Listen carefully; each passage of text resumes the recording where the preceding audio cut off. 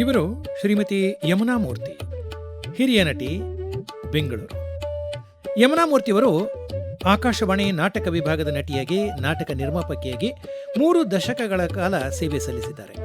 8ನೇ ವಯಸ್ಸಿಗೆ ಸತ್ಯವನ ಸಾವಿತ್ರಿ ನಾಟಕದ ಮೂಲಕ ಬಣ್ಣ ಹಚ್ಚಿ, 12ನೇ ವಯಸ್ಸಿನಲ್ಲಿ ಪರ್ವತವಾಣಿಯವರ ಬಹದ್ದೂರ ಗಂಡು ನಾಟಕದಲ್ಲಿ ಪಾತ್ರವಹಿಸಿ ಹವ್ಯಾಸಿ ರಂಗಭೂಮಿಯ ಪ್ರಥಮ ನಟಿಯಾದರು. ಕಥಕ್ಕಳಿ ನೃತ್ಯ ಕಲಾವಿದೆ ಯಮುನಾ ಮೂರ್ತಿ BSc ಪದವೀಧರೆ.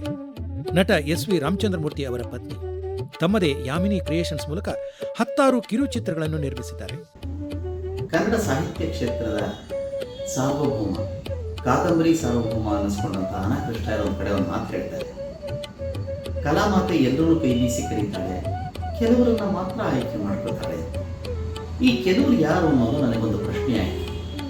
ಆ ಪ್ರಶ್ನೆಯನ್ನು ಹುಡುಕೊಂಡು ಹೋದಾಗ ನನಗೆ ಅರ್ಥವಾಗಿತ್ತು ಒಂದು, ಯಾವ ವ್ಯಕ್ತಿ ತಪಸ್ಸು, ತ್ಯಾಗ, ನಿಷ್ಠೆ, ಅರ್ಪಣಾ ಮನೋಭಾವದಿಂದ ಕಲೆಗೆ ತನ್ನನ್ನು ತಾನು ಅರ್ಪಿಸ್ಕೊತಾನೋ ಆ ವ್ಯಕ್ತಿಯನ್ನು ಮಾತ್ರ ಕಲಾಮಾತೆ ಆಯ್ಕೆ ಮಾಡ್ಕೊತಾರೆ. ಹಾಗಂದ ಮಾತ್ರಕ್ಕೆ ಮಿಕ್ನಾದವರೆಲ್ಲ ಸಲ್ಲುವವರಲ್ಲ ಅಂತಲ್ಲ, ಅವರು ಸಲ್ಲುವವರೇ. ಆದರೆ ಆ ತಾಯಿ ಕರೆದಂತಹ ವ್ಯಕ್ತಿ ಏನು ಸಾಧನೆಯನ್ನು ನೀನು ಮಾಡಿದೀಯಾ ಅನ್ನೋದನ್ನು ಕೂಡ ಗಣನೆಗೆ ತಗೊಳ್ತಾ ಹೋಗ್ತಾರೆ. ನಾಟಕ, ಅಭಿನಯ, ರಂಗಭೂಮಿ, ಕಲೆ ಇವೆಲ್ಲದರ ಸಂಕೀರ್ಣವಾಗಿ ಯೋಚನೆ ಮಾಡಿದಾಗ ಇಲ್ಲಿ ಅಭಿನಯದಲ್ಲಿ ನಾನಾ ಪ್ರಕಾರಗಳನ್ನು ಹೇಳ್ತಾರೆ. ಮೌಖಿಕ, ಆಂಗಿಕ ಎಲ್ಲ ಅಭಿನಯಗಳು ಒಂದೊಂದು ಪ್ರಕಾರಗಳಲ್ಲಿ ಬರ್ತಾ ಹೋಗುತ್ತೆ. ಇದರಲ್ಲಿ ಯಾವ್ಯಾವುದಕ್ಕೆ ಎಷ್ಟೆಷ್ಟು ಪ್ರಾಧಾನ್ಯತೆ ಇರುತ್ತೆ ರಂಗಭೂಮಿ ಮೇಲೆ ತಂದಾಗ, ಒಂದೇ ಕ್ಷೇತ್ರದಲ್ಲಿ ಈಗ ರಂಗಭೂಮಿ ಅಂತ ತಗೊಂಡಾಗ ನಾವು ಮುಂದೆ ಕೂತಿರುವ ಪ್ರೇಕ್ಷಕರಿಗೋಸ್ಕರವಾಗಿ ನಾಟಕವನ್ನು ಆಡ್ತೀವಿ. ಆ ನಾಟಕದಲ್ಲಿ ಮುಂದೆ ಕೂತಂತ ವ್ಯಕ್ತಿಗೆ ನಮ್ಮ ಹುಬ್ಬು, ನಮ್ಮ ಕಣ್ಣಿನಲ್ಲಿ ನೀಡಬಹುದಾದಂಥ ಭಾವನೆಗಳಿದೆಯಲ್ಲ, ಅದು ಸಾಕಾಗತ್ತೆ. ಕಾರಣ ಎದುರಿಗೆ ಕೂತಿರ್ತಾನೆ, ಅವನಿಗಿಂತ ಸ್ವಲ್ಪ ಹಿಂದೆ ಕೂತ ವ್ಯಕ್ತಿಗೆ ಆ ನನ್ನ ಹುಬ್ಬಿನಿಂದ ನಾನು ಅಭಿನಯಿಸೋದು ಅಥವಾ ಕಣ್ಣಿನ ಅಭಿನಯಿಸೋದು ಇಂಥವು ಕಾಣಿಸೋದಿಲ್ಲ. ಅವಾಗ ಅವನಿಗೆ ನಾವು ಆಂಗಿಕವನ್ನ ಬಳಸ್ತೀವಿ. ಅಂದ್ರೆ ನಮ್ಮ ಕೈಯನ್ನ ಹೀಗೆ ಎತ್ತೀವಿ, ಆ ಕಡೆಯಿಂದ ಹೀಗೆ ಬಾ ಅಂತ ಕರೀತೀವಿ. ಈ ಥರದ್ದು ನಮ್ಮ ಅಂಗಾಂಗಗಳನ್ನ ನಾವು ಬಳಸ್ಕೊಳ್ತೀವಿ. ಆದರೆ ಬಹಳ ಮುಖ್ಯವಾಗಿ ಬೇಕಾಗಿರುವಂಥದ್ದು ಅಂದ್ರೆ, ಹಿಂದೆ ಕೂತಿರುವಂತಹ ವ್ಯಕ್ತಿಗೆ ನನ್ನ ಮುಖದಲ್ಲಿ ನಡೆಯು ತೋರಿಸುವಂತಹ ಭಾವನೆಗಳು ಕಾಣೋದಿಲ್ಲ, ನನ್ನ ಅಂಗಾಂಗಗಳನ್ನು ನಾನು ಬಳಸಿ ನಾವು ಅಭಿನಯಿಸೋದು ಕೂಡ ಕಾಣಿಸೋದಿಲ್ಲ. ಅವಾಗ ಅದಕ್ಕೆ ಮುಖ್ಯವಾಗಿ ಬೇಕಾಗುವಂಥದ್ದು ಅಂದ್ರೆ ನಮ್ಮ ಧ್ವನಿ. ಇದು ರಂಗಭೂಮಿಯ ಮೇಲೆ ಧ್ವನಿಯಿಂದ ನಾಟಕವನ್ನ ಆಡಬಹುದು ಅನ್ನೋದನ್ನ ತೋರಿಸೋದಕ್ಕೆ ಮತ್ತೊಂದು ಪ್ರಕಾರ ಅಂತಂದ್ರೆ ಆಕಾಶವಾಣಿ. ಆಕಾಶವಾಣಿಯಲ್ಲಿ ನಾಟಕವನ್ನ ನಾವು ಪ್ರದರ್ಶನ ಮಾಡ್ತೀವಿ ಅಂತ ಹೇಳಲ್ಲ, ವಿಸ್ತರಿಸ್ತೀವಿ ಅಂತಾರೆ. ಅಂದ್ರೆ ಅರ್ಥ ಅದು ಶ್ರಾವ್ಯ ರೂಪ, ಅಂದ್ರೆ ಕಿವಿಗೆ ಮಾತ್ರ ಕೇಳುವಂಥದ್ದು. ಅಲ್ಲಿ ನಾವು ನಮ್ಮ ಭಾವನೆಗಳನ್ನ ವ್ಯಕ್ತಪಡಿಸ್ಬೇಕಾದ್ರೆ, ವ್ಯಕ್ತಿ ಎದುರಿಗೆ ಇಲ್ಲದೆ ಇರಬೇಕಾದ್ರೆ ತನ್ನ ಮನಸ್ಸಿನ ಭಾವನೆಗಳನ್ನ ಅಷ್ಟು ಅದ್ಭುತವಾಗಿ ವ್ಯಕ್ತಿಗೆ ಅಭಿನಯಿಸಿ ತೋರಿಸಿ, ಎಲ್ಲಕ್ಕಿಂತ ಹೆಚ್ಚಾಗಿ ನಮ್ಮಲ್ಲಿ ಹುಟ್ಟುವ ಭಾವಗಳನ್ನ ಅವನಲ್ಲೂ ಕೂಡ ಹುಟ್ಟಿಸುವಂತಹ ಕಲೆ ಇದೆಯಲ್ಲ, ಅದು ಸಾಮಾನ್ಯರಿಗೆ ಒಲಿಯುವಂತಹ ಕಲೆಯಲ್ಲ. ಈ ಇಷ್ಟು ವಿಷಯಗಳನ್ನ ನಾನು ಹೇಳಲ್ಪಟ್ಟಿದ್ದು ಯಾತಕ್ಕೆ ಅಂತಂದ್ರೆ, ಅರ್ಪಣಾ ಮನೋಭಾವ ಅಂತಂದಲ್ಲ, ಈ ಅರ್ಪಣಾ ಮನೋಭಾವದಿಂದ ರಂಗಭೂಮಿಯಲ್ಲಿ ಇವತ್ತು ಮೇರು ಪರ್ವತದಂತೆ ನಿಂತಿರುವಂತಹ ಒಬ್ಬ ವ್ಯಕ್ತಿಯನ್ನು ಪರಿಚಯಿಸೋಕ್ಕೋಸ್ಕರವಾಗಿ. ಅವರು ಬೇರೆ ಇನ್ಯಾರೂ ಅಲ್ಲ, ಯಮುನಾ ಮೂರ್ತಿಗಳು. ನಮ್ಮ ತಾಯಿ ಗಿರ್ಮಾಜಿ ಫ್ಯಾಮಿಲಿಯವರು. ಅವರು ತಮಿಳಲ್ಲಿ ಮಾತಾಡೋದು, ತಮಿಳು ಬರೆಯೋದು ಎಲ್ಲ ಮಾಡ್ತಾಯಿದ್ರು. ಕರ್ನಾಟಕ ಸಂಗೀತ ಚೆನ್ನಾಗಿ ಕಲ್ತ್ಕೊಂಡಿದ್ರು, ಹಾರ್ಮೋನಿಯಂ ನುಡಿಸ್ತಾ ಇದ್ರು, ಎಲ್ಲ ಮಾಡ್ತಿದ್ರು. ನಮ್ಮ ತಂದೆ ಸಾಂಗ್ಲಿ ವಂಶದವರಾದರೂ ಕೂಡ ಹೊಳೆನರಸೀಪುರದಲ್ಲಿ ಹುಟ್ಟಿ ಬೆಳೆದವರು. ಅವ್ರ ಮನೆಯಲ್ಲಿ ಮಾತೃಭಾಷೆ ಅವ್ರದ್ದು ಇದ್ದಿದ್ದು ಕನ್ನಡ. ಅಮ್ಮನ ಮನೇಲಿ ಮರಾಠಿ ಮಾತಾಡ್ತಾಯಿದ್ರು. ನಮ್ಮದು ಒಂಥರ ವಿಚಿತ್ರ ಮರಾಠಿ, ಅದು ಯಾವುದು ಎಲ್ಲ ಮಿಕ್ಸ್ಚರ್ ಇತ್ತು ಅಂತ ಕಾಣುತ್ತೆ. ಅದಕ್ಕೆ ನಾವು ಬರ್ತಾ ಏನು ಮಾಡಿದ್ರೆ ಅಪ್ಪನ ಜೊತೆಗೆ ಸೇರಿಕೊಂಡು ಕನ್ನಡನೇ ಮಾತಾಡೋದು ಶುರು ಮಾಡಿಬಿಟ್ಟು ಮರಾಠಿ ಬಿಟ್ವಿ. ನಮ್ಮ ಮನೇಲಿ ಅವಾಗ ನನಗೊಬ್ಬ ಅಕ್ಕ, ಒಬ್ಬ ಅಣ್ಣ, ಒಬ್ಬ ತಂಗಿ ಇದ್ದಾಳೆ, ನಮ್ಮ ಮಧ್ಯದವಳು. ನಮ್ಮ ತಂದೆ ತಾಯಿ ಒಂಥರ ನಾವು ತುಂಬ ಬಡತನದಲ್ಲೇ ಬೆಳೆದ್ವಿ ಅಂತ ಹೇಳ್ಬೋದು. ನಮ್ಮ ತಂದೆ ಮದುವೆ ಮಾಡ್ಕೊಂಡು ಬಂದಾಗ, ಸಂಸಾರ ಶುರು ಮಾಡುವಾಗ ಒಂದು ದೊಡ್ಡ ಕುಟುಂಬನೇ ಆಗೋಗಿತ್ತು. ಯಾಕಂದರೆ ಅವರ ಒಬ್ಬ ತಮ್ಮ ಮತ್ತು ತಮ್ಮನ ಹೆಂಡತಿ ಇಬ್ಬರು ಸತ್ತೋಗ್ಬಿಟ್ಟಿದ್ರು. ಏನೋ ಪ್ಲೇಗೋ ಏನೋ ಬಂದಿತ್ತಂತೆ ಊರಿಗೆ. ಆವಾಗ ಅವ್ರಿಗಿಬ್ಬರು ಮಕ್ಕಳು, ಬಿಂದು ಕಿಟ್ಟ ಅಂತ, ಅವ್ರು ನಮ್ಮ ಮನೆಯಲ್ಲೇ ಬಂದಿದ್ದರು. ಇನ್ನೊಬ್ಬ ಮಗನಿಗೆ ಮದುವೆ ಆಗಿತ್ತು, ಆದರೆ ಹೆಂಡತಿ ಇರಲಿಲ್ಲ. ಸೊ ಅವ್ರ ಮಗ ಶೇಷಗಿರಿ ರಾಮಣ್ಣ ಅಂತ, ರಾಮಣ್ಣ ಅಂದರೆ ರಾಮಚಂದ್ರನ ಮಗ, ಅವನು ನಮ್ಮ ಮನೇಲಿದ್ದ. ಕೊನೆ ತಮ್ಮ ಸೇತು, ಅವನಿನ್ನೂ ಓದ್ತಾ ಇದ್ದ. ಅವನು ಇಷ್ಟು ಜನ ನಮ್ಮ ಜೊತೆಗೆ, ನಮ್ಮ ತಂದೆ ಸಂಸಾರ ಪ್ರಾರಂಭ ಮಾಡಿದಾಗ ಅಲ್ಲಿ ನಮ್ಮ ಜೊತೆಗಿದ್ದವರು. ಅದು ನಮ್ಮ ಅಮ್ಮನ ಮನೆಯವರು ಸಾಕಷ್ಟು ಶ್ರೀಮಂತರಿದ್ದರು, ಸ್ವಲ್ಪ ಒಡವೆ ಗಿಡವೆ ಅದು ಇದು ಬಟ್ಟೆ ಗಿಟ್ಟೆ ಎಲ್ಲ ಕೊಟ್ಟು ಕಳಿಸಿದ್ರು, ಸೀರೆ ಎಲ್ಲನೂ. ಆದರೆ ಇಷ್ಟು ದೊಡ್ಡ ಸಂಸಾರ ಸಾಕಬೇಕಾದ್ರೆ ನಮ್ಮ ತಂದೆ ಲೈಫ್ ಇನ್ಶೂರೆನ್ಸ್ ಆಫೀಸಲ್ಲಿ ಕೆಲಸ ಮಾಡ್ತಾಯಿದ್ರು, ಸಂಬಳ ಸಾಕಾಗ್ತಾ ಇರಲಿಲ್ಲ. ಸೊ ಸಹಜವಾಗಿ ಒಂದೊಂದಾಗಿ ಎಲ್ಲ ಒಡವೆಗಳೆಲ್ಲ ಹೋಗಿ ಹೋಗಿ ಹೋಗಿ ಕೊನೆಗೆ ದೊಡ್ಡ ದೊಡ್ಡ ಸೈಜ್ ತಾಳಿ ಕೂಡ ಚಿಕ್ಕದು ಮಾಡಿಸಿ ಹಾಕ್ಕೊಳ್ಳೋ ಪರಿಸ್ಥಿತಿ ಬಂತು. ಆದರೆ ಒಂದೇನು ತುಂಬ ಖುಷಿಯಾಗಿ ಹೇಳ್ಬೋದು ಅಂದರೆ, ಬಡತನ ಎಷ್ಟೇ ಇರಲಿ, ಹೊಟ್ಟೆಗೆಷ್ಟೇ ಏನೋ ಬರೀ ಅನ್ನ ಸಾರು ತಿಂದ್ಕೊಂಡು ಇದ್ದಿರ್ಬೋದು, ಬಹಳ ಸುಖವಾಗಿದ್ವಿ ನಾವು. ಯಾಕಂದರೆ ನಮ್ಮ ತಂದೆ ನಮ್ಮ ತಾಯಿ ಯಾವ ಜನ್ಮದ ಪುಣ್ಯನೋ, ಇನ್ನೂ 10 ಜನ್ಮ ಏನಾದ್ರು ಪುನರ್ಜನ್ಮ ಅಂತ ಇದ್ದು ನಾವು ಮತ್ತೆ ಹುಟ್ಟಿದ್ರೆ ಅಂಥವ್ರ ಹೊಟ್ಟೆಲೆ, ಅವ್ರ ಹೊಟ್ಟೆಲೆ ಹುಟ್ಟಬೇಕು ಅಂತ ಅನ್ಸುತ್ತೆ. ಅಂಥ ದೊಡ್ಡ ವ್ಯಕ್ತಿಗಳು. ಹಲವು ಧಾರಾವಾಹಿ ಸಿನಿಮಾಗಳಲ್ಲಿ ನಟಿಸಿರುವ ಯಮುನಾ ಮೂರ್ತಿ ಆಕಾಶವಾಣಿ ವಾರ್ಷಿಕ ಸ್ಪರ್ಧೆಯಲ್ಲಿ ಉತ್ತಮ ನಿರ್ದೇಶನಕ್ಕಾಗಿ 6 ಬಾರಿ ಪ್ರಶಸ್ತಿಯನ್ನು ಪಡೆದವರು. ಕರ್ನಾಟಕ ನಾಟಕ ಅಕಾಡೆಮಿ ಪ್ರಶಸ್ತಿ ಸೇರಿದಂತೆ ಅಭಿನಯ ಚತುರೆ, ಧ್ವನಿಶಿಲ್ಪಿ ಮೊದಲಾದ ಬಿರುದುಗಳನ್ನು ಪಡೆದವರು. ಅನೇಕ ನಾಟಕ, ಕಾದಂಬರಿ, ಕಥೆಗಳನ್ನು ಬರೆದಿದ್ದಾರೆ. ಈ ಹವ್ಯಾಸಿ ನಟಿ ಶ್ರೀಮತಿ ಯಮುನಾ ಮೂರ್ತಿಯವರಿಗೆ 2021ನೇ ಸಾಲಿನ ದಿವಂಗತ ನಟರಾಜ್ ಬಾಳಪ್ಪ ಏಣ್ಗೆ ಹವ್ಯಾಸಿ ರಂಗಭೂಮಿ ರಾಜ್ಯ ಮಟ್ಟದ ಪ್ರಶಸ್ತಿಯೂ ಕೂಡ ಲಭಿಸಿದೆ. ಶ್ರೀಮತಿ ಯಮುನಾ ಮೂರ್ತಿ ಹುಟ್ಟಿದ್ದು ಬೆಂಗಳೂರಿನಲ್ಲಿ 8/3/1933ರಂದು. ಅದು ಅಂತಾರಾಷ್ಟ್ರೀಯ ಮಹಿಳಾ ದಿನದಂದು. ಇವರು BSc ಪದವಿಯನ್ನ ಮಹಾರಾಣಿ ಕಾಲೇಜಿನಿಂದ ಪಡೆದು ವಿಜ್ಞಾನದ ಪದವೀಧರೆಯಾದರು. ಕಲೆಗಾಗಿಯೇ ತಮ್ಮ ಜೀವನವನ್ನು ಮುಡಿಪಾಗಿಟ್ಟವರು. 8ನೇ ವಯಸ್ಸಿನಲ್ಲಿ ತಮ್ಮ ತಾಯಿ ನಿರ್ದೇಶಿಸಿದ ಸತ್ಯವನ ಸಾವಿತ್ರಿ ಎಂಬ ನಾಟಕದ ಮೂಲಕ ರಂಗ ಪ್ರವೇಶ ಮಾಡಿದರು. ಸುಮಾರು ಅದೇ ವಯಸ್ಸಿನಲ್ಲಿ VS ಕೌಶಿಕ್ ಅವರಿಂದ ಭರತನಾಟ್ಯ ಮತ್ತು 10ನೇ ವಯಸ್ಸಿನಿಂದ R ಪರಮೇಶ್ವರ್ ವಾರಿಯರ್ ಅವರಿಂದ ಕಥಕಳಿ ನೃತ್ಯ ಶೈಲಿಯ ತರಬೇತಿಯನ್ನು ಕೂಡ ಪಡೆದರು. 13ನೇ ವಯಸ್ಸಿನಲ್ಲಿ ಛಾಯಾ ಕಲಾವಿದರು ಎಂಬ ಸಂಘದ ಸದಸ್ಯೆಯಾಗಿ ಬಹದ್ದೂರ ಗಂಡ ಎಂಬ ನಾಟಕದಲ್ಲಿ ನಾಯಕಿಯಾಗಿ ಅಭಿನಯಿಸಿ ಕರ್ನಾಟಕದ ಮೊದಲ ಹವ್ಯಾಸಿ ನಟಿಯಾಗಿ ಪ್ರಸಿದ್ಧರಾದವರು ಯಮುನಾ ಮೂರ್ತಿ. ಅದುವರೆಗೆ ರಂಗನಾಟಕಗಳಲ್ಲಿ ಪುರುಷರೇ ಸ್ತ್ರೀ ಪಾತ್ರಗಳನ್ನು ವಹಿಸುತ್ತಿದ್ದರು. ನೃತ್ಯ ಮತ್ತು ನಾಟಕ ಪ್ರದರ್ಶನಗಳನ್ನು ಕರ್ನಾಟಕವಲ್ಲದೆ ಮುಂಬೈ, ಚೆನ್ನೈ, ಹೈದರಾಬಾದುಗಳಲ್ಲಿ ಪ್ರದರ್ಶಿಸಿ ಅಲ್ಲಿಯೂ ಕೂಡ ಒಳ್ಳೆಯ ಹೆಸರು ಗಳಿಸಿದವರು ಶ್ರೀಮತಿ ಯಮುನಾ ಮೂರ್ತಿ. ADA ಅನ್ನೋದು ಇಂಗ್ಲೀಷ್ ನಾಟಕಗಳು ಜಾಸ್ತಿ ಆಡ್ತಾ ಇದ್ರು. ಅದಾದ ಮೇಲೆ ವಿಚಾರ ವಿಹಾರ ಅಂತ ಒಂದು ಶುರುವಾಯಿತು. ಅದೇ ಸಮಕಾಲದಲ್ಲೋ ಏನೋ ಇರಬಹುದು, ಸ್ವಲ್ಪ ವರ್ಷಗಳ ವ್ಯತ್ಯಾಸ. ಛಾಯಾ ಕಲಾವಿದರು ಅಂತ ಒಂದು ಶುರುವಾಯಿತು ನಾಟಕಗಳೇ ಆಡೋದಕ್ಕೆ. ಅಲ್ಲಿ 3 ಜನ ಸಹೋದರಿಯರು, ಹೇಮಾ, ಅಹಲ್ಯ, ಯಮುನಾ. ಹಾಗೆ ಯಮುನಾ ಮೂರ್ತಿಯವರ ವಿಷಯ ನೆನೆಸ್ಕೊಂಡಾಗ ಮೊದಲು ನಾನು ಅವರ ಹೆಸರು ಕೇಳಿದೆ. ಆಮೇಲೆ ಅವ್ರನ್ನ ನೋಡಬೇಕು ಅನ್ನೋ ಕುತೂಹಲದಲ್ಲಿ ಆ ಬಹದ್ದೂರ್ ಗಂಡು ನಾಟಕನ ವೀಕ್ಷಿಸಿದೆ. ಚಿಕ್ಕ ಹುಡುಗ ನಾನು ಅವಾಗ, ಇದ್ರೂ ಅದನ್ನು ವೀಕ್ಷಿಸಿದೆ. ಇವರ ಒಂದು ರಂಗದಲ್ಲಿ ಇವರ ಅಭಿನಯ ಚಾತುರ್ಯವನ್ನು ನೋಡಿದೆ. ತುಂಬ ಅದ್ಭುತವಾಗಿ ಆ ಕಾಲದಲ್ಲಿ ಹೆಂಗಸರು ಅಭಿನಯಿಸೋದಕ್ಕೆ ಸಿಗ್ತಾನೇ ಇರಲಿಲ್ಲ. ಗಂಡಸರೇ ಹೆಂಗಸರು ಮಾಡುವಂಥ ಸಮಯನೂ ಇತ್ತು. ಆದರೆ ಇವರು ಧೈರ್ಯ ಮಾಡಿ, ಯಾಕೆಂದರೆ ಇವರ ತಂದೆಯವ್ರಿಗೂ ನನಗೆ ನೋಡಿದ ಪ್ರಕಾರ, ನಾನು ಹೇಳಿದಲ್ಲ, ಅವ್ರ ತಂದೆಯವರು LICಲಿ ಕೆಲಸ ಮಾಡ್ತಾಯಿದ್ರು. ನಾನೊಂದು ಕ್ಯಾಶುಯಲ್ ಆಗಿ ಒಂದು ಸ್ವಲ್ಪ ದಿವಸ ಅವ್ರ ಜೊತೆಲಿ ಕೆಲಸ ಮಾಡುವಂಥ ಅವಕಾಶ ಸಿಕ್ತು.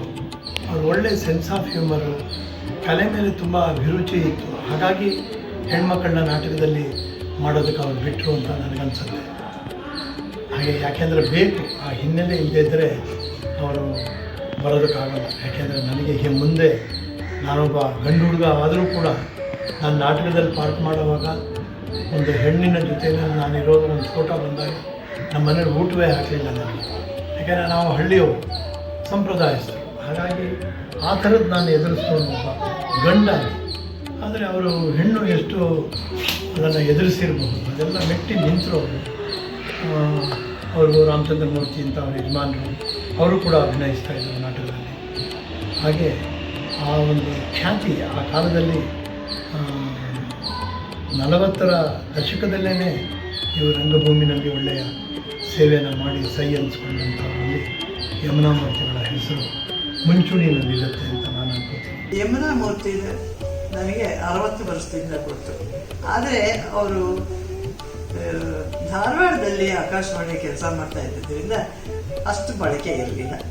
ರಿಟೈರ್ ಆಗಿ ರಿಟೈರ್ ಆಗೋಕೆ ಒಂದು 4-5 ವರ್ಷದ ಮುಂಚೆ ಬೆಂಗಳೂರಿಗೆ ಬಂದರು. ಬೆಂಗಳೂರಿಗೆ ಬಂದಾದಮೇಲೆ ಅವ್ರಿಗೆ ನಮ್ಮ ಬಡಾವಣೆಯಲ್ಲಿ ಇದ್ದಿದ್ದರಿಂದ ಪರಿಚಯ ಜಾಸ್ತಿಯಾಗಿ ಸ್ನೇಹನೂ ಜಾಸ್ತಿ ಆಯಿತು. ಅವರು ಧಾರವಾಡ ಕ್ಷೇತ್ರದಲ್ಲೂ ನಾಟಕ ಡಿಪಾರ್ಟ್ಮೆಂಟಲ್ಲಿ ಡೈರೆಕ್ಟ್ ಮಾಡ್ತಾಯಿದ್ರು. ಡೈರೆಕ್ಷನ್ ಅಲ್ಲದೆ ನಾಟಕನೂ ಬರೀತಾಯಿದ್ರು. ರಾಷ್ಟ್ರ ಪ್ರಶಸ್ತಿಗಳು ಬೇಕಾದಷ್ಟು ತಗೊಂಡಿದ್ದಾರೆ. ಬೆಂಗಳೂರಲ್ಲಿ ಬಂದರೂ ಅದೇ ಮಾಡ್ತಾಯಿದ್ರು. ಅವರು ಸಾಧಾರಣ 25 ವರ್ಷಗಳ ಹಿಂದೆ ರಿಟೈರ್ ಆದರು. ರಿಟೈರ್ ಆಗುವಾಗ ಶಿ ವಾಸ್ ಉಪ ನಿರ್ದೇಶಕರು ಆಕಾಶವಾಣಿ ಬೆಂಗಳೂರು. ಹೌದು, ಮುಖ್ಯವಾದ ಹೇಳಲೇಬೇಕಾದ ವಿಚಾರ ಅಂದರೆ 14 ವರ್ಷದ ಹುಡುಗಿ ಒಂದು ಅಸೋಸಿಯೇಷನ್ ಅಂದರೆ ಅಮೆಚೂರ್ ಅಸೋಸಿಯೇಷನ್ನಲ್ಲಿ ಒಂದು ದೊಡ್ಡ ನಾಟಕ ಪರ್ವತವಾಣಿಯವರ ಮಹದ್ದೂರಣ್ಣ ನಾಟಕದಲ್ಲಿ ಹೀರೋಯಿನ್ ಪಾತ್ರ, ಸರೋಜನ್ ಪಾತ್ರ ಮಾಡಿದ್ರು.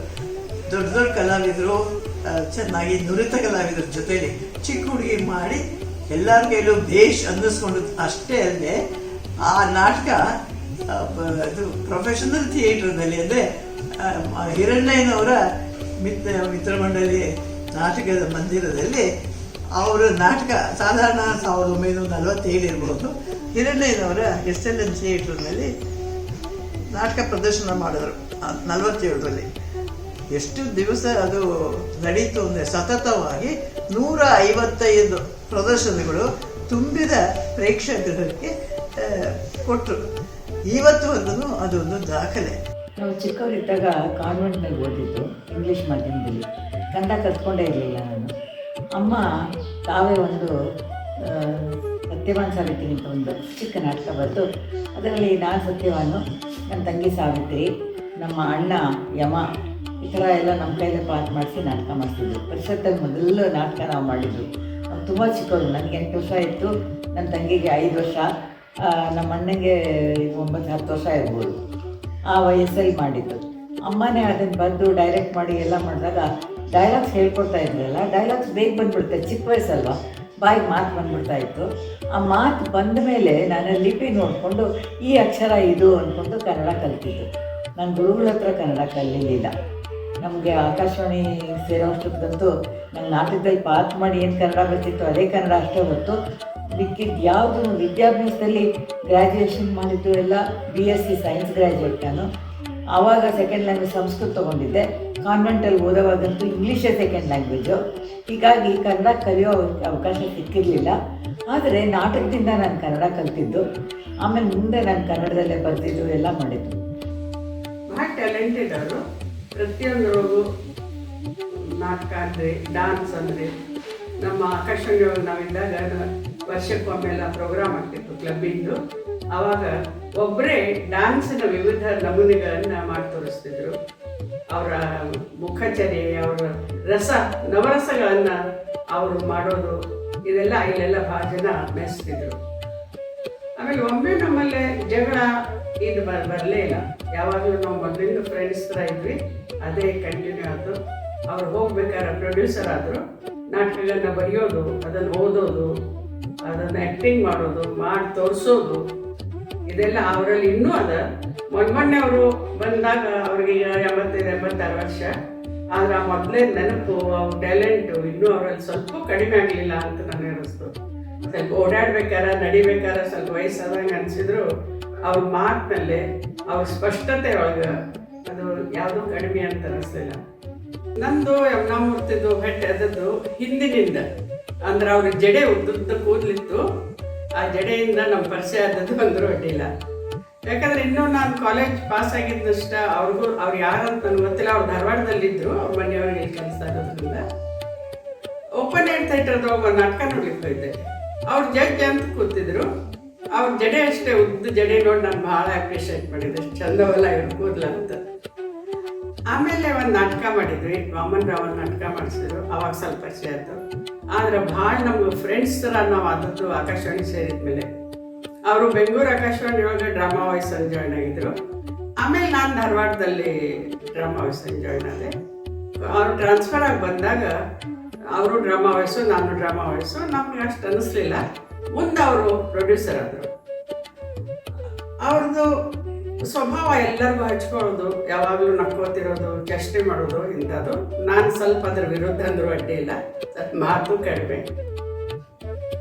ಆದ್ರೆ ನಾವು ನೋಡಿದ ಕೂಡಲೇ ಒಂಥರ ಫ್ರೆಂಡ್ಸ್ ಆಗಿಬಿಟ್ಟಿದ್ವಿ ನಾವು. ಜೀವನ ನಾಟಕದ ನೇಪಥ್ಯದಿಂದ ಅಂತ ಒಂದು ಪುಸ್ತಕವನ್ನು ಬರೀಬೇಕು ಅಂತ ಅವರು ತೀರ್ಮಾನಿಸಿ ನನಗೆ ಫೋನ್ ಮಾಡಿದರು. ನೀವು ರಾಮನಾಥ್ ಅವರ, ಅಣಕು ರಾಮನಾಥನವರ ಅಂತ ಕೇಳಿದ್ರು. ಹೌದು, ನೀವು ಯಾರು ಅಂದರೆ ಧ್ವನಿ ಎಲ್ಲೋ ಕೇಳಿಸ್ದ ಹಾಗೆ ಇತ್ತು. ನಾನು ಯಮುನಾ ಮೂರ್ತಿ ಅಂತ ಅಂದರು. ಏನು ಮೇಡಮ್ ನೀವು ಅಣಕು ರಾಮನಾಥ್ ಅವರ, ನೀವು ತಾವು ಅಂತೆಲ್ಲ ಮಾತಾಡ್ತೀರಾ? ಎಷ್ಟೋ ವರ್ಷಗಳ ಹಿಂದೆನೇ ನಾನು ನೀವು ಎಲ್ಲರೂ ಒಂದು ಕಾರ್ಯಕ್ರಮದಲ್ಲಿ ಭೇಟಿಯಾಗಿದ್ವಿ. ನಾವಿಬ್ಬರೂ ವೇದಿಕೆಯಲ್ಲಿ ಭಾಳ ಚೆನ್ನಾಗಿ ಕಾರ್ಯಕ್ರಮವನ್ನು ನಡೆಸ್ಕೊಟ್ವಿ. ಯಾರು ಜ್ಞಾಪಕ ಬರ್ತಾ ಇಲ್ವಲ್ಲ ಅಂದರು. ಒಂಚೂರು ಜ್ಞಾಪಿಸ್ಕೊಳ್ಳಿ, ಹನುಮನ್ ನಗರದಿಂದ ಕೆಳಗಡೆಗೆ ಮೈಸೂರು ಬ್ಯಾಂಕ್ ಕಾಲೋನಿಯಲ್ಲಿ ಜ್ಞಾಪಕ ಬಂತು. ದೊಡ್ಡದಾಗಿದ್ದಂತಹ ಒಂದು ಮೈದಾನ, ಆ ಮೈದಾನದಲ್ಲಿ ಒಂದು ದೊಡ್ಡ ಸ್ಟೇಜು ಅಲ್ವೇ ಅಂದರು. ಹೌದು, ಕರೆಕ್ಟು.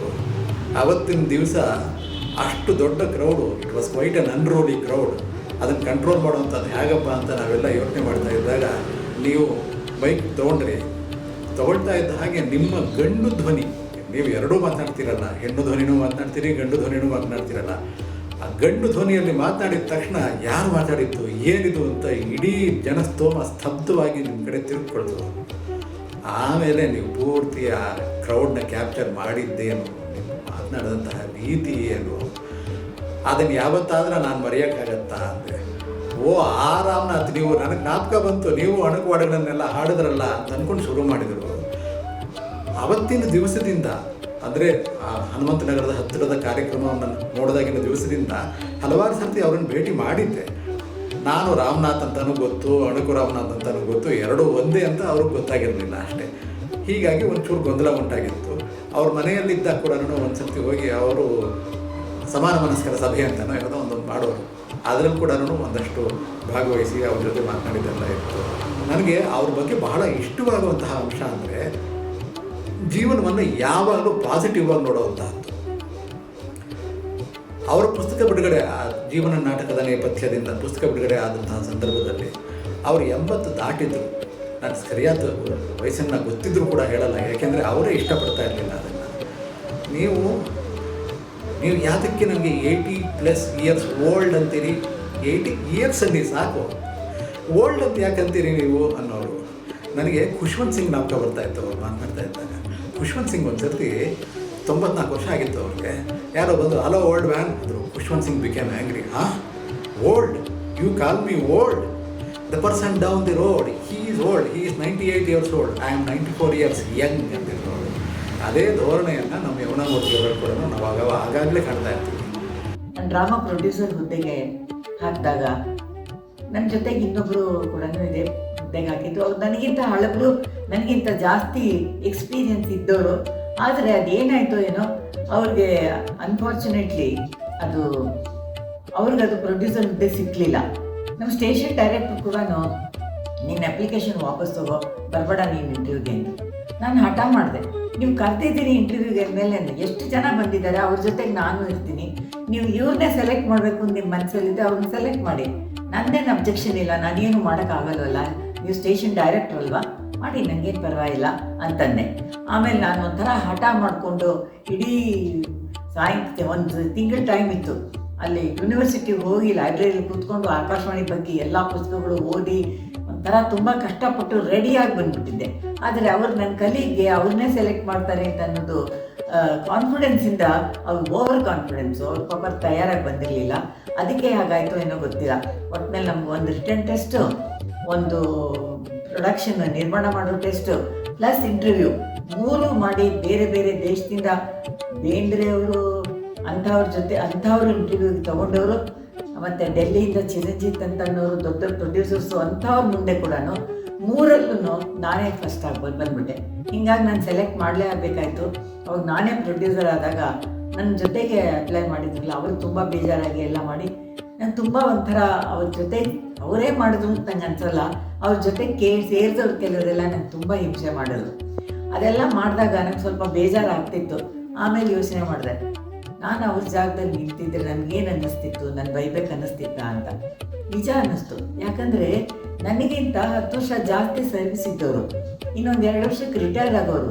ಇವಾಗ ಪ್ರೊಡ್ಯೂಸರ್ ಆಗಲಿಲ್ಲ ಅಂದರೆ ಅವ್ರ ಜೀವನದಲ್ಲಿ ಪ್ರೊಡ್ಯೂಸರ್ ಮತ್ತಾಗೋ ಚಾನ್ಸ್ ಇಲ್ಲವೇ ಇಲ್ಲ. ಯಾಕಂದರೆ ಪ್ರೊಡ್ಯೂಸರ್ ಹುದ್ದೆ ಒಂದೇ ಇರೋದು. ಅದು ನಾನು ರಿಟೈರ್ ಆಗೋ ತನಕ ಅವ್ರಿಗೆ ಸಿಗೋಲ್ಲ. ಅವ್ರಿಗೆ ಇದ್ದಿದ್ದು 2 ವರ್ಷ ಸರ್ವಿಸು, ಅವ್ರು ಆಗೋದಿಲ್ಲ. ಅವ್ರಿಗಿಂತ ನಾನು ವಯಸ್ಸಲ್ಲೂ ಚಿಕ್ಕವಳು, ಎಕ್ಸ್ಪೀರಿಯೆನ್ಸಲ್ಲೂ ಚಿಕ್ಕವಳು, ಎಲ್ಲಕ್ಕಿಂತ ಜಾಸ್ತಿ ನಾನು ಹೆಂಗಸು. ಲೇಡೀಸಿಗೆ ಕೊಟ್ಬಿಡ್ತಾರೆ ನಮಗಿಂತ ಜಾಸ್ತಿ ಅಂದರೆ ನ್ಯಾಚುರಲ್ ಅವ್ರಿಗೆ ಬೇಜಾರಾಗೋದು ಸಹಜ ಅದು. ಯಾಕಂದರೆ ಮೊದಲಿಂದ ಆ ರೀತಿ ಬಂದೇ ಬಿಟ್ಟಿದೆ ನಮ್ಮ ಸಮಾಜದಲ್ಲಿ. ಪುರುಷರಿಗಿಂತ ಸ್ತ್ರೀಯರು ಯಾವಾಗಲೂ ಸ್ವಲ್ಪ ಕಡಿಮೆ ದರ್ಜೆಲೇ ಇರಬೇಕು ಅಂತ. ಅವ್ರಿಗೆ ಅದು ಬೇಜಾರಾದಾಗ ನನ್ನ ಬಾಯಿಗೆ ಬಂದಂಗೆ ಅವ್ರು ಬೈದಿದ್ದು ಎಲ್ಲ ಮಾಡಿದ್ದು ಬಹಳ ಸಹಜ. ಅಷ್ಟು ಕೆಟ್ಟ ಮಾತು ನಾನು ಬೈತಾ ಇರಲಿಲ್ವೇನೋ, ಆದರೂ ಮನಸ್ಸಲ್ಲಂತೂ ಬೈಕೋತಾ ಇದ್ದೆ ಅಂತ ಅನಿಸಿ ಅವ್ರ ಮೇಲೆ ನಾನು ಸ್ವಲ್ಪನೂ ಸಿಟ್ಟು ಮಾಡ್ಕೊಳ್ಳಿಲ್ಲ. ಅವ್ರ ಜೊತೆ ಬಹಳ ಸ್ನೇಹದಿಂದ ಇದ್ದೆ. ಅವ್ರು ರಿಟೈರ್ ಆದಮೇಲೆ ಅವ್ರಿಗೆ ಸಾಕಷ್ಟು ಕಾಂಟ್ಯಾಕ್ಟ್ಸ್ ಕೊಟ್ಟು ಅವ್ರಿಗೆ ತುಂಬ ಎನ್ಕರೇಜ್ ಮಾಡಿ, ಅವ್ರಿಗೆ ಹುಷಾರಿಲ್ದಿದ್ದಾಗ ಅವ್ರು ರಿಟೈರ್ ಆಗಿ ಮೈಸೂರಿಗೆ ಬಂದಮೇಲೆ ಅವ್ರಿಗೆ ಹುಷಾರಿಲ್ಲ ಅಂತ ಗೊತ್ತಾದಾಗ ಇಲ್ಲಿಂದ ಮೈಸೂರಿಗೆ ಹೋಗಿ ಅವ್ರು ನೋಡ್ಕೊಂಡು ಬಂದು ಅವ್ರು ಮೀಟ್ ಮಾಡಿ ಎಲ್ಲ ಮಾಡಿದೆ. ಅಷ್ಟೆಲ್ಲ ನನಗೆ ಯಾಕೆ ಅಷ್ಟು ಮನಸ್ಸಲ್ಲಿ ಅಷ್ಟು ಅವ್ರ ಬಗ್ಗೆ ಒಂದು ಸ್ವಲ್ಪನೂ ಸಿಟ್ಟು ಬರಲಿಲ್ಲ ಅಂದರೆ ಇದಕ್ಕೆ ಕಾರಣ ನಮ್ಮ ತಂದೆನೇ. ಯಾಕಂದರೆ ಚಿಕ್ಕ ವಯಸ್ಸಿಂದ ಅವರು ಅದು ನಮ್ಮ ಮನಸ್ಸಲ್ಲಿ ಬಿತ್ತು ಬಿಟ್ಟಿದ್ದು. ಪರಕಾಯ ಪ್ರವೇಶ ಮಾಡೋದು, ಬೇರೆಯವ್ರ ಬಗ್ಗೆ ಯೋಚನೆ ಮಾಡ್ಬೇಕಾದ್ರೆ ಅವ್ರ ಜಾಗದಲ್ಲಿ ನಿಂತು ಯೋಚನೆ ಮಾಡೋದು, ಇದು ಎಷ್ಟು ಅಭ್ಯಾಸ ಆಗ್ಬಿಡ್ತು ಅಂತಂದರೆ ನನ್ನ ಜೀವನದಲ್ಲಿ ಇವತ್ತಿಗೂ ನನಗೆ ಒಂದೊಂದು ಸತಿ ಆಮೇಲೆ ಸಿಟ್ಟು ಬರುತ್ತೆ. ಬಂದಾಗ ಆಮೇಲೆ ನಾನೇ ಅನ್ಕೋತೀನಿ, ನಾನು ಅವ್ರ ಜಾಗದಲ್ಲಿದ್ದರೆ ಹೀಗೆ ಮಾಡ್ತಿದ್ದೇನೋ, ಸಿಟ್ಟು ಮಾಡ್ಕೋಬಾರ್ದು ಅಂತ ಅಂದ್ಬಿಟ್ಟು ಅವ್ರು ನಿಜವಾಗ್ಲೂ ಆ ಕ್ಷಣದಲ್ಲಿ ಮರ್ತೇ ಬಿಡ್ತೀನಿ. ಇದು ರಕ್ತದಲ್ಲೇ ಕೂಡ್ಕೊಂಡು ಬಂದ್ಬಿಟ್ಟಿದೆ ಅಂತ ಹೇಳ್ಬೋದು. ಯಮುನಾಮೂರ್ತಿಯವರು ಶ್ರವ್ಯ ನಾಟಕಗಳಲ್ಲಿ ತುಂಬ ಪರಿಣಿತರಾಗಿದ್ದರು. ಶ್ರವ್ಯ ನಾಟಕಗಳು ಅಂತ ಅಂದರೆ ರೇಡಿಯೋ ನಾಟಕಗಳಲ್ಲಿ ಶಬ್ದ, ಧ್ವನಿ, ಸಂಭಾಷಣೆ, ಸಂಗೀತದ ಉಪಯೋಗದಿಂದ ಆ ನಾಟಕವನ್ನು ಅವರು ಮಾಡಬೇಕಾಗಿತ್ತು. ಅದನ್ನು ಸಮರ್ಥವಾಗಿ ಅವರು ಮಾಡ್ತಾಯಿದ್ರು. ಕೆಲವು ತಂತ್ರಗಳನ್ನು ಹೊಸದಾಗಿ ಇಂಟ್ರಡ್ಯೂಸ್ ಮಾಡಿ ಅದರ ಮೂಲಕ ಅದರ ಪರಿಣಾಮಕಾರಿಯಾಗಿ ಶ್ರೋತೃಗಳಿಗೆ ಕೇಳುವ ಹಾಗೆ ಮಾಡ್ತಾಯಿದ್ರು. ಉದಾಹರಣೆಗೆ ಅವರು ಈ ಕುಟುಂಬ ಯೋಜನೆ ಅನ್ನುವ ಒಂದು ಸಾಮಾನ್ಯ ಸರ್ಕಾರಿ ಕಾರ್ಯಕ್ರಮದಲ್ಲಿ ಕೂಡ ಅವರ ನಾಟಕ ಎಷ್ಟರ ಮಟ್ಟಿಗೆ ಅವರು ಜನಪ್ರಿಯ ಮಾಡಿದರು ಅಂದರೆ, ಇಲಿಗಳ ರಾಜ್ಯ ಅನ್ನೋ ಒಂದು ನಾಟಕ ಮಾಡಿದರು. ಆ ಇಲಿಗಳ ರಾಜ್ಯದಲ್ಲಿ ಇಲಿಗಳ ಮಾತನ್ನು ಅವರು ಮಾಡಬೇಕಾದ್ರೆ ಒಂದು ತಂತ್ರ ಮಾಡಿದರು. ಏನು ಅಂದರೆ, ಅವರು ಕಲಾವಿದರಿಂದ ನಿಧಾನವಾಗಿ ಬಿಡಿಸಿ ಮಾತಾಡಿ ಅನಂತರ ರೆಕಾರ್ಡ್ ಮಾಡಿ ಅದನ್ನು ಡಬಲ್ ಸ್ಪೀಡ್ನಲ್ಲಿ ಹಾಕಿದ್ರೆ ಅದು ಇಲಿಗಳ ಥರ ಒಂದು ವಿಚಿತ್ರವಾದ ಧ್ವನಿನಲ್ಲಿ ಬಂದು ಅದು ಇಲಿಗಳೇ ಮಾತಾಡ್ತಿದ್ದಾವೇನೋ ಅನ್ನೋ ರೀತಿಯಲ್ಲಿ ಎಲ್ಲ ಆಗಿತ್ತು. ಹೀಗೆ ಅವರು ಸಾಮಾನ್ಯವಾದ ಕಾರ್ಯಕ್ರಮಗಳಲ್ಲೂ ಕೂಡ ಅವರ ನಾಟಕಗಳನ್ನು ತುಂಬ ಪರಿಣಾಮಕಾರಿಯಾಗಿ ಇರುವಂತೆ ಅವರು ನೋಡ್ಕೊಳ್ತಾ ಇದ್ರು. ಮತ್ತು ಅವರ ಒಂದು ಕಾರ್ಯಕ್ಷಮತೆ ಎಷ್ಟರ ಮಟ್ಟಿಗಿತ್ತು ಅಂದರೆ, ಅವರು ಸಾಮಾನ್ಯವಾಗಿ ಒಂದು ನಾಟಕವನ್ನು ಪ್ರೊಡ್ಯೂಸ್ ಮಾಡಬೇಕಾದ್ರೆ ತನ್ಮಯರಾಗಿ ತದೇಕ ಚಿತ್ತದಿಂದ ಅದರಲ್ಲೇ ಮುಳುಗಿರ್ತಿದ್ರು. ಅಲ್ಲದೆ ಅವರು ರಿಹರ್ಸಲ್ನಲ್ಲಿ ನಮ್ಮ ಕಲಾವಿದರಿಗೆ ಎಷ್ಟು ಚೆನ್ನಾಗಿ ಹೇಳ್ಕೊಡ್ತಾ ಇದ್ರು ಅಂದರೆ, ಅವರೇ ಮಾಡಿ ತೋರಿಸಿದ್ದರಿಂದ ಕಲಾವಿದರಿಗೆ ಸುಲಭವಾಗಿ ಅರ್ಥ ಮಾಡ್ಕೊಳ್ತಾ ಇದ್ರು. ಯಾವ ಪದಕ್ಕೆ ಒತ್ತು ಕೊಡಬೇಕು, ಯಾವ ಭಾವದಿಂದ ಹೇಳಬೇಕು ಅನ್ನೋದನ್ನು ಅವರು ತುಂಬ ಸ್ನೇಹಪೂರ್ಣವಾಗಿ ಹೇಳ್ಕೊಡ್ತಾ ಇದ್ರು. ಯಾವತ್ತೂ ಮುಖ ಸಿಂಡಿಸ್ಕೊಂಡು ಹೇಳ್ತಾ ಇರಲಿಲ್ಲ. ಅದು ಅವರಿಗೆ ಎಲ್ಲ ಕಲಾವಿದರು ಅವರನ್ನು ಮೆಚ್ಚುವುದಕ್ಕೆ ಒಂದು ಕಾರಣ ಅವರ ಆ ಗುಣನೇ. ಅವರ ಒಂದು ಸೋದರತ್ವದ ಭಾವನೆ, ಒಂದು ಸ್ನೇಹಪೂರ್ಣವಾದ ಧ್ವನಿಯಲ್ಲಿ ಅವರ ತಪ್ಪುಗಳನ್ನು ತಿದ್ದಕ್ಕಂಥ ಒಂದು ರೀತಿ ಯಮುನಾಮೂರ್ತಿಯವರಿಗೆ ಸಿದ್ಧಿಸಿತ್ತು. ಆದ್ದರಿಂದ ಅವರು ಪ್ರತಿಯೊಬ್ಬ ಕಲಾವಿದರು ಅವರನ್ನು ಮೆಚ್ತಾ ಇದ್ದರು, ಅವ್ರ ಬಗ್ಗೆ ಗೌರವ ಇಟ್ಕೊಂಡಿದ್ರು. ಅದೇ ರೀತಿಯಾಗಿ ಯಮುನಾಮೂರ್ತಿಯವರು ಕೂಡ ಕಲಾವಿದರನ್ನು ಅವರ ಯಾವ ವರ್ಣ, ವರ್ಗ, ಜಾತಿಗಳನ್ನು ನೋಡದೆ ಪ್ರತಿಯೊಬ್ಬ ಕಲಾವಿದರನ್ನು ತಮ್ಮ ಮನೆಯವರೇನೋ ಅನ್ನುವ ಹಾಗೆ ಸ್ನೇಹಪೂರ್ಣದಿಂದ ಒಂದು ರೀತಿ ಮಾತೃ ಹೃದಯದಿಂದ ಕಲಾವಿದರನ್ನು ನೋಡ್ಕೊತಾ ಇದ್ರು. ಎಷ್ಟೋ ಜನ ಕಲಾವಿದೆಯರು ದೂರದ ಊರಿನಿಂದ ಬಂದಾಗ ವಾಪಸ್ ಹೋಗುವುದಕ್ಕೆ ತೊಂದರೆ ಇದ್ದರೆ ಅವರ ಮನೆಯಲ್ಲೇ ಎಳೆದುಕೊಳ್ಳುವುದಕ್ಕೂ ಕೂಡ ಅವರು ಅವಕಾಶ ಕೊಡ್ತಾ ಇದ್ರು. ಇಷ್ಟರ ಮಟ್ಟಿಗೆ ಅವರು ಕಲಾವಿದರೊಡನೆ ಒಂದು ತಾದಾತ್ಮ್ಯವಾದ ಸಂಬಂಧವನ್ನು ಅವರು ಹೊಂದಿದ್ರು. ನಾನು ಭಾಳ ಸಣ್ಣವ, 63-64ಕ್ಕೆ ನಾವು ಇಲ್ಲೇ ಶಿವಳ್ಳಿಯಿಂದ ಧಾರವಾಡಕ್ಕೆ ಬಂದ್ವಿ. ನಮ್ಮ ತಂದೆಯವರು ಅವಾಗ ನಮ್ಮದೆಲ್ಲ ಭಾಳ ಬಡತನ, ಮನೆಯೊಳಗೆ ನಮ್ಮ ಚಿನ್ನದ ಕೆಲಸ ಮಾಡ್ತಿದ್ವಿ. ಅಷ್ಟರೊಳಗೆ ನಾನು ಚಿನ್ನದ ಕೆಲಸ ಕಲ್ತಿದ್ದೆ. ಅವ್ರನ್ನ ನಾನು ಗೆಳಗುಂದಿಗೆ ಫಸ್ಟ್ ಆಡಿಷನ್ ಆದಾಗ ಅವ್ರು ನೋಡ್ತಿದ್ದೆ. Prabhas Shirur madam, NS Vaman Rao, HV Ramachandra Rao, ಆಮೇಲೆ ರಂಗನಾಥ್ ಸರು, ಯಮುನಾ ಮೂರ್ತಿ ಅವರು. ನನಗೆ ಎಲ್ಲರ ಜೊತೆನೂ ಅವರವರು ನಾಟಕದ ರಿಹರ್ಸಲ್ ನಡಿಬೇಕಾದ್ರೆ ಅವಾಗೆಲ್ಲ ನಾನು ಹೋಗ್ತಿದ್ದೆ. ಅವರ ಹಳೆಯ ನಾಟಕಗಳಂತೂ ನನಗೆ ಭಾಳ ಅಂದ್ರೆ ಭಾಳ ಇಷ್ಟ ಆಗ್ತಿದ್ವು. ಯಾಕೆ ಇಷ್ಟ ಆಗ್ತಿದ್ವು ಅಂದರೆ ಅವರಲ್ಲಿ ಕ್ರಿಯೇಟಿವಿಟಿ ಇತ್ತು. ಆ ಕ್ರಿಯೇಟಿವಿಟಿ ನನಗೆ ಭಾಳ ಹಿಡಿಸ್ತಿತ್ತು. ಅಂದ್ರೆ ನೈಜವಾಗಿ ಭಾಷೆ ಅಂತೆ ಅವರಿಂದನೇ ಕಲಿಬೇಕು. ಯಾವುದೇ ಭಾಷೆ ಇರಲಿ, ಅದು ಉತ್ತರ ಕರ್ನಾಟಕ, ಬೆಂಗಳೂರು ಕರ್ನಾಟಕ ವಗರಿ ಎಂಥದ್ದೇನಾದರೂ ಗ್ರಾಂಥಿಕ ಭಾಷೆ. ಆ ಭಾಷೆಯೊಳಗೆ ನಾವೇನಾದರೂ ಅವ್ರ ಜೊತೆಗೆ ರಿಹರ್ಸಲ್ಗೆ ಕೂತಾಗ ಭಾಷೆಯೊಳಗೆ ಹೆಚ್ಚು ಕಡಿಮೆ ಮಾತಾಡ್ಬಿಟ್ಟು ಅವ್ರಿಗೆ ಸಿಟ್ಟು ಬರೋರು. ನಮ್ಗೆ ಆ್ಯಕ್ಚುಲಿ ಆಕಾಶವಾಣಿ ಅಂದರೆ ನನ್ನ ಗುರುಕುಲ. ಆ ಗುರುಕುಲದ ಗುರುಗಳು ಅಂದರೆ ಇದೆ ಯಮುನಾ ಮೂರ್ತಿಯವರು. ಒಂದ್ಸಲ ಹಿಂಗೆ ಗಿಳಿವಿಂಡು ಕಾರ್ಯಕ್ರಮ ರೆಕಾರ್ಡಿಂಗ್ ಹೋದಾಗ ನಂದು ಮ್ಯೂಸಿಕ್ ಸೆಕ್ಷನ್ ಒಳಗೆ ಗಿಳಿವಿಂಡು ಮುಗಿಸಿ ಹಿಂಗೆ ಹೊರಗೆ ಬರ್ಬೇಕಾರೆ ಒಬ್ಬರು ಚಂದ ಡ್ರೆಸ್ ಮಾಡ್ಕೊಂಡಂಥ ಲೇಡಿ, ಅಗ್ದಿ ಟಿಪ್ ಟಾಪ್, ರೇಷ್ಮೆ ಸೀರೆ, ಅಗ್ದಿ ಚಂದ, ಮತ್ತೆಲ್ಲ ಪಿನ್ ಗಿನ್ನೆಲ್ಲ ಮಾಡ್ಕೊಂಡು ಭಾರಿ ಚಂದ, ಬಣ್ಣನೂ ಅಷ್ಟು ಚಂದ ಬಣ್ಣ, ಸಂಪಿಗೆ ಬಣ್ಣ ಅವ್ರ ಮುಖ. ಬರೀ ಸೀರೆ ಅಷ್ಟು ಟಿಪ್ ಟಾಪ್ ಅಲ್ಲ, ಮೇಕಪ್ಪು ಮಾಡ್ಕೊಂಡಿದ್ರು. ಮೇಕಪ್ ಮಾಡಿ ಅದು ಧಾರವಾಡದವ್ರಾಗ ಈಗೆಲ್ಲರೂ ಮಾಡ್ಕೋತಾರೆ, ಈಗೆಲ್ಲರೂ ಫಾರ್ವರ್ಡ್ ಆಗ್ಯಾರ ಸ್ವಲ್ಪ. ಆವಾಗ ಎಲ್ಲಿ ಯಾರು ಕೇರ್ ಮಾಡ್ತಿದ್ದಿಲ್ಲ. ಒಟ್ಟು ಮುಂಜಾನೆ ಸ್ನಾನ ಮಾಡಿ ದೇವ್ರ ಪೂಜೆ ಮಾಡಿ ಬಂದ್ಬಿಡೋದು, ಏನೋ ಒಂದು ಉಟ್ಕೊಂಡು ಅಥವಾ ತೊಟ್ಕೊಂಡು ಬಂದ್ಬಿಡೋದು. ಅಷ್ಟೆಲ್ಲ ಕೇರ್ ಮಾಡ್ತಿದ್ದಿಲ್ಲ ನಮ್ಮ ಹೆಣ್ಮಕ್ಳು ಅವಾಗ. ನಾವು ಹಂಗೆ ಇದ್ವಿ. ಬಟ್ ಯಾರು ಇಷ್ಟು ಚಂದ ಡ್ರೆಸ್ ಮಾಡಿಕೊಂಡು, ಇಷ್ಟು ಚಂದ ಮೇಕಪ್ ಮಾಡಿಕೊಂಡು, ಮೇಕಪ್ ಅಂದ್ರೆ ಏನು, ಅದು ಐಲೈನರು, ಐಲ್ಯಾಶ್, ಇದು ಆಮೇಲೆ ಫೌಂಡೇಶನ್ನು. ನನಗೆ ಅವಾಗ ಅದರ ಹೆಸರು ಗೊತ್ತಿರಲಿಲ್ಲ. ಈಗ ಹೇಳಿಗತ್ತೇನು ಫೌಂಡೇಶನ್ ಅಂತ. ಲಿಪ್ಸ್ಟಿಕ್, ಅದೇ ಕಲರ್ದು ಲಿಪ್ಸ್ಟಿಕ್ ಎಲ್ಲ, ಸಾರಿ ಬಾರ್ಡ್ರ್ ಇರೋದು. ವಂಡರ್ಫುಲ್ಲಿ ಡ್ರೆಸ್ಡ್ ಲೇಡೀಸ್. ಆಮೇಲೆ ಇದು ತುರ್ಬು ಕಟ್ಕೊಂಡು ಅದಕ್ಕೆ ಬಂದಿದ್ದು ಹಾಕೊಂಡು ಹೂವು ಉಟ್ಕೊಂಡು ಬಂದು ಭಾರಿ ಚಂದ ಒಳಗೆ ಟಿಪ್ ಟಾಪಾಗಿ ಸ್ಟ್ರೇಟಾಗಿ ಬಂದರು. ಕೈಯಾಗ ಒಂದು ಸ್ಕ್ರಿಪ್ಟ್ ಇಟ್ಕೊಂಡಿದ್ರು. ನಾನು ಹಿಂಗೆ ಬಾಯಿ ತೆಗೆದು ಅವ್ರ ಹತ್ರ ಇವ್ರು ಯಾರು ನೋಡಿ ನಮ್ಮ ಡ್ಯಾಡಿ ಯಾರು ಡ್ಯಾಡಿ ಇವರು? ನಮ್ಗೆ ಸಣ್ಣ ಹುಡುಗರು ಇದ್ದಾಗ ನಾವೆಲ್ಲ ಚಂದಾಗಿ ಡ್ರೆಸ್ ಮಾಡ್ಕೊಂಡವ್ರಿಗೆಲ್ಲ ನಾವು ಫಾರಿನ್ ಲೇಡಿ ಅಂತಿದ್ವಿ. ಅಂದರೆ ಫಾರಿನ್ನಾಗ ಅಷ್ಟೇ ಮೇಕಪ್ ಮಾಡ್ಕೊಳಿಕ್ಕೆ ಸಾಧ್ಯ ಅಂತ. ಡ್ಯಾಡಿ ಯಾರು ಇವ್ರು ಫಾರಿನ್ ಲೇಡಿ, ಎಷ್ಟು ಚಂದಾಗಿ ಎಷ್ಟು ಸ್ಟೈಲಿಶ್ ಆಗಿ ಹೋಗ್ಲಿಕ್ಕಿರ್ತಾರ. ಅವರು ಯಮುನಾ ಮೂರ್ತಿಯವ್ರು ಮಾಡಿ ಡ್ರಾಮಾ ಭಾಳ ಗ್ರೇಟ್ ಆರ್ಟಿಸ್ಟ್. ಅವರು ಇಲ್ಲೇ ಡ್ರಾಮಾ ಸೆಕ್ಷನ್ಗೆ ಇದ್ದಾರೆ, ಅವ್ರ ಹೆಡ್ ಇಲ್ಲೇ. ಹೌದಾ, ಡ್ರಾಮಾ ಆರ್ಟಿಸ್ಟ್ ಸೆಕ್ಷನ್ ಹೆಡ್ ಅವ್ರು ಒಳಗೆ ಹೋಗೋಣ ನಡಿ ಅಂತ ಹೋದ್ರೆ ಅವ್ರದ್ದೊಂದು ಯಾವುದೋ ಕಾರ್ಯಕ್ರಮಕ್ಕೆ ಅವ್ರು ರೆಕಾರ್ಡ್ ಮಾಡ್ಲಿಕ್ಕತ್ತಿದ್ರು. ಬಾನುಲಿ ರಾತ್ರಿ 9 ಗಂಟೆಗೆ ಬರ್ತಿತ್ತು ನೋಡ್ರಿ. ಆವಾಗ ಅದು ಬಾನುಲಿ ಕಾರ್ಯಕ್ರಮಕ್ಕೆ ಒಂದು ನಾಟಕ ಅವರು ಆ್ಯಕ್ಟ್ ಮಾಡಿ ರೆಕಾರ್ಡ್ ಮಾಡೋರು. ಒಬ್ಬರೇ ಏನು ಮೋನೋ ಆ್ಯಕ್ಟಿಂಗ್ ಏನು ಮಾಡ್ತಾರೆ ಇವರು ನೋಡಿದ್ರು. 2-3 ಕ್ಯಾರೆಕ್ಟರ್ ಆ ಒಂದು ಪ್ರಸಂಗದೊಳಗೆ ವಾಯ್ಸ್ ಚೇಂಜ್ ಮಾಡಿ ಅವರ ಮಾತಾಡೋರು.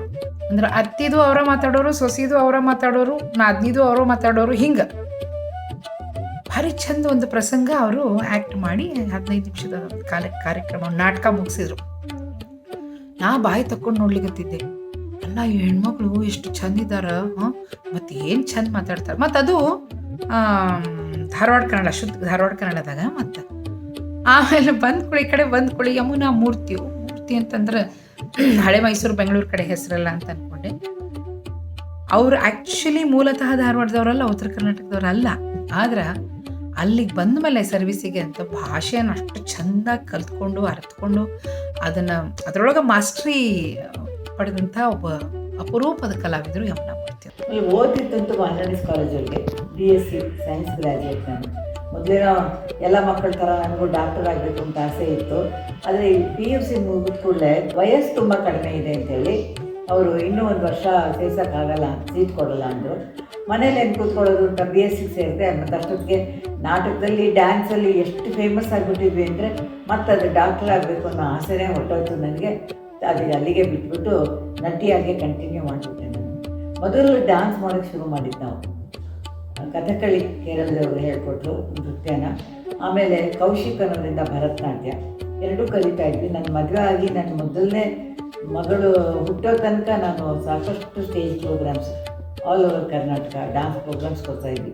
ಅವಾಗ ನಾವು ಲಲಿತಾ ಪದ್ಮಿನಿ ರಾಗಿಣಿ ಫೇಮಸ್ ಆಗಿದ್ದಾಗ ಕೇರಳ ಸಹೋದರಿಯರು ಅಂತ, ನಮ್ಮನೇಲಿ ನಾನು ನಮ್ಮ ಅಕ್ಕ ನನ್ನ ತಂಗಿಗೆ ಸಾಂಗ್ಲಿ ಸಹೋದರಿಯರು ಅಂತ ನಾನು ತುಂಬ ಫೇಮಸ್ ಆಗಿದ್ವಿ. ಅದೇ ಥರ ಡಾನ್ಸ್ ಡ್ರಾಮಾ, ಕಥಕಳಿ ಅಂದರೆ ನೃತ್ಯ ನಾಟಕ ಅಂತ. ಸೊ ಅಲ್ಲೂ ನಾಟಕನೇ ಆ್ಯಕ್ಚುಲಿ ನವರಸಗಳನ್ನು ಮತ್ತು ಮುದ್ರೆಗಳಿಗೆ ಭಾಷೆ ಮಾತಾಡೋದು ಎಲ್ಲನೂ ಅದು ಒಂದು ರೀತಿ ಮಾತಿಲ್ಲದ ನಾಟಕ ಆಡ್ತಾ ಇದ್ವಿ.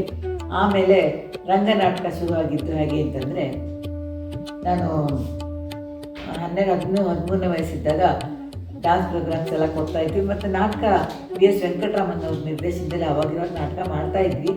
ಪರ್ವತೋಣಿಯವ್ರ ಮನೆಗೆ ಬಂದ್ಬಿಟ್ಟು ನಾನು ಬಹದ್ದೂರ್ ಗಂಡ ಅಂತ ಒಂದು ನಾಟಕ ಬರೆದಿದ್ದೀನಿ, ಅದ್ರಲ್ಲಿ ಮೇನ್ ರೋಲ್ ನೀವು ಮಾಡೋಕ್ಕಾಗತ್ತಾ ಅಂತ ನಾನು ಕೇಳಿದ್ರು. ನನಗೇನು ಯಾವ್ದು ಮಾಡಿದ್ರೆ ಮಾಡ್ತಾಯಿದ್ದೆ. ನಮ್ಮಪ್ಪ ಹೇಳಿದ್ರು ಮಾಡ್ತಾಳೆ, ಅವ್ರಿಗೆ ಇಂಟ್ರೆಸ್ಟ್ ಇದೆ, ಅದರಲ್ಲಿ ಕನ್ನಡನೇ ಸರಿಯಾಗಿ ಬರೋಲ್ವಲ್ಲ ಅಂತ. ಅದಕ್ಕೆ ಪರವಾಗಿಲ್ಲ ಅಂತ ಹೇಳಿ ಕರ್ಕೊಂಡು ಹೋದರು.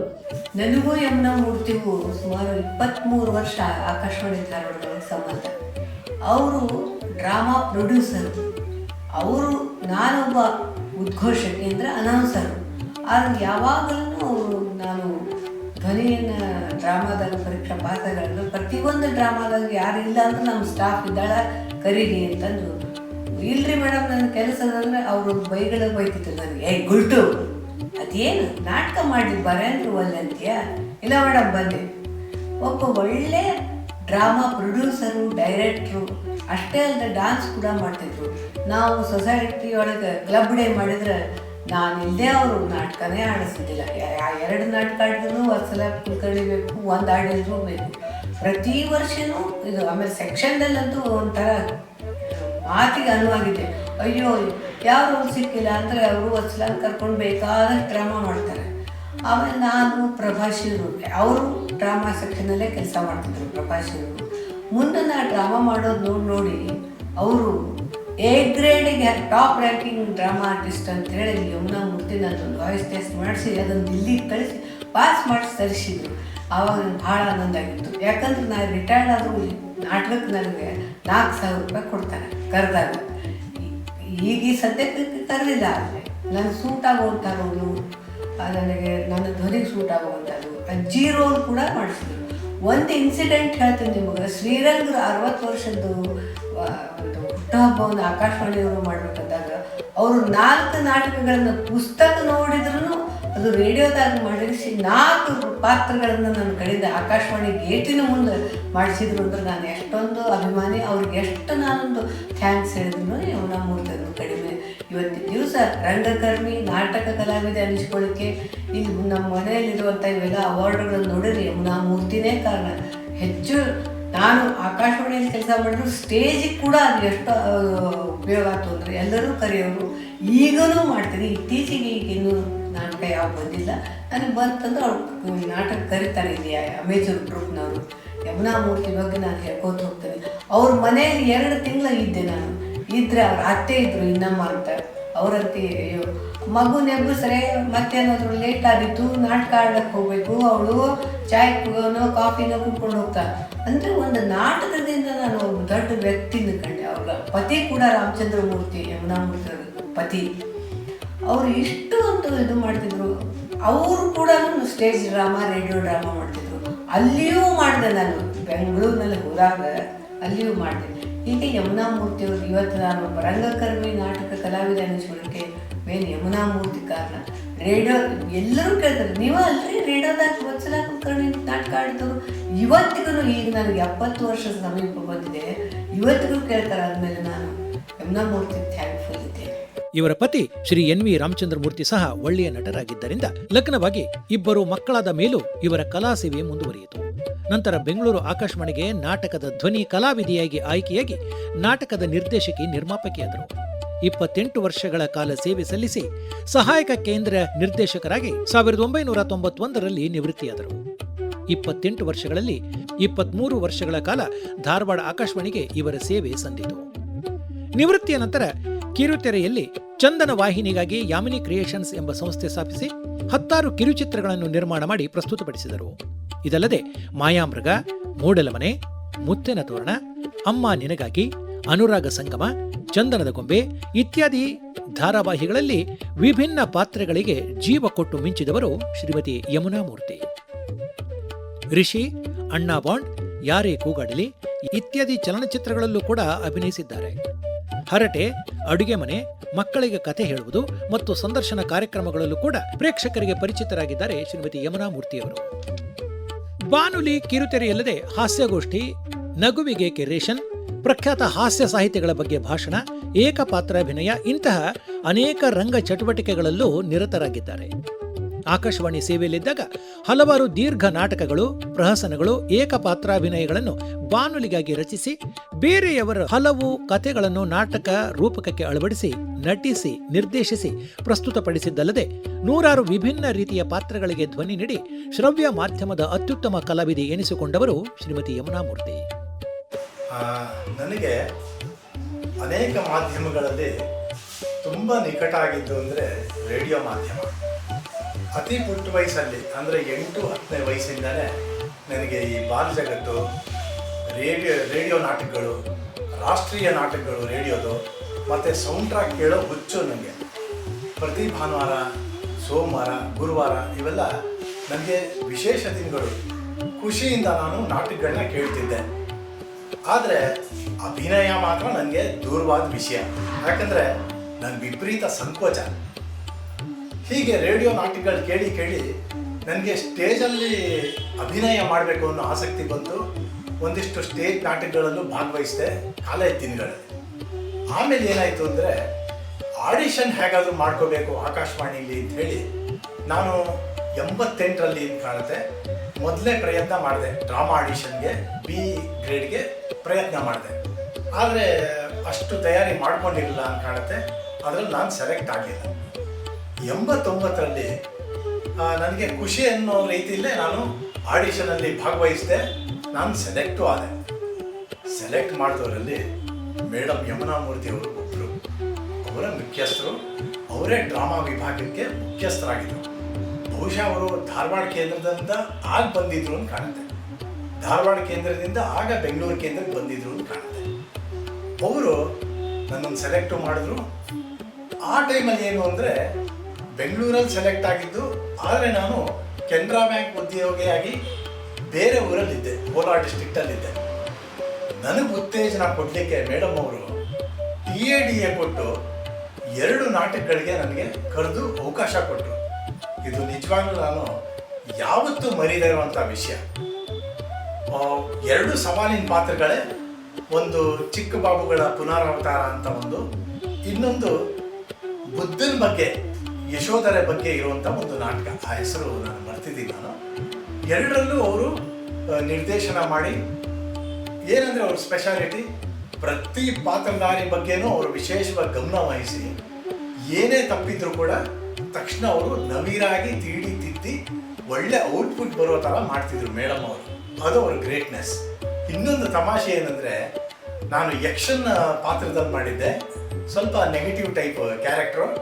ಅದರಲ್ಲಿ ನಾನು ಹೇಳ್ತೀನಿ, ಅದೋ ನೋಡು ಮನೋರಮೆ, ನವಿಲು ಗರಿ ಬಿಚ್ಚಿ ಹಾರುತ್ತಿದೆ ಅಂತ ಹೇಳ್ತೀನಿ.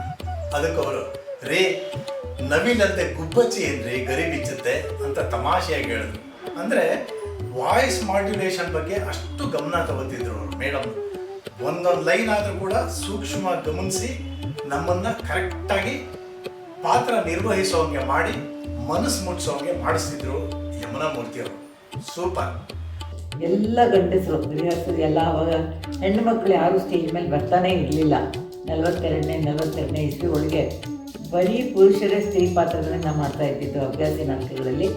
ಆವಾಗ ನಾನಲ್ಲಿ ಹೋದಾಗ ನಾನು ಒಬ್ಬಳೇ ಸ್ತ್ರೀ, ಮುಖ್ಯವಾದ ಸರೋಜಾ ಅನ್ನೋ taming of the shrew Shakespeare ನಾಟಕದ ಕನ್ನಡ ರೂಪ ಇದು. ಅದರಲ್ಲಿ ಶ್ರೂದು ಅಂದರೆ ಬಜಾರಿ ಪಾತ್ರ ಸರೋಜಂದು, ಅದನ್ನೇ ನಾನು ಮಾಡಿದ್ದು. ಆವಾಗ ಮಾಡಿದ ಟೈಮ್ನಲ್ಲಿ ರಾಮಚಂದ್ರ ಮೂರ್ತಿ ಅವರು ಸೀತಮ್ಮ ಅಂದರೆ ಸರೋಜನ ತಾಯಿ ಪಾತ್ರ ಮಾಡ್ತಾಯಿದ್ರು. ಮುಂದೆ 10 ವರ್ಷ ನಾವು ನಾಟಕ ಎಲ್ಲ ಮಾಡಿ ಆದಮೇಲೆ ಸುಮಾರು 21-22ನೇ ವಯಸ್ಸಲ್ಲಿ ಅವರನ್ನೇ ನಾನು ಮದುವೆ ಆಗಿದ್ದು, NV ರಾಮಚಂದ್ರ ಮೂರ್ತಿ ಅಂತ. ಮೊದಲು ಅವ್ರು ಮಾಡಿದಾಗ ಅವರು ಸ್ತ್ರೀ ಪಾತ್ರ ಮಾಡ್ತಿದ್ರು. ಬರೀ ಎಲ್ಲ ಪಾತ್ರಗಳು ಸ್ತ್ರೀ ಪಾತ್ರಗಳೆಲ್ಲ ಪುರುಷರೇ ಮಾಡ್ತಾಯಿದ್ರು. ನಾನೊಬ್ಬಳು ಮಾತ್ರ ಸ್ತ್ರೀ ಇದೆ. ಆಮೇಲೆ ಕೆಲವು ಪ್ರದರ್ಶನಗಳಾದಮೇಲೆ ನಮ್ಮ ಅಕ್ಕ ಸೀತಮ್ಮನ ಪಾತ್ರ ಮಾಡೋಕ್ಕೆ ಶುರು ಮಾಡಿದ್ರು. ನನ್ನ ತಂಗಿ ಪಾತ್ರ ಮಾಡ್ತಾಯಿದ್ದು. ನಾವು 3 ಜನ ಸ್ಟೇಜ್ ಮೇಲೆ ಹೋದ್ವಿ.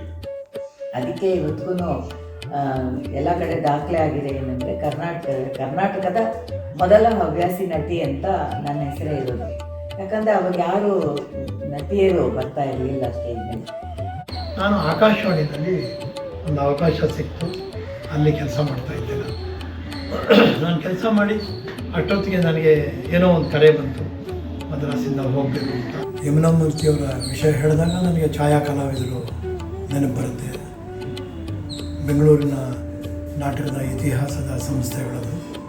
ಛಾಯಾ ಕಲಾವಿದರಲ್ಲಿ ಈ 3 ಜನ ಅಕ್ಕ ತಂಗಿಯರಿದ್ದರು, ಹಾಗೆಯೇ 3 ಜನ ಸಹೋದರರಿದ್ದರು. ಯಾರು ಅಂತ ಹೇಳಿದ್ರೆ BS ರಾಮರಾಯರು, BS Venkatarao, BS Narayanrao, ಅವರು 3 ಜನ ಅಣ್ತಮ್ಮಂದರು ಛಾಯಾ ಕಲಾವಿದರು ಪ್ರಾರಂಭದಲ್ಲಿ ಇದ್ದರು. ಛಾಯಾ ಕಲಾವಿದರ ಒಂದು ಬಹಳ ದೊಡ್ಡ ಈ ಹವ್ಯಾಸಿ ರಂಗಭೂಮಿನಲ್ಲಿ ಒಂದು ಹೆಸರು ನಮ್ಮನ್ನೆಲ್ಲ ತಲ್ಲಣಗೊಳಿಸಿದ್ದು ಅಂತ ಹೇಳಿದ್ರೆ, ಒಂದು ವೃತ್ತಿ ರಂಗಭೂಮಿಗೆ ಸಮನಾಗಿ ಒಂದು ಹವ್ಯಾಸಿ ನಾಟಕವನ್ನು ನೂರಾರು ಪ್ರದರ್ಶನಗಳನ್ನು ಮಾಡಿ ಅವರು ಹೆಸರುವಾಸಿಯಾದರು. ಅದರಲ್ಲಿ ಇವರೆಲ್ಲ ಪಾತ್ರವಹಿಸ್ತಾ ಇದ್ದರು. ಎಸ್ಪೆಷಲಿ ಪರ್ವತವಾಣಿಯವರ ನಾಟಕ ಬಹುತೂರು ಗಂಡು ಅಂತ, ಅದರೊಳಗಡೆ ಯಮುನಾ ಮೂರ್ತಿಯವರು ಸರೋಜಾ ಅಂತ ಒಂದು ಪಾತ್ರ ಬರುತ್ತೆ, ಒಂದು ಗಂಡು ಬೀರಿ ಹೆಣ್ಣಿನ ಪಾತ್ರ. ಅದನ್ನು ಅವಳ ಕೊಪ್ಪನ್ನು ಇಳಿಸುವಂಥ ಇನ್ನೊಂದು ಪಾತ್ರ ಬರುತ್ತೆ, ಅದನ್ನು BS ನಾರಾಯಣರಾಯರು ಮಾಡ್ತಾಯಿದ್ರು. ಹೀಗೆ ನಾನು ಆಕಾಶವಾಣಿ ಬಿಡಬೇಕಾಗಿ ಬಂತು, ಇನ್ನೊಂದು ಅವಕಾಶ ಬಂತು. ಬಿಟ್ಟಾಗ ಯಮುನಾ ಮೂರ್ತಿಯವರು ಪ್ರಯತ್ನ ಪಡ್ತಾಯಿದ್ರು ಆಕಾಶವಾಣಿ ಬರಬೇಕು ಅಂತ. ಅವರಿಗೆ ನಾನು ಬಿಟ್ಟ ತಕ್ಷಣ ಅವರು ಅಲ್ಲಿ ಅವಕಾಶ ಸಿಕ್ಕಿದ್ದು. ಅದನ್ನು ನಾನು ಯಾವಾಗಲೂ ಹೇಳ್ತಾ ಇರ್ತಾರೆ. ಆದರೆ ಅವರು ಹೇಳೋಷ್ಟು ಒಂದು ಮಟ್ಟಕ್ಕೆ ನನ್ನ ರಿಟೈರ್ಮೆಂಟಿಂದೋ ಅಥವಾ ನಾನು ಬಿಟ್ಟಿದ್ದೋ ಅಲ್ಲ ಅಂತ ನಾನು ಅನ್ಕೋತೀನಿ. ಅವರಿಗೆ ಆಸೆ ಇತ್ತು ದುಡಿಬೇಕು ಅಂತ, ಆಕಾಶವಾಣಿ ಸೇರಬೇಕು ಅಂತ. ಅಲ್ಲಿವರೆಗೂ ಅವರು ಎ ಕ್ಲಾಸ್ ಆರ್ಟಿಸ್ಟ್ ಆಗಿ ಕ್ಯಾಶುವಲ್ ಆರ್ಟಿಸ್ಟ್ ಆಗಿದ್ದರು. ನಾನು ಬಿಟ್ಟ ಮೇಲೆ ಅವ್ರಿಗೂ ಇಂಟರ್ವ್ಯೂ ಆಗಿ ಅವರಲ್ಲಿ ಸೇರೋ ಹಾಗಾಯಿತು. ಶಿವರಾಮ್ ಅವರು ಬಿಡಲಿಲ್ಲ ಅಂತ ಹೇಳಿದ್ರೆ ನಾನು ಆಕಾಶವಾಣಿ ಸೇರೋಕ್ಕೆ ಆಗ್ತಾ ಇರಲಿಲ್ಲ ಅನ್ನೋದು ಅವ್ರ ಮನಸ್ಸಿನಲ್ಲಿ ತುಂಬ ಸತ್ಯ ಅವರು ಹೇಳಿದ್ದಾರೆ. ಹಾಗಾಗಿ ಇಲ್ಲಿ ಬೆಂಗಳೂರಿನ ಆದರೂ ಕೂಡ ಆಮೇಲೆ ಧಾರವಾಡಕ್ಕೆ ಅವರು ಬರೋ ಹಾಗಾಯಿತು. ಧಾರವಾಡದ ಇದರೊಳಗೆ ಅವರು ಅಲ್ಲೇ ಧಾರವಾಡದವರೇನೋ ಅನ್ನೋ ಮಟ್ಟಕ್ಕೆ ಅವರ ಆಕಾಶವಾಣಿಯ ಚಟುವಟಿಕೆಗಳಲ್ಲಿ ಅವರು ಪಾಲ್ಗೊಂಡರು. ಸುಮಾರು ನಾಟಕಗಳಲ್ಲಿ ಪಾಲ್ಗೊಂಡು ಪ್ರೊಡ್ಯೂಸ್ ಮಾಡಿ ಡೈರೆಕ್ಟ್ ಮಾಡಿ ಅಲ್ಲಿ ಪ್ರಮುಖ ಒಬ್ಬ ಮಹಿಳಾ ಕಾರ್ಯಕರ್ತೆಯಾಗಿ ಆಕಾಶವಾಣಿಯಲ್ಲಿ ಇದ್ದಿದ್ದು. ನಾನು ಸುಮಾರು ಕಾರ್ಯಕ್ರಮಗಳು ಅವ್ರ ಬಗ್ಗೆ ಕೇಳಿದ್ದೀನಿ. ಅದು ಇವಾಗಲೂ ಕೂಡ ಅವರು ರಂಗಭೂಮಿ ಮರೀಲಿಲ್ಲ, ಇವಾಗಲೂ ರಂಗಭೂಮಿಯಲ್ಲಿ ಕಾಣಿಸ್ಕೊತಾರೆ. ಅವರು ಏಕ ಮಹಿಳಾ ವ್ಯಕ್ತಿಯ ಪ್ರದರ್ಶನ ಕೂಡ ಮಾಡಿದ್ದಾರೆ. ನಮ್ಮ ಆಕಾಶವಾಣಿನಲ್ಲೂ ಕೂಡ ಒಂದು ಅಲೆನ ಎಬ್ಬಿಸಿದಂಥ ಒಬ್ಬ ಕಲಾವಿದೆ, ನಿರ್ಮಾಪಕಿ, ನಿರ್ದೇಶಕಿ ಅಂದರೆ ಅದು ಯಮುನಾ ಮೂರ್ತಿ ಅಂತ ಹೇಳಬೇಕಾಗತ್ತೆ. ನಂತರ ನಾವು ಒಂದು ಆಕಾಶವಾಣಿನಲ್ಲಿ ಒಂದು ಹೆಸರು ಮಾಡ್ತೇವೆ, ನಾನು ಒಂದು ಡೈರೆಕ್ಟರ್ ಆಗಿದ್ದರು.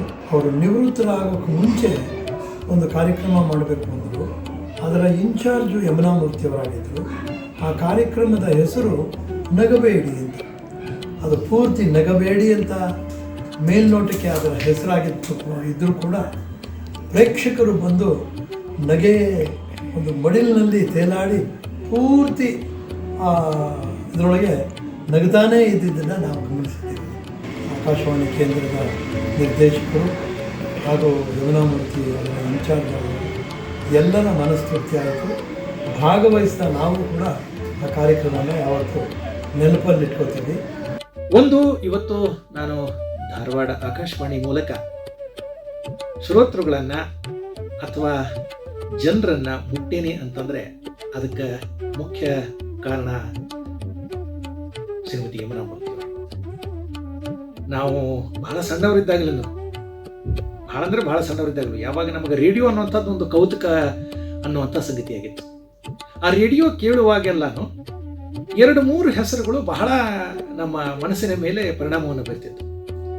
ಅದರಲ್ಲೂ ನಮಗೆ ಪ್ರಾರಂಭದಿಂದನೂ ನಾಟಕದ ಮೇಲೆ ಬಹಳಷ್ಟು ಆಸಕ್ತಿ ಇದ್ದುದರಿಂದ ಯಮುನಾಮೂರ್ತಿ ಅನ್ನುವಂಥ ಹೆಸರು ನಮಗೊಂಥರ ಮೆಸ್ಮರೈಸ್ ಆಗುವಂಥ ಸಂಗತಿ. NK ಅವರ ಹೆಸರು, GV ಹಿರೇಮಠ ಅಂದರೆ ರೇಡಿಯೋ ಕಾಕಾ ಅವರ ಹೆಸರು, ಶ್ರೀಮತಿ ಅನುರಾಧ ಧಾರೇಶ್ವರ ಅವರ ಹಾಡುಗಳು. ನಾವು KWOD ಹೈಸ್ಕೂಲ್ನಲ್ಲಿ ಹೋಗ್ತಾ ಇದ್ದಾಗ ಅನುರಾಧ ಧಾರೇಶ್ವರ ಅವರು ಅಲ್ಲೆಲ್ಲಾದರೂ ಹಾದು ಹೋಗಿಬಿಟ್ರೆ ಅವರು ನಮಗೊಂದು ರೀತಿ ಲತಾ ಮಂಗೇಶ್ಕರ್ ಕಂಡಂಗೆ ಕಾಣಿಸ್ತಿದ್ರು. ಅಷ್ಟು ಒಂದು ಅವ್ರ ಬಗ್ಗೆ ಒಂದು ಕುತೂಹಲ, ಕೌತುಕ ಎಲ್ಲ ಅನ್ನಿಸ್ತಿತ್ತು. 85ರಲ್ಲಿ ಇಲ್ಲಿ ನಮಗೆ ಕರ್ನಾಟಕ ಕಾಲೇಜಲ್ಲಿ ಓದ್ತಾ ಇದ್ದಾಗ ಶ್ರೀ KS ನಾರಾಯಣಾಚಾರ್ಯರು ನಮಗೆ ಸಂಸ್ಕೃತ ನಾಟಕಗಳನ್ನು ಮಾಡಿಸಿದರು ಆಕಾಶವಾಣಿ ಮೂಲಕ. ಆ ಸಂಸ್ಕೃತ ನಾಟಕಗಳನ್ನು ಮಾಡುವ ಮೂಲಕ ಆಕಾಶವಾಣಿಯಲ್ಲಿ ಒಬ್ಬ ನಾಟಕದ ಕಲಾವಿದ ಆದೆ. ಆವಾಗಲೇ ಯಮುನಾಮೂರ್ತಿ ಅವರನ್ನು ನೋಡುವಂಥ ಒಂದು ಸೌಭಾಗ್ಯ ನಮಗೆ ಬಂತು. ಬಹಳ ದೊಡ್ಡ ಹೆಸರು ರೇಡಿಯೋ ನಾಟಕದಲ್ಲಿ. ಅವರ ಧ್ವನಿಯ ಬಳಕೆ ಮತ್ತು ಮಾಡ್ಯುಲೇಷನ್, ವಾಯ್ಸನ್ನ ಅಥವಾ ಧ್ವನಿಯನ್ನು ಬೇರೆ ಬೇರೆ ಸ್ತರದಲ್ಲಿ, ಅದು ಗಂಡಸು ಧ್ವನಿ ಆಗಿರ್ಬೋದು, ಹೆಣ್ಣು ಧ್ವನಿ ಆಗಿರ್ಬೋದು, ಚಿಕ್ಕ ಮಕ್ಕಳ ಸ್ವರ ಆಗಿರ್ಬೋದು, ಅಥವಾ ಹಿರಿಯ ಸ್ವರ ಆಗಿರ್ಬೋದು, ಅಥವಾ ಪ್ರೌಢ ಸ್ವರ ಆಗಿರ್ಬೋದು, ಅಜ್ಜಿಯ ಧ್ವನಿಯನ್ನು ಹೊರಡಿಸುವಂಥ ವಿಧಾನಗಳು ಇದಕ್ಕೆ ಯಮುನಾಮೂರ್ತಿಯವರು ಹೇಳಿ ಮಾಡಿಸದಂಥ ಒಂದು ವ್ಯಕ್ತಿಯಾಗಿದ್ದರು, ಒಂದು ಶಕ್ತಿಯಾಗಿದ್ದರು. ಹಾಗಾಗಿ ಯಮುನಾಮೂರ್ತಿಯವರ ಸಂಪರ್ಕ ಬಂತು. 86ರಲ್ಲಿ ಆಕಾಶವಾಣಿ ಏನು ನಾಟಕಕ್ಕಾಗಿ ನಡೆಸುವಂಥ ಧ್ವನಿ ಪರೀಕ್ಷೆ ಅದ, ಆ ಧ್ವನಿ ಪರೀಕ್ಷೆಯಲ್ಲಿ ನಾನೂ ಕೂಡ ಮೊದಲನೇ ಸಾರಿ ಪಾಸ್ ಆಗಿಬಿಟ್ಟೆ. ಭಾಳ ದೊಡ್ಡದಂಥ ಅಭಿಮಾನ. ಇನ್ನೂ ಒಂದು ಇವತ್ತೂ ಕೂಡ ನನಗೆ ಅಭಿಮಾನ ಇರೋದು ಅಂದ್ರೆ ನಮ್ಮನ್ನು ಸಿಲೆಕ್ಟ್ ಮಾಡಿದವರು ಶ್ರೀಮತಿ ಯಮುನಾಮೂರ್ತಿಯವರು ಅಂತೇಳಿ. ಆ ಮೂಲಕ ಅಲ್ಲಿ ಸುಮಾರು 120 ಜನರಲ್ಲಿ 18 ಜನರನ್ನು ಆಯ್ಕೆ ಮಾಡಿದ್ರು. ಅದರಲ್ಲಿ ನಾನು ಒಬ್ಬವಿದ್ದೆ. ಆ 18 ಜನರಲ್ಲಿ ಮತ್ತೊಂದಿಷ್ಟು ವಾಯ್ಸ್ಗಳನ್ನು ಆಯ್ಕೆ ಮಾಡಿಕೊಂಡು ಮುಂದೆ ಕ್ಯಾಶುವಲ್ ಅನೌನ್ಸರ್ ಅಂದರೆ ಹಂಗಾಮಿ ಉದ್ಘೋಷಕ ಒಂದು ಧ್ವನಿ ಪರೀಕ್ಷೆಗೆ ನಮ್ಮನ್ನು ಕರೆದು. ನನಗೆ ಭಾಳ ಆಶ್ಚರ್ಯ ಆಗಿದ್ದು ಅಂತಂದರೆ, ನಾನು ಯಾವುದೇ ಅಪ್ಲಿಕೇಶನ್ ಹಾಕಿದ್ದಿಲ್ಲ. ಈ ಥರ ಹಿಂಗೆ ಕ್ಯಾಶುವಲ್ ಅನೌನ್ಸರ್ಸ್ ತಗೋತಾರ ಅನ್ನುವಂಥದ್ದು ಗೊತ್ತಿರಲಿಲ್ಲ. ಆ ಒಂದು ಕಾಲ್ ಲೆಟರ್ ಬಂದಾಗ ಅಥವಾ ಧ್ವನಿ ಪರೀಕ್ಷೆಗೆ ನೀವು ಈ ಥರ ಅಪೀರ್ ಆಗಬೇಕು ಅಂತ ಹೇಳಿ ಬಂದಾಗ ನನಗೆ ಭಾಳ ಆಶ್ಚರ್ಯ ಆಗಿತ್ತು. ಅದೇನಂದ್ರೆ ಡಿಗ್ರಿ ಮುಗಿದಿತ್ತು. ಆನಂತರ ಇಲ್ಲಿ ಬಂದ ಮೇಲೆ ಕ್ಯಾಶುವಲ್ ಅನೌನ್ಸರ್ ಆಗಿಯೂ ಕೂಡ ನನ್ನ ಆಯ್ಕೆ ಆಯಿತು. ಆ ಆಯ್ಕೆ ಅಷ್ಟೇ ಅಲ್ಲ, ಇವತ್ತು ನಾನು ನನ್ನ ಅನ್ನದ ಒಂದು ದಾರಿಯನ್ನು ಕಂಡುಕೊಂಡದ್ದು ಇರ್ಬೋದು. ನನ್ನ ವೃತ್ತಿ ಮತ್ತು ಪ್ರವೃತ್ತಿಗೆ ಪೂರಕ ಆಗುವಂಥ ಆಕಾಶವಾಣಿ ಬಹಳ ದೊಡ್ಡದಾದಂಥ ಒಂದು ಸಹಾಯವನ್ನು ನನಗೆ ಮಾಡಿದೆ. ಅದಕ್ಕೆ ಮೂಲ ಕಾರಣೀಕರ್ತರಲ್ಲಿ ಯಮುನಾಮೂರ್ತಿಯವರು ಬಹಳ ಇದ್ದರು. ಯಮುನಾಮೂರ್ತಿಯವರ ನಾಟಕದ ಅವರ ಒಂದು ಪ್ಯಾಷನ್ ಏನಿದೆ, ಅದು ಅದ್ಭುತವಾದಂಥ ಪ್ಯಾಷನ್ನು. ಆ ಮಹಿಳೆ ಅವರ ಜೊತೆಗೆ ನನ್ನ ಒಡನಾಟ, ನನ್ನ ತಾಯಿಯ ಸಮಾನ ಅವರು. ಅವರ ಜೊತೆಗೆ ಕಿರುತೆರೆಯಲ್ಲೂ ಕೂಡ ಅಭಿನಯವನ್ನು ಮಾಡಿದೆ. ಅದರ ಜೊತೆಗೆ ಎಲ್ಲಿ ಹೋದನೋ ಕಂದ ಎಲ್ಲಿ ಹೋದನೋ, ನಾನು ಧ್ವನಿ ಪರೀಕ್ಷೆ ಆದಮೇಲೆ ಮಾಡಿದಂಥ ಮೊದಲನೇ ನಾಟಕ ಅದು. ಆ ನಾಟಕವನ್ನು ನಿರ್ದೇಶನ ಮಾಡಿದಂಥವರು ಯಮುನಾಮೂರ್ತಿಯವರು, ಬರೆದಂಥವ್ರು BR ಪೊಲೀಸ್ ಪಾಟೀಲರು. ಆವಾಗ ರೇಡಿಯೋ ಕಾಕಾನೂ ನಮ್ಮ ಜೊತೆಗಿದ್ದರು.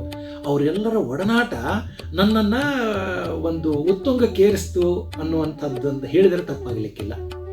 ಇದ್ರ ಜೊತೆಗೆ ಅವರ ಎಷ್ಟೆಲ್ಲ ಅಭಿನಯ ಕುರಿತಾದಂಥ ನಾಟಕಗಳನ್ನು ಅಶ್ವಥ್ ಅವರು, KS ಅಶ್ವಥ್ ಅವ್ರ ಜೊತೆಗೆ ಮಾಡಿದಂಥದ್ದು, ವಾಮನ್ ಅಂಥವ್ರ ಜೊತೆಗೆ ಮಾಡಿದಂಥದ್ದು, ಕೃಷ್ಣಮೂರ್ತಿ ಅಂಥವ್ರ ಜೊತೆಗೆ ಮಾಡಿದಂಥದ್ದು, NK ಅವರೇ ಆ್ಯಕ್ಚುಲಿ ಯಮುನಾಮೂರ್ತಿಯವರಿಗೆ ಯಾಮಿನಿ ಅನ್ನುವಂಥ ಒಂದು ಕಾವ್ಯ ನಾಮವನ್ನು ಕೊಟ್ಟಂಥವ್ರು. ಅಂದರೆ ಬರವಣಿಗೆ ದೃಷ್ಟಿಯಿಂದ ಏನಾದರೂ ನಾಟಕ ಅಥವಾ ಏನಾದರೂ ಕೆಲಸ ಮಾಡಿದಾಗ ಅವರಿಗೆ ಯಾಮಿನಿ ಅಂಥೇಳಿ ಇಟ್ಟುಕೊಂಡು ಕೆಲಸ ಮಾಡಲಿ ಅಥವಾ ಆ ನಿಕ್ ನಿಮ್ಮನ್ನು ಬಳಸ್ಕೊಳ್ಳಿ ಅಂಥೇಳಿ NK ಅವರು ಯಮುನಾಮೂರ್ತಿಯವರಿಗೆ ಕೊಟ್ಟಿರುವಂಥದ್ದು. ನಮ್ಮ ಅಮ್ಮ ಅಂತಂದರೆ ಒಂಥರ ಅನದರ್ ಎಕ್ಸ್ಟ್ರಾರ್ಡಿನರಿ ಪರ್ಸನ್. ಸಮಾಜ ಸೇವೆ ಇವಾಗೆಲ್ಲ ಸ್ವಲ್ಪ ಏನೋ ಚುರುಕಾರು ಮಾಡೋದೆಲ್ಲ ಸಮಾಜ ಸೇವಕರು ಅಂತ ಬಿರುದು ಎಲ್ಲ ಕೊಡ್ತಾರೆ. ಆದರೆ ನಮ್ಮ ಅಮ್ಮ ಮಾಡ್ತಾ ಇದ್ದಿದ್ದ ಸಮಾಜ ಸೇವೆನ ನಿಜವಾಗ್ಲೂ ಎಷ್ಟು ಜ್ಞಾಪಿಸ್ಕೊಂಡ್ರು ಸಾಲದು. ಯಾರು ರಸ್ತೆ ಒಳಗೆ ಏನಾದ್ರು ಹುಷಾರಿಲ್ಲ, ಫಿಟ್ಸ್ ಬಂದು ಬಿದ್ದಿದ್ರೆ ಕೂಡ ಒಳ್ಳೆ ಪುಟ್ಟ ವೈದಿಕ ಬ್ರಾಹ್ಮಣರ ಮನೆಯವರು ನಾವು. ಅಂಥದ್ರಲ್ಲಿ ನಮ್ಮ ಅಮ್ಮ ಹೋಗಿ ಆ ಫಿಕ್ಸ್ ಬಂದವ್ರಿಗೆ ಇದು ಉಪಚಾರ ಮಾಡಿ, ಬಾಯಿಗೆ ಒರೆಸಿ, ಕೈಯಲ್ಲಿ ಬೀಸಿಗೆ ಕೊಟ್ಟು ಏನೇನೋ ಮಾಡಿ ಅವ್ರ ಜ್ಞಾನ ಬಂದಮೇಲೆ ಮನೆಗೆ ಕರ್ಕೊಂಬಂದು ಅವರು ಕಾಫಿ ಕೊಟ್ಟು ಕಳಿಸ್ತಾಯಿದ್ರು. ಮುಸ್ಲಿಮ್ಸು, ಹರಿಜನ್ಸು, ಎಂಥ ಜಾತಿಯಿಂದ ಯಾವತ್ತೂ ನೋಡಿದ್ರಲ್ಲ, ಮನೆಗೆ ಕರ್ಕೊಂಬಂದು ಅವ್ರಿಗೆ ಔಷಧಿ ಕೊಟ್ಟು ಕಾಫಿ ಗೀಫಿ ಕೊಟ್ಟು ಮನೆಗೆ ಕಳಿಸ್ತಾಯಿದ್ರು. ರಸ್ತೆ ಒಳಗೆ ಯಾರ ಮನೇಲಿ ಏನೇ ಕಷ್ಟ ಆಗಲಿ ಅಮ್ಮನಿಗೆ ಹೇಳಿ ಕಳಿಸೋರು. ಯಾರು ಆಸ್ಪತ್ರೆಯಲ್ಲಿದ್ದಾರೆ ಅಂತ ರಾತ್ರಿ ಇರೋ ಜಾತಿ ಯಾರು ಇಲ್ಲ ಅಂದರೆ ಅಮ್ಮ ಹೋಗಿ ರಾತ್ರಿ ಇದು ಬರ್ತಾಯಿದ್ರು. ನಮ್ಮ ಎದುರು ಮನೇಲಿ ಹರಿಜನ್ ಒಬ್ಬರು ಮನೆಗೆ ಅಳಿಯ ಬರ್ತಾನೆ ಅಂದರೆ ಅವ್ರ ಮನೇಲಿ ಅವ್ರಿಗೆ ಹುಷಾರಿರಲಿಲ್ಲ. ಅಮ್ಮ ತುಂಬ ಆವಾಗಲೇ ವಯಸ್ಸಾಗಿತ್ತು, 73-74 ವರ್ಷ ಆಗಿತ್ತು. ಅಂಥವರು ಮಾಡಿ ಹತ್ತು ಹೋಗಿ ಕೂತ್ಕೊಂಡು ಅಳಿಯ ಬರೋ ಟೈಮ್ ಏನೇನು ಮಾಡಬೇಕು ತಿಂಡಿ ತೀರ್ಥ ಎಲ್ಲ ಅಂತ ಅವ್ರಿಗೆ ಹೇಳ್ಕೊಟ್ಟು ಅವ್ರ ಕೈಲಿ ಮಾಡಿಸಿ ನಮ್ಮನೆ ಏನೋ ಅನ್ನೋ ಥರ ಅವ್ರ ಮನೇಲಿ ಮಾಡ್ಕೊಂಡು ಬಂದಿದ್ದು. ಅವ್ರ ಮನೇಲಿ ಹೆಣ್ಮಕ್ಳು ಓದಿಸ್ತಾ ಇರಲಿಲ್ಲ. ಅಮ್ಮ ಅವ್ರಿಗೆ ಹೇಳಿದೆ, ಹೆಣ್ಮಕ್ಳು ಓದಿಸ್ಲೇಬೇಕು ನೀವು, ಅವ್ರು ತಮ್ಮ ಕಾಲ ಮೇಲೆ ತಾವು ನಿಲ್ಲಬೇಕು ಅಂತ ಬಲವಂತ ಮಾಡಿ ಆ ಹುಡುಗಿಗೆ ಸ್ಕೂಲಿಗೆ ಸೇರಿಸಲಿಕ್ಕೆ ಎಲ್ಲ ಮಾಡಿದ್ದು. ಎಷ್ಟೋ ವರ್ಷ ಆಗಿ ನಾನು ಆಕಾಶವಾಣಿಯಿಂದ ಬೆಂಗಳೂರಿಗೆ ಬಂದಾಗ ಯಾವುದೋ ಒಂದು ಆಫೀಸಲ್ಲಿ ಚೀಫ್ ಗೆಸ್ಟ್ ಅಂತ ಕರೆದಾಗ ಆ ಹುಡುಗಿ ಬಂದು, ನೀವು ವೆಂಕಮ್ಮ ಅವ್ರ ಮಗಳಲ್ವಾ ಅಂತಂದ್ರು. ಹೌದು ಅಂದು. ಇವತ್ತು ನಾನು ಓದಿ ಇವತ್ತು ಕೆಲಸದಲ್ಲಿರೋದಕ್ಕೆ ನಿಮ್ಮ ಅಮ್ಮನೇ ಕಾರಣ ಅಮ್ಮ, ನಮ್ಮ ಮನೇಲಿ ಹೆಣ್ಮಕ್ಳು ಓದ್ತಾನೆ ಇರಲಿಲ್ಲ ಅಂದು. ಅಮ್ಮ ಅಂದರೆ ನಿಜವಾಗ್ಲೂ ಶಿ ವಾಸ್ ಸಮಥಿಂಗ್ ಎಕ್ಸ್ಟ್ರಾಆರ್ಡಿನರಿ. ಇಂಥ ಪೇರೆಂಟ್ಸಲ್ಲಿ ಹುಟ್ಟಿದ್ದು ಅಂದರೆ ನಮ್ಮದು ಯಾವುದೋ ಪೂರ್ವಜನ್ಮದ ಪುರಾಕೃತ ಪುಣ್ಯನೇ ಇರಬೇಕು ಅಂತ ನನಗನ್ಸುತ್ತೆ. ಅವರು ಸುಮಾರು 1,000 ನಾಟಕಕ್ಕೂ ಹೆಚ್ಚು ನಾಟಕಗಳನ್ನು ಅವರು ಧಾರವಾಡ ಆಕಾಶವಾಣಿಯಿಂದ ಮಾಡಿರ್ಬೋದು. ಒಂದು 40-50 ನಾಟಕ ಅವರೇ ಸ್ವತಃ ರಚಿಸಿದ್ದಾರೆ. ಈ ನಾಟಕದ ಒಂದು ಸರಣಿಯಲ್ಲಿ ಸುಮಾರು ಅವರು 6 ಬಾರಿ ಅಖಿಲ ಭಾರತ ಆಕಾಶವಾಣಿ ನಾಟಕ ಸ್ಪರ್ಧೆಯಲ್ಲಿ ಪ್ರಥಮ ಬಹುಮಾನವನ್ನು ಗಳಿಸಿದಂಥ ನಾಟಕಗಳನ್ನು ಮಾಡಿದ್ದಾರೆ. ಇದರಲ್ಲಿ ಒಂದು ನಾನೇ ಪಾತ್ರ ಮಾಡಿದ್ದಂಥದ್ದು ದಲಿತ ದುಂದುಬಿ ಅನ್ನುವ ಒಂದು ನಾಟಕ NK ಅವರು ರಚಿಸಿದ್ದು. ಪ್ರಭಾ ಶಿರೂರ್ ಮತ್ತು ಯಮುನಾ ಮೂರ್ತಿಯವರು ಜೊತೆಯಾಗಿ ಅದನ್ನು ನಿರ್ದೇಶಿಸಿ ಅದಕ್ಕೆ ಪ್ರಥಮ ಬಹುಮಾನ ಬಂದಿತ್ತು. ಅದರಲ್ಲಿ ಮುಖ್ಯ ಪಾತ್ರದಲ್ಲಿ ನಾನಿದ್ದೆ. ಸೊ ಇದು ಅವರ ಒಂದು ಪ್ರೊಡಕ್ಷನ್ ಕೆಪಾಸಿಟಿ ಏನಿದೆ ಅದನ್ನು ತೋರಿಸೋದಕ್ಕೆ ಆ ನಾಟಕದಲ್ಲಿ ಅನೇಕ ತಂತ್ರಗಳನ್ನು ಉಪಯೋಗಿಸಿದ್ವಿ. ಅದೇ ರೀತಿಯಾಗಿ ಈಗ ಡಬಲ್ ರೋಲ್ ಇದ್ದರೆ, ಅವಳಿ ಜವಳಿ ಇದ್ದರೆ, ಆಕಾಶವಾಣಿ ನಾಟಕದಲ್ಲಿ ಯಾವ ರೀತಿ ತೋರಿಸ್ಬೋದು, ರಂಗಭೂಮಿಯಲ್ಲಾದರೆ ಬೇರೆ ಥರ ಮಾಡ್ಬೋದು, ಇಬ್ಬರಿಗೆ ಏನೋ ಒಂದು ಡ್ರೆಸ್ ಹಾಕಿ ಏನೋ ಮಾಡ್ತಾರೆ, ಸಿನಿಮಾದಲ್ಲಾದರೆ ರಾಮ್ ಅವ್ರ ಶ್ಯಾಮ್ ಥರ ಮಾಡಿರ್ತಾರೆ. ಆದರೆ ಇಲ್ಲಿ ಯಾವ ರೀತಿ ಮಾಡ್ಬೋದು ಅನ್ನೋದಕ್ಕೆ ಅವರು ಅವಳಿ ಜವಳಿ ಸೋದರನ್ನು ಒಬ್ಬನನ್ನು ಗ್ರಾಮ್ಯದಲ್ಲೂ ಇನ್ನೊಬ್ಬನನ್ನು ನಗರ ಪ್ರದೇಶದಲ್ಲೂ ಬೆಳೆಯುವಂತೆ ಮಾಡಿ ಇಬ್ಬರು ಮಾತನಾಡಬೇಕಾದ್ರೆ ಒಬ್ಬ ಗ್ರಾಮ್ಯ ಭಾಷೆಯಲ್ಲಿ ಇನ್ನೊಬ್ಬ ನಗರ ಭಾಷೆಯಲ್ಲಿ ಮಾತನಾಡೋದು. ಅವ್ರು ಎದುರು ಬದುರು ಬಂದಾಗ ಅವರು ಇಬ್ಬರು ಬೇರೆಯವರು ಅನ್ನೋ ರೀತಿಯಲ್ಲಿ ಗೊತ್ತಾಗುತ್ತೆ. ಆದರೆ ಇಬ್ಬರ ಪಾತ್ರವನ್ನು ಒಬ್ಬನೇ ವಹಿಸಬೇಕಾಗಿತ್ತು. ಆ ಪಾತ್ರವನ್ನು ನಾನು ಮಾಡಿದ್ದೆ. ನನಗೆ ಅದೊಂದು ಸವಾಲಾಗಿದೆ, ನೀನು ಚೆನ್ನಾಗಿ ಮಾಡು ಅಂತೇಳಿ ನನಗೆ ಮಾರ್ಗದರ್ಶನ ಮಾಡಿದರು. ಆ ಚೆನ್ನ ಅನ್ನುವ ನಾಟಕದಲ್ಲಿ ನಾನು ಅವಳಿ ಜವಳಿ 2 ಪಾತ್ರಗಳನ್ನು ಗ್ರಾಮ್ಯ ಮತ್ತು ನಗರ ಭಾಷೆಯಲ್ಲಿ ನಿಭಾಯಿಸಿ ಅದನ್ನು ಯಶಸ್ವಿಗೊಳಿಸಿದ್ದು ಅವರ ಮಾರ್ಗದರ್ಶನದಿಂದನೇ. ಅಲ್ಲದೆ ಅವರದು ಇನ್ನೊಂದು ನನಗೆ ತುಂಬ ಜ್ಞಾಪಕ ಇರುವಂಥದ್ದು ಅಂದರೆ, ವಿಶೇಷ ತ್ರೈಮಾಸಿಕ ನಾಟಕಗಳನ್ನು ಅವರು ಮಾಡ್ತಾಯಿದ್ರು.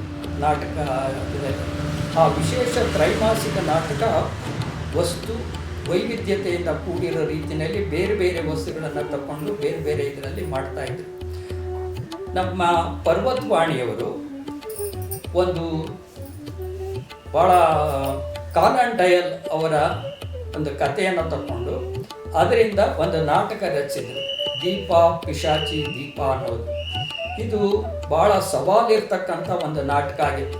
ಯಾಕೆ ಅಂದರೆ ಅದು 1 ಗಂಟೆ ಅವಧಿಯ ನಾಟಕ ಆದರೂ 2 ಪಾತ್ರಗಳಿದ್ದು, ಆ ಪಾತ್ರಗಳೆರಡು ನೆಲಮಾಳಿಗೆ ಒಳಗೆ ಇಳಿದು ಒಬ್ಬ ಮೆಟ್ಟಿಲ ಮೇಲೆ ಇನ್ನೊಬ್ಬ ನೆಲಮಾಳಿಗೆ ಕೆಳಗೆ ನಿಂತು ಅವರು ಮಾತನಾಡೋದು, ಅವರ ಪರಿಚಯ ಮಾಡ್ಕೊಳೋದು, ಅದರಿಂದ ಕತೆ ಬೆಳೀತಾ ಹೋಗೋದು, ಕೊನೆಗೆ ಅವನನ್ನು ನೆಲಮಾಳಿಗೆಯಲ್ಲೇ ಊತು ಅವನು ಒಬ್ಬ ಈಚೆ ಬರುವಂಥದ್ದು. ಇದು ಆ ನಾಟಕದ ವಸ್ತು. ಅದಕ್ಕೆ ಬೇಕಾದಂಥ ವಾತಾವರಣ ನಿರ್ಮಾಣ ಮಾಡಿ ಅದಕ್ಕೆ ಬೇಕಾದಂಥ ಧ್ವನಿಯಲ್ಲಿ ಭಾವನೆಗಳನ್ನು ವರ್ಣಿಸ್ತಕ್ಕಂಥದ್ರಲ್ಲಿ ಅವರು ತುಂಬ ಶ್ರಮ ವಹಿಸಿ ನಮಗೆ ಮಾರ್ಗದರ್ಶನ ಮಾಡಿದರು. ನನ್ನ ಜೊತೆ ನಾನು ಒಂದು ಪಾತ್ರ ಮಾಡಿದ್ದೆ, ನನ್ನ ಜೊತೆ ಪ್ರಸಿದ್ಧ ಸಿನಿಮಾ ನಟರಾದ KS ಅಶ್ವಥ್ ಅವರು ಇನ್ನೊಂದು ಪಾತ್ರ ಮಾಡಿದ್ರು. ನಾವಿಬ್ಬರಿಗೂ ಸಾಮಾನ್ಯವಾಗಿ ಆಕಾಶವಾಣಿಲಿ 2 ರಿಹರ್ಸಲ್ ಮಾಡ್ತಾರೆ. ಆದರೆ ಅಶ್ವಥ್ ಅವರು ಒತ್ತಾಯ ಮಾಡಿ 3 ದಿವಸ ಒಂದೇ ಸಮ ರಿಹರ್ಸಲ್ ಮಾಡಿಸಿ ಅದರಲ್ಲಿ ಒಂದು ಪರಿಪೂರ್ಣತೆಯನ್ನು ಸಾಧಿಸುವವರೆಗೂ ಅವರು ಮಾಡಿ ಅದನ್ನು ಯಶಸ್ವಿಗೊಳಿಸಿದ್ರು. ಅದು ತುಂಬ ಜನಪ್ರಿಯವಾಗಿತ್ತು. ಯಮುನಾ ಮೂರ್ತಿಯವರು, ಪ್ರಭಾ ಶಿರೂರ್ ಅವರು, ಆಮೇಲೆ ಭಾಳಷ್ಟು ಮಂದಿ ನನಗಲ್ಲಿ ಮುಂದೆ ಬಂದಂಥ ಪ್ರೊಡ್ಯೂಸರ್ಸು ಜೇಮ್ಸ್ ಶೆಟ್ಟಿ ಅವರು ಇರ್ಬೋದು, NS ವಾಮನ್ ರಾವ್ ಇರ್ಬೋದು, H.V. ರಾಮಚಂದ್ರ ರಾವ್, ಅವರೆಲ್ಲ ನಮಗೆಲ್ಲ ಕಲಿಸ್ಕೊಡ್ತಿದ್ರು, ಒಂದು ನಾಟಕಕ್ಕೆ ಹೋದಾಗ ಕಲಿಸ್ಕೊಡ್ತಿದ್ರು. ಆದರೆ ನಾ ಹೆಚ್ಚಿಗೆ ಪಳಗಿದ್ದು ಕಲ್ತಿದ್ದು ಯಮುನಾ ಮೂರ್ತಿಯವ್ರ ಕಡೆಯಿಂದ. ಯಮುನಾ ಮೂರ್ತಿಯವರು ಹೇಳ್ತಿದ್ರು, ಮೇಡಮ್ ನಾನು ಯಾವುದೇ ಥರದ ತರಬೇತಿಯನ್ನು ನಾನು ತೊಗೊಂಡಿಲ್ಲ, ಯಾವುದೇ ರಂಗಶಾಲೆ ಒಳಗೆ ನನಗೆ ತರಬೇತಿ ಆಗಿಲ್ಲ. ಮತ್ತು ಹೆಂಗೆ ಅವ್ರು ಹೇಳ್ತಿದ್ರು, ಹುಚ್ಚ ಇಡೀ ವಿಶ್ವವಿದ್ಯಾಲಯ, ಜನತಾ ವಿಶ್ವವಿದ್ಯಾಲಯ ಏನು ಎದುರಿಗೆ ಕಾಣಿಸ್ತದೆ, ಇದರೊಳಗಿಂದ ಆರಿಸಿಕೊಂಡು ನಾವು ಹುಡುಕೊಂಡು ತಗೋಬೇಕು. ಅವರ ವರ ಫಲಪ್ರಸಾದ ಏನೋ ಗೊತ್ತಿಲ್ಲ. ಯಾವುದೇ ಪಾತ್ರನ ಕೊಟ್ಟರೂ ಕೂಡ ಅವ್ರ ಕೈಯೊಳಗೆ ಅವೆಲ್ಲ ಪಾತ್ರಗಳನ್ನು ನಾವು ಮಾಡಿಬಿಟ್ಟಿದ್ವಿ. ಒಂದು ಬಡವನಿಂದ ಹಿಡ್ಕೊಂಡು, ತಿರುಕನಿಂದ ಹಿಡ್ಕೊಂಡು, ರಾಜನ ಪಾತ್ರ, ಆಮೇಲೆ ಐತಿಹಾಸಿಕ ಪಾತ್ರಗಳು, ಪೌರಾಣಿಕ ಪಾತ್ರಗಳು, ಎಲ್ಲ ನಾನಾ ನಮೂನಿ ಪಾತ್ರಗಳನ್ನು ನನ್ನ ಕಡೆಯಿಂದ ಮಾಡಿಸಿದ್ದರು ಅವರು. ಆಯಾ ಪಾತ್ರಕ್ಕೆ ಏನೇನು ಟೂನ್ ಬರ್ತದೆ, ಹೆಂಗೆ ಇದನ್ನು ಮಾಡಬೇಕು. ಆಮೇಲೆ ಅವ್ರ ಕಡೆಯಿಂದ ಮುಖ್ಯವಾಗಿ ಕಲ್ತಿದ್ದು ಅಂದರೆ ಯಾವ ಶಬ್ದಾನ್ನ ಸ್ಟ್ರೆಸ್ ಮಾಡಿ ಮಾತಾಡಿದರೆ ಏನು ಅರ್ಥ ಆಗ್ತದೆ. ಅವ್ರು ಹೇಳಿದ್ದು ಒಂದು ಮಾತಂತಿ, ಒಂದು ಉದಾಹರಣೆ. ಅವರು ಹಾವೇರಿ ಒಳಗೆ ಹಂಪನವರು ಅವ್ರ ಮನೆಯವ್ರದ್ದು ಭಾಷಣ ಇತ್ತು. ನಾನು ಹೋಗಿದ್ದೆ. ನಮ್ಮದು ಮೂಡಲ ಮನೆ ಸೀರಿಯಲ್ ನಡೀತಿತ್ತು. ಸೀರಿಯಲ್ ನಡೆದಾಗಂತಿ ಯಾವಾಗಲೂ ಅವ್ರ ಪಕ್ಕದಲ್ಲೇ ಇರೋವನ. ಯಾಕಂದ್ರೆ ಸುಮ್ಮನೆ ಏನೋ ನಾನು ಹೊಟ್ಟೆಲೇ ಹುಟ್ಟಲಿಲ್ಲ, ಆದರೆ ಮಗನಷ್ಟು ನನ್ನನ್ನು ಬಹಳ ಪ್ರೀತಿ ಮಾಡ್ತಿದ್ರು. ಯಮುನಾ ಮೂರ್ತಿಯವರು ಉತ್ತರ ಕರ್ನಾಟಕದ ಪ್ರತಿ ಮನೆಯಲ್ಲಿಯೂ ಪ್ರತಿ ಮನೆಯಲ್ಲಿಯೂ ಪರಿಚಿತವಾದಂಥ ಹೆಸರಾಗಿದ್ದರು, ಜನಪ್ರಿಯರಾಗಿದ್ದರು. ಅದೇ ರೀತಿ ನಮಗೂ ಕೂಡ ಹೂವಿನ ಜೊತೆಯಲ್ಲಿ ನಾರು ಸ್ವರ್ಗಕ್ಕೆ ಸೇರಿತು ಅನ್ನುವ ಹಾಗೆ ನನಗೂ ಒಂದು ಸ್ವಲ್ಪ ಜನಪ್ರಿಯತೆ ಆಕಾಶವಾಣಿ ನಾಟಕದಿಂದ ಬಂದಿತ್ತು. ಹೀಗೆ ಅವರು ಅನೇಕ ನಾಟಕಗಳನ್ನು ಅವರು ಮಾಡಿದ್ದಾರೆ. ರಾಷ್ಟ್ರೀಯ ನಾಟಕಗಳಂತೂ ಅವರ ಪ್ರೊಡ್ಯೂಸ್ ಮಾಡಿರೋದು ತುಂಬ ಯಶಸ್ವಿಯಾಗಿರುವಂಥದ್ದು. NK ಅವರು ಬರೆದಂಥ ಪಲ್ಲವಿ ಇರ್ಬೋದು, ಕಸಿ ಹೃದಯ ಕಣ್ತೆರೆದಿತ್ತು ಅನ್ನುವ ನಾಟಕ ಇರ್ಬೋದು, ಇವೆಲ್ಲವೂ ರಾಷ್ಟ್ರೀಯ ನಾಟಕಗಳಾಗಿ ಅವು ಬಂದಿವೆ. ಇನ್ನೊಂದು ಅಂದರೆ ಅವರು ಕಥೆಗಳನ್ನು, ಕಾದಂಬರಿಗಳನ್ನು ನಾಟಕಗಳನ್ನಾಗಿ ಮಾಡುವಂಥದ್ದು, ಶ್ರವ್ಯ ನಾಟಕಗಳನ್ನಾಗಿ ಪರಿವರ್ತನೆ ಮಾಡುವಂಥದ್ದು ಮತ್ತು ಹೊಸ ಹೊಸ ನಾಟಕಕಾರರಿಂದ ನಾಟಕಗಳನ್ನು ಶ್ರವ್ಯ ನಾಟಕಗಳನ್ನಾಗಿ ಮಾಡುವಂಥದ್ದು ಕೊಟ್ಟು ಶ್ರವ್ಯ ನಾಟಕಗಳನ್ನು ಬರೆಯುವ ಕಲೆಯನ್ನು ಅವರಿಗೆ ತೋರಿಸ್ತಾ ಇದ್ರು. ಇದರಿಂದಾಗಿ ನಮ್ಮ ಉತ್ತರ ಕರ್ನಾಟಕದ ಭಾಗದಲ್ಲಿ ಅನೇಕ ಜನ ಹೊಸ ನಾಟಕಕಾರರು ಶ್ರವ್ಯ ನಾಟಕಗಳನ್ನು ಬರೆಯುವುದರಲ್ಲಿ ಪರಿಣಿತರಾದರು. ಅನೇಕ ಕಲಾವಿದರು ಪ್ರತಿಯೊಂದು ಜಿಲ್ಲೆಯಲ್ಲಿ ಅನೇಕ ಕಲಾವಿದರನ್ನು ಅವರು ಆಹ್ವಾನಿಸಿ ಅವರಿಗೆ ಅಲ್ಲಿ ಅವಕಾಶ ಕೊಟ್ಟು ಅಭಿನಯಿಸೋದಕ್ಕೆ ಅವಕಾಶ ಕೊಡ್ತಾಯಿದ್ರು. ಅದರಲ್ಲೂ ವೃತ್ತಿ ಕಂಪನಿಯ ಕಲಾವಿದರುಗಳಿಗೆ, ಕಷ್ಟದಲ್ಲಿರ್ತಕ್ಕಂಥ ಕಲಾವಿದರುಗಳಿಗೆ ಕರೆಸಿ ಅವರಿಗೆ ಅವಕಾಶವನ್ನು ಕೊಟ್ಟು, ಅನೇಕರಿಗೆ ಬಾರಿ ಅವಕಾಶ ಕೊಟ್ಟು ಅವರಿಗೆ ಒಂದು ರೀತಿ ಸಹಾಯವನ್ನು ಮಾಡ್ತಾಯಿದ್ರು. ಅವರಿಗೆ ಕಲಾವಿದರು, ವೃತ್ತಿ ಕಂಪನಿ ಕಲಾವಿದರಿರ್ಬೋದು ಅಥವಾ ಹವ್ಯಾಸಿ ಕಲಾವಿದರಿರ್ಬೋದು, ಸಂಗೀತ ಕಲಾವಿದರಿರ್ಬೋದು, ಎಲ್ಲರೂ ಕೂಡ ಒಂದು ರೀತಿ ಆತ್ಮೀಯವಾದಂಥ ಅವರು ಒಂದು ಸಂಬಂಧವನ್ನು ಇಟ್ಕೊಂಡಿದ್ರು. ದೊಡ್ಡ ದೊಡ್ಡ ವ್ಯಕ್ತಿಗಳೊಡನೆ ಸಂಬಂಧಗಳನ್ನು ಇಟ್ಕೊಂಡಿದ್ರು.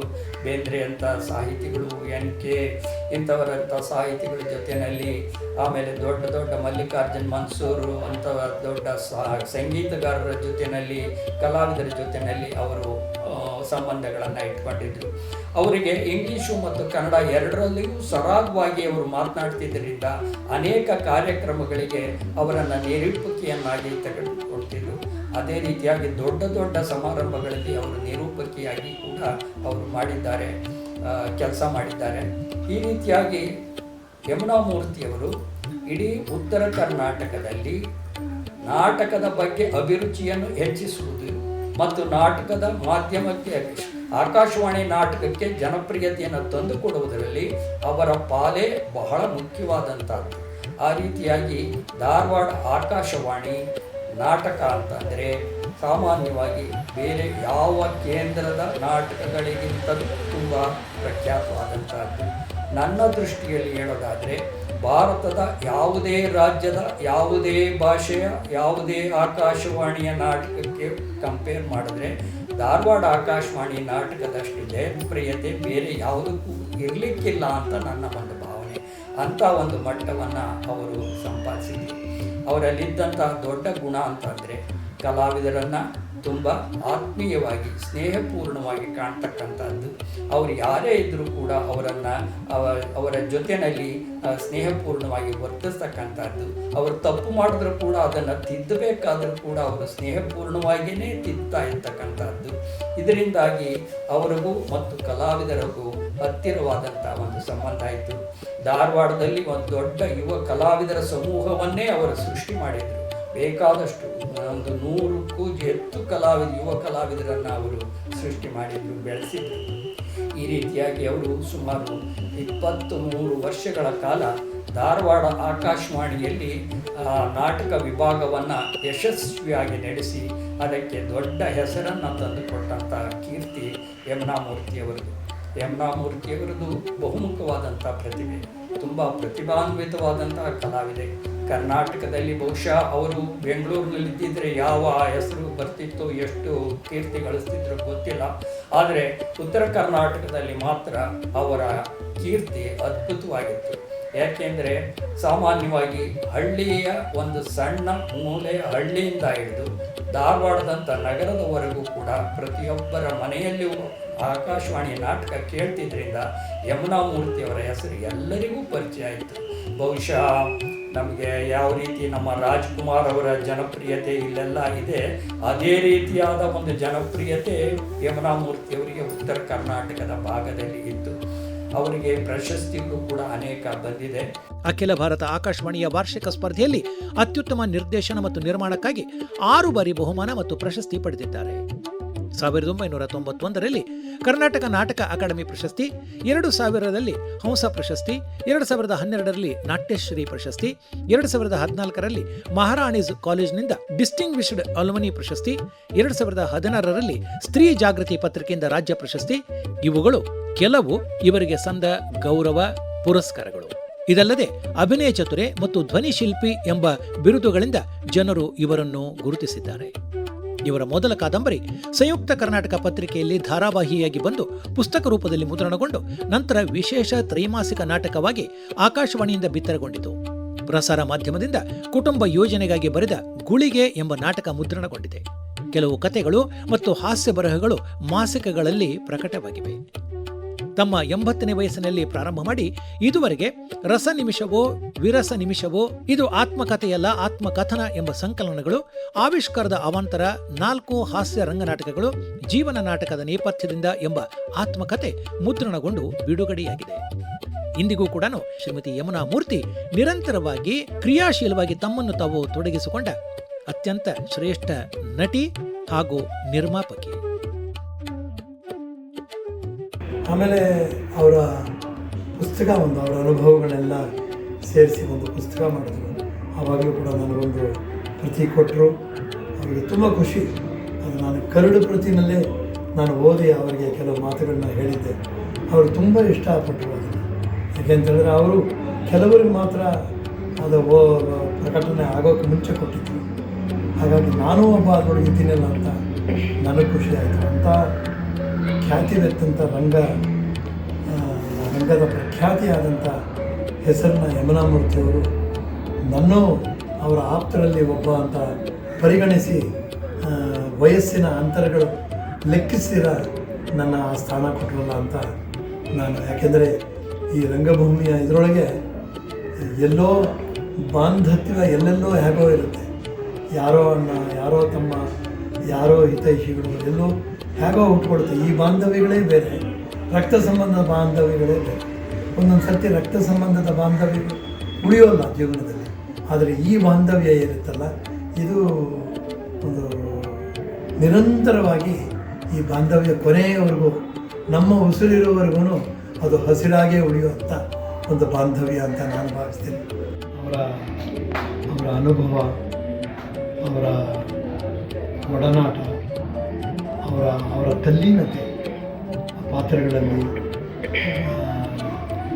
ಅದು ಪಾತ್ರಗಳಲ್ಲಿ ತಲ್ಲೀನವಾಗೋದು ಒಂಥರ. ಆದರೆ ಇವರು ರಂಗಭೂಮಿನಲ್ಲೇ ತಲ್ಲೀನವಾಗಿ ಆ ಚಟುವಟಿಕೆಗಳಲ್ಲಿ ಒಳಗಾಗಿದ್ದರು. ಅದಕ್ಕೆ ತಕ್ಕ ಹಾಗೆ ಅವ್ರು ಯಾಕೆ ಆ ಆಕಾಶವಾಣಿ ಅದರ ಅನುಭವ ಅದೆಲ್ಲ ಅಷ್ಟು ಆಪ್ಯಾಯಮಾನವಾಯಿತು ಅಂತ ಹೇಳಿದ್ರೆ, ಅವರ ಒಳಗಡೆ ಇದ್ದ ಸೂಕ್ತವಾಗಿ ಒಳಗಡೆ ಅಡಗಿದ್ದ ಒಂದು ಇದನ್ನು ಹೊರಗಡೆ ಹಾಕೋಕ್ಕೆ ಒಂದು ಒಳ್ಳೆ ಅವಕಾಶ ಸಿಕ್ಕಿದ್ದು ಅವರಿಗೆ ತುಂಬ ಒಳ್ಳೆಯ ಅದಕ್ಕೆ ಹಾಗಾಗಿ ಅವರಿಗೆ ತುಂಬ ನಾನು ನೆನೆಸ್ಕೊಳ್ಳೋಂಥ ವಿಷಯ ಆಯಿತು ಅಂತ ನಾನು ಅನ್ಕೋತೀನಿ. ಹಾಗಾಗಿ ಅವರು ಒಂದು ಆಸ್ತಿ ಅಂತ ಹೇಳ್ತೀನಿ. ರಂಗಭೂಮಿಯ ಸರಿಯಾಗಿ ಅವ್ರನ್ನ ತೊಡಗಿಸ್ಕೊಳ್ಳೋ ಬಿಡೋದು ಬೇರೆಯವ್ರಿಗೆ ಸಂಬಂಧಪಟ್ಟಿದ್ದು, ಅವರಿಗೆ ತುಂಬ ಖುಷಿ ಕೊಡುವಂಥ ಒಂದು ಅನುಭವ, ಅವರ ಸೇವೆ ಏನಿದೆ ಅದು ಮಹತ್ತರವಾದಂಥದ್ದು, ಅದಕ್ಕೆ ಸರಿಸಾಟಿಯಾದಂಥದ್ದು ಇನ್ನೊಂದಿಲ್ಲ. ಅವ್ರನ್ನ ಬೇರೆಯವರು ಉಪಯೋಗಿಸ್ಕೋಬೇಕು. ಅವ್ರಿಗಿನ್ನೂ ಅವರಲ್ಲಿ ಅಡಗಿರುವಂಥ ಒಂದು ಪ್ರತಿಭೆಗೆ ಸರಿಯಾದಂಥ ಇದು ಬೇಕು ಅಂತ ನಾನು ಈಗಿನ ಯುವ ಪೀಳಿಗೆ ಅರ್ಧಂಬರ್ಧ ಬೆಂದಿರುತ್ತೆ, ಅರ್ಧಂಬರ್ಧ ನಾಲೆಡ್ಜ್ ಇರುತ್ತೆ, ಆಗಲೇ ದೊಡ್ಡ ದೊಡ್ಡ ಸಾಧನೆಗಳು ಮಾಡಿದ್ದೀನಿ ಅಂತ ಮೆರೀತಾರೆ. ಅಂಥವ್ರಿಗೆ ಇಂಥವರ ಮಾರ್ಗದರ್ಶನ ಸಿಕ್ಕಿದ್ರೆ ಅವ್ರು ಇನ್ನೂ ದೊಡ್ಡ ದೊಡ್ಡ ಕೆಲಸಗಳು ಮಾಡೋದಕ್ಕೆ ಸಾಧ್ಯ ಆಗುತ್ತೆ. ಅದು ಯಮುನಾ ಮೂರ್ತಿಯವರ ಒಂದು ಸೇವೆ ಆ ಕಡೆ ಆಗಬೇಕು ಅಂತ ನಾನು ಅನ್ಕೋತೀನಿ. ಸರ್ಕಾರವು ಆ ನಿಟ್ಟಿನಲ್ಲಿ ಕಂಡುಬಿಟ್ಟು ಇಂಥವ್ರನ್ನ ಉಪಯೋಗಿಸ್ಕೋಬಹುದೇನೋ ಅಂತ ನನಗನ್ಸುತ್ತೆ. ಏಜು ಅನ್ನೋದು ಬದಿಗಿಟ್ಟು ಅವರ ಅನುಭವ ಹಾಗೂ ಪರಿಶ್ರಮ ಅದನ್ನಿಟ್ಕೊಂಡು ಯೋಚನೆ ಮಾಡಬಹುದೇನೋ ಅಂತ ನನಗನ್ಸುತ್ತೆ. ಇವತ್ತಲ್ಲ ನಾಳೆ ಅಂಥ ಒಂದು ಜವಾಬ್ದಾರಿಗಳು ಯಮುನಾ ಮೂರ್ತಿ ಸಿಕ್ಕಬೇಕು. ಅವ್ರ ಜೊತೆ ಕೆಲಸ ಮಾಡುವಂಥ ಭಾಗ್ಯ ನನಗೂ ಸಿಕ್ಕಬೇಕು. ಧಾರವಾಡ, ಮೈಸೂರು, ಬೆಂಗಳೂರು ಈ ಆಕಾಶವಾಣಿ ಅನ್ನುವ ಒಂದು ಪ್ರಾಕಾರ ಎಲ್ಲಿಯವರೆಗೆ ಜೀವಂತವಾಗಿರುತ್ತೋ ಅಲ್ಲಿವರೆಗೂ ಕೂಡ ಮರೆಯೋಕೆ ಸಾಧ್ಯವಿಲ್ಲದಂತಹ ಒಂದು ಹೆಸರು ಅಂತಂದರೆ, ಒಂದು ರೀತಿಯಲ್ಲಿ ಆಕಾಶವಾಣಿ ಅಂದ ತಕ್ಷಣ ಅದರ ಜೊತೆಗೆ ಬರುವಂತಹ ಹೆಸರು ಅಂದರೆ ನಮ್ಮ ಯಮುನಾ ಮೂರ್ತಿಯವರು. ಜೀವನದ ಉದ್ದಕ್ಕೂ ಕೂಡ ರಂಗಭೂಮಿಯನ್ನು ಪರಿಚಯಿಸೋದಕ್ಕಿಂತ ತಮ್ಮನ್ನ ತಾವು ರಂಗಭೂಮಿಯಲ್ಲಿ ತೊಡಗಿಸ್ಕೊತಾ ಹೋಗಿ ಅಭಿನಯ ಅಂದರೆ ಏನು ಅನ್ನೋದನ್ನು ತೋರಿಸ್ಕೊಟ್ಟವರು ನಮ್ಮ ಯಮುನಾ ಮೂರ್ತಿಯವರು. ನಿಜ ಹೇಳಬೇಕು ಅಂದರೆ ನಮ್ಮ ತಂದೆಯವರು ಕೂಡ ಅವರ ಅಭಿನಯಕ್ಕೆ ಅಂದರೆ ಭಾವಾಭಿನಯಕ್ಕೆ ಅವರ ಧ್ವನಿಯಲ್ಲಿ ಕೊಡುತ್ತಿದ್ದಂತಹ ಮಾರ್ಪಾಟುಗಳಿಗೆ ಮಾರು ಹೋಗಿ ಅವರ ಮಾತುಗಳನ್ನು ಕೇಳೋದಕ್ಕೆ ಮಂತ್ರಮುಗ್ಧರಾಗಿ ಕೂರ್ತಾ ಇದ್ರು ಅಂದರೆ ಎಷ್ಟು ಆಶ್ಚರ್ಯ ಅಲ್ವಾ. ಇನ್ನು ಯಮುನಾ ಮೂರ್ತಿಯವರ ಡೆಡಿಕೇಶನ್ ಬಗ್ಗೆ, ಅವರು ತಮ್ಮನ್ನ ತಾವು ಅರ್ಪಿಸಿಕೊಂಡ ಬಗ್ಗೆ, ತಾವು ತಪಸ್ಸಿನಂತೆ ಇದನ್ನೆಲ್ಲ ಮಾಡಿದ್ರ ಬಗ್ಗೆ ಕೆಲವು ವಿಚಾರಗಳನ್ನ ನನ್ನ ಅನುಭವಕ್ಕೆ ಬಂದಿದ್ದನ್ನ ಹೇಳಬೇಕು ಅನ್ಸುತ್ತೆ. ಒಂದು ಸಲ ಬೀಚಿಯವರ ಏಕೀಕರಣ ನಾಟಕವನ್ನ ನಾವು ಸಿನಿಮಾ ರೂಪಕ್ಕೆ ತಗೊಂಡ್ಬಂದು ETVಗೆ ಅಂತ ಮಾಡ್ತಾ ಇದ್ದೆ. ಅದರಲ್ಲಿ ಒಂದು ಪಾತ್ರಕ್ಕೆ ಯಮುನಾ ಮೂರ್ತಿಯವರನ್ನ ಹೋಗಿ ಕರೆದಿದ್ದೆ. ನಮ್ಮ ಬನ್ನಿ, ನಮ್ಮ ಜೊತೆ ಸೇರಿ ಅಭಿನಯ ಮಾಡಿ ಬನ್ನಿ ಅಂತ. ಅದರಲ್ಲಿ ನಾನು, ನಮ್ಮ ತಂದೆ ದಯಾನಂದ್, ಮಿಮಿಕ್ರಿ ದಯಾನಂದ್ ಇವರೆಲ್ಲರೂ ಇದ್ರು. ನಾನೇ ಅದನ್ನು ನಿರ್ದೇಶನ ಕೂಡ ಮಾಡ್ತಾ ಇದ್ದೆ. ನಮ್ಮ ಮನೆಯಲ್ಲೇ ಅದರ ಚಿತ್ರೀಕರಣ ನಡೀತಾ ಇತ್ತು. ಬಂದರು, ಅವ್ರದ್ದು ಒಂದು ದೃಶ್ಯ ಆಯಿತು. ಆ ದೃಶ್ಯ ಮುಗಿದ ಮೇಲೆ ಯಾಕೋ ಸ್ವಲ್ಪ ಸುಸ್ತಾದಾಗಾಯಿತು.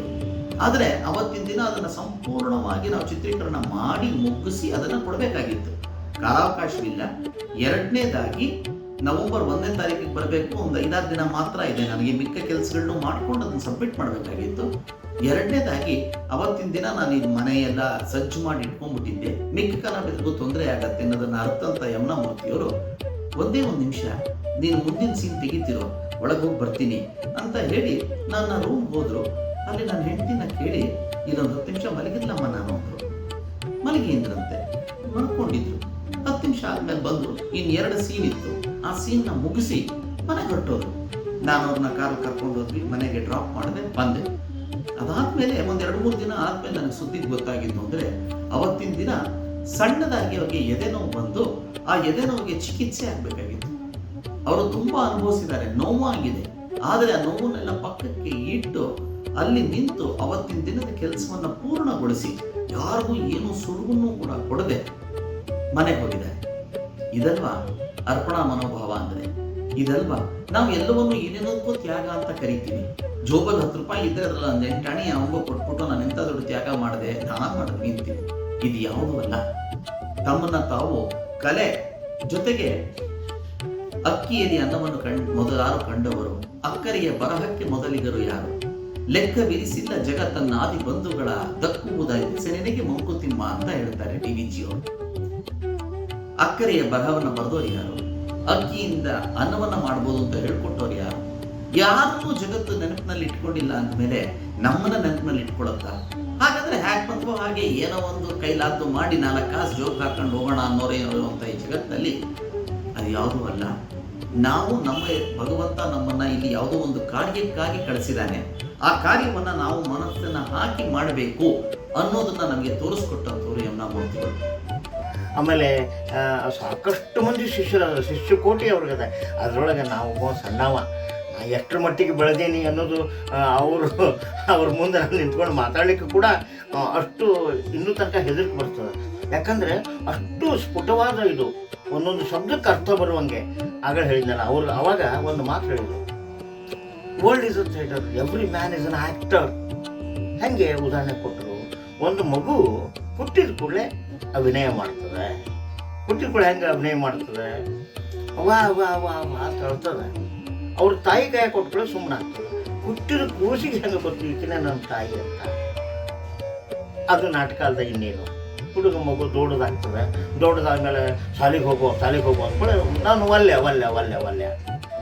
ಅಂದ್ಕೊಳ್ಳೆ. ಅವಾಗ ನನಗೆ ಹೊಟ್ಟೆ ನೋವು ಅಂತ ಮಾತಾಗಿತ್ತು, ಹೊಟ್ಟೆ ನೋವು ಅರೆ ಹೋಗ್ಬಿಡಪ್ಪ, ಇವತ್ತೊಂದು ದಿವಸ ಶಾಲೆಗೆ ಹೋಗ್ಬೇಡ ಅಂದ್ಕೊಳ್ಳೆ. 5 ಮಿನಿಟ್ನಾಗ ಹೊಟ್ಟೆ ನೋವು ಹೋಗ್ತದೆ, ಆಡ್ಲಿಕ್ಕೆ ಹೋಗ್ತದೆ. ಅದು ಎಂಥ ನಾಟಕ ಅದು ಅಂದ್ರೆ ಪ್ರತಿಯೊಂದು ಸ್ಟೇಜ್ನೊಳಗೂ ನಾಟಕ. ಮುಂದೆ ಮಗು ದೊಡ್ಡದಾಗ್ತದೆ, ಎಲ್ಲ ಆಗ್ತದೆ. ನೌಕರಿ ಹತ್ತದ ಮೇಲೆ ಅವರು ಮೇಡಮ್ಮು ಧ್ವನಿಯನ್ನು ಚೇಂಜ್ ಮಾಡಿ ಮಾತಾಡೋರು. ಎಷ್ಟು ಖುಷಿ. ಅಲ್ಲಿ ನೆರೆದಂಥ ಸಾವಿರಾರು ಮಂದಿ ಆ ಮಾತಿಗೆ ಚಪ್ಪಾಳೆ ಹಾಕಿದರು. ಏನಂದರೆ ಬಾಸ್ ಬರ್ತಾನೆ, ಅವ್ರು ಗಂಡು ಧ್ವನಿಯೊಳಗೆ ಹೇಳೋರು, ಇದೆಲ್ಲ ಕೆಲಸ ಇವತ್ತು ಮುಗಿಸಿ ಹೋಗಬೇಕು. ನಮ್ಮದು ಇನ್ನೂ ಸ್ವಲ್ಪ ಫರಕಾದಿತ್ತು. ಆದರೆ ಆ ಮೇಡಮ್ ಬಾಯಿಯೊಳಗೆ, ಯಮುನಾ ಮೂರ್ತಿಯವ್ರ ಬಾಯಿಯೊಳಗೆ ಗದಿ ಗಣಮಗನ ಮಾತಾಡ್ಲಿಕ್ಕತ್ತಾನ ಅನ್ನುವಂಥ ಆ ಕಂಠ ಸಿರಿ ಅವ್ರದ್ದು. ಹೆಣ್ಮಗಳಿಗಂದ್ರೆ ಹೆಣ್ಮಕ್ಳ ಥರನೇ ಆ ಥರ ಧ್ವನಿ, ಈ ಥರ ಧ್ವನಿ ಚೇಂಜ್ ಮಾಡೋದ್ರಂತೂ ಅದ್ಭುತ. ಅವರು ಪರ್ವತ ಅವರು. ಅವಾಗ ಹೇಳ್ತಿದ್ರು, ಎಲ್ಲ ಕೆಲಸ ಮುಗಿಸಿ ಹೋಗ್ಬೇಕು. ಆಯ್ತು ಸರ್, ಮಾಡ್ತೀನಿ ಸರ್. ಅತ್ತಗಡೆ ಬಾಸ್ ಹೋಗ್ತಿದ್ದಂಗೆ, ಬಡ್ಡಿ ಮಗ ಇವ್ರ ಮನೆಯಿಂದ ಪಗಾರ ಕೊಡ್ತಾನೆ ಅನ್ನೋದು. ಅಂದರೆ ಅದು ಎಂಥ ನಾಟಕ.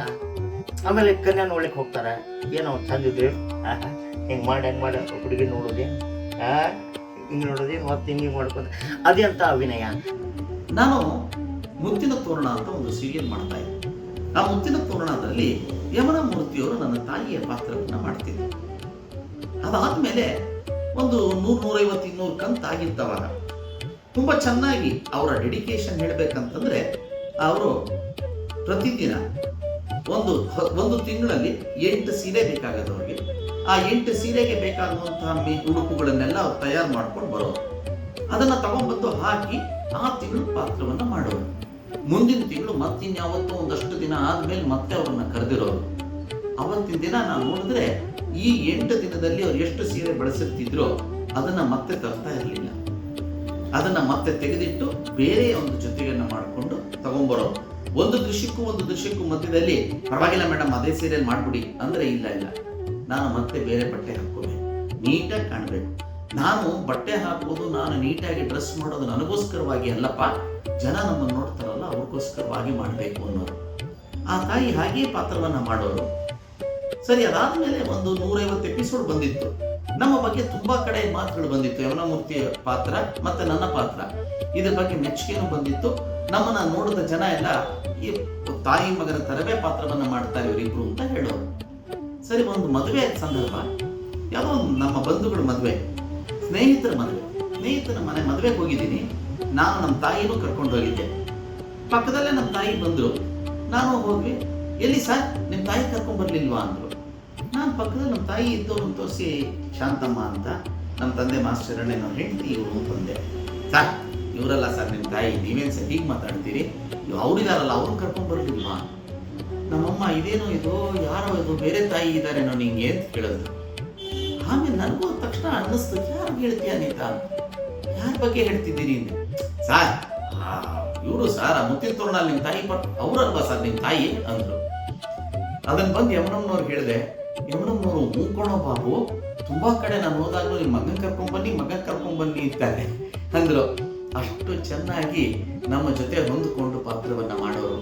ಎಲ್ಲಕ್ಕಿಂತ ಹೆಚ್ಚಾಗಿ ನನಗೂ ಅವ್ರಿಗೂ ಒಂದು 30 ವರ್ಷದ ಅಂತರ ಇದೆ.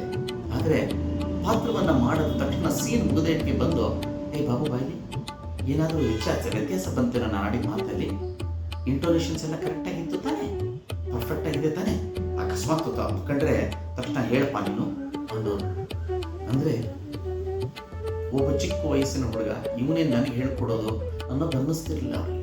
ಅಲ್ಲೇ ಕೂತ್ಕೊಂಡು ಆಮೇಲೆ ಜೊತೆಗೆ ಅವರೇ ಕರೆಕ್ಟ್ ಮಾಡ್ಕೊಳ್ಳೋರು.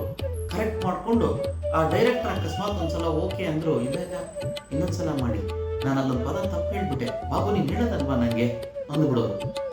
ಈ ರೀತಿಯ ಡೆಡಿಕೇಶನ್ನು, ಈ ರೀತಿಯ ತಮ್ಮನ್ನ ತಾವು ಅರ್ಪಣೆಯನ್ನು ಮಾಡಿಕೊಳ್ಳುವ ಮನೋಭಾವದ ಯಮುನಾ ಮೂರ್ತಿ ಅಂತ ಅಪೂರ್ವವಾದಂಥ, ಎಲ್ಲಕ್ಕಿಂತ ಇವತ್ತಿನ ಕಾಲದಲ್ಲಿ ನಾವು ಕಾಣೋಕೆ ಸಾಧ್ಯವೇ ಇಲ್ಲದಂತಹ ಕಲಾವಿದೆಯ ಬಗ್ಗೆ ನಾನು ಅಕಸ್ಮಾತ್ ಇವತ್ತೇನಾದ್ರು ಒಂದೆರಡು ಮಾತಾಡ್ತಾ ಇದ್ದೀನಿ ಅಂದರೆ ಅದು ನನಗೆ ಸಂದ ಗೌರವ ಅಂತ ನಾನು ಅಂದ್ಕೋತೀನಿ. ಆ ತಾಯಿಗೆ 100 ವರ್ಷ ಆಯಸ್ಸು, ಆರೋಗ್ಯ, ಎಲ್ಲಕ್ಕಿಂತ ಹೆಚ್ಚಾಗಿ ಮನಃಶಾಂತಿಯನ್ನು ಕೊಟ್ಟು ಆ ಭಗವತಿ ಕಾಪಾಡಲಿ ಅನ್ನೋದಕ್ಕಿಂತ ಆ ತಾಯಿಯಲ್ಲಿರುವಂತಹ ಕಲೆಯನ್ನು 4 ಜನಕ್ಕೆ ಹಂಚುವ ಶಕ್ತಿಯನ್ನು ಅವರಿಗೆ ಭಗವತಿ ಕೊಡಲಿ ಅಂತ ಕೇಳ್ಕೊತೇನೆ. ನಮಸ್ಕಾರ. ಯಾವುದೇ ಒಂದು ಕೆಲಸ ಆಗಲಿ ನಾವು ಇಷ್ಟಪಟ್ಟು ಮಾಡೋದಿತ್ತಂದರೆ ಅದು ಕಷ್ಟ ಅನಿಸೋದೇ ಇಲ್ಲ. ಮತ್ತು ಇಷ್ಟ ಇಲ್ಲದೆ ಇರೋ ಕೆಲಸ ಎಷ್ಟೇ ಚೆನ್ನಾಗಿದ್ದು ಕೂಡ ಯಾಕಪ್ಪ ಇದು ಮಾಡ್ತಿದ್ದೀನಿ ಅಷ್ಟು ಬೇಜಾರಾಗ್ಬಿಡುತ್ತೆ.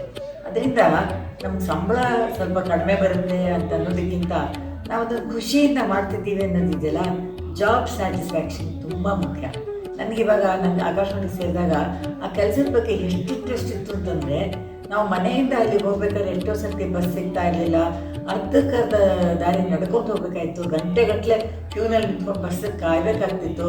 ಅಷ್ಟೆಲ್ಲ ಮಾಡಿದ್ರು ಕೂಡ ಅಲ್ಲಿ ಹೋದ್ಮೇಲೆ ಮೆಷಿನ್ ಸಿಕ್ಕೋಲ್ಲ, ಕಾಯಬೇಕು, ಯಾರು ರೆಕಾರ್ಡಿಂಗ್ ಬರಬೇಕಾಗುತ್ತೆ, ಅವ್ರು ಲೇಟಾಗಿ ಬರ್ತಾರೆ. ಏನೇ ಆದರೂ ಕೂಡ ಒಂದು ಸ್ವಲ್ಪ ನನಗೆ ನೋಡಪ್ಪ ಇದು ಯಾಕಾದ್ರೂ ಕೆಲಸ ಸೇರಿದ್ನು ಅಂತ ಅನ್ನಿಸ್ತಾನೇ ಇರಲಿಲ್ಲ.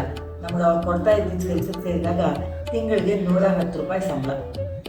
ಅದು ಬೆಳಗ್ಗೆ ಶನಿವಾರ ಭಾನುವಾರ ಕೂಡ ಬೆಳಗ್ಗಿಂದ ರಾತ್ರಿವರೆಗೂ ಯಾವಾಗ ಕೆಲಸ ಇರುತ್ತೆ ಅಲ್ಲಿ ಹೋಗಿ ಮಾಡಬೇಕು.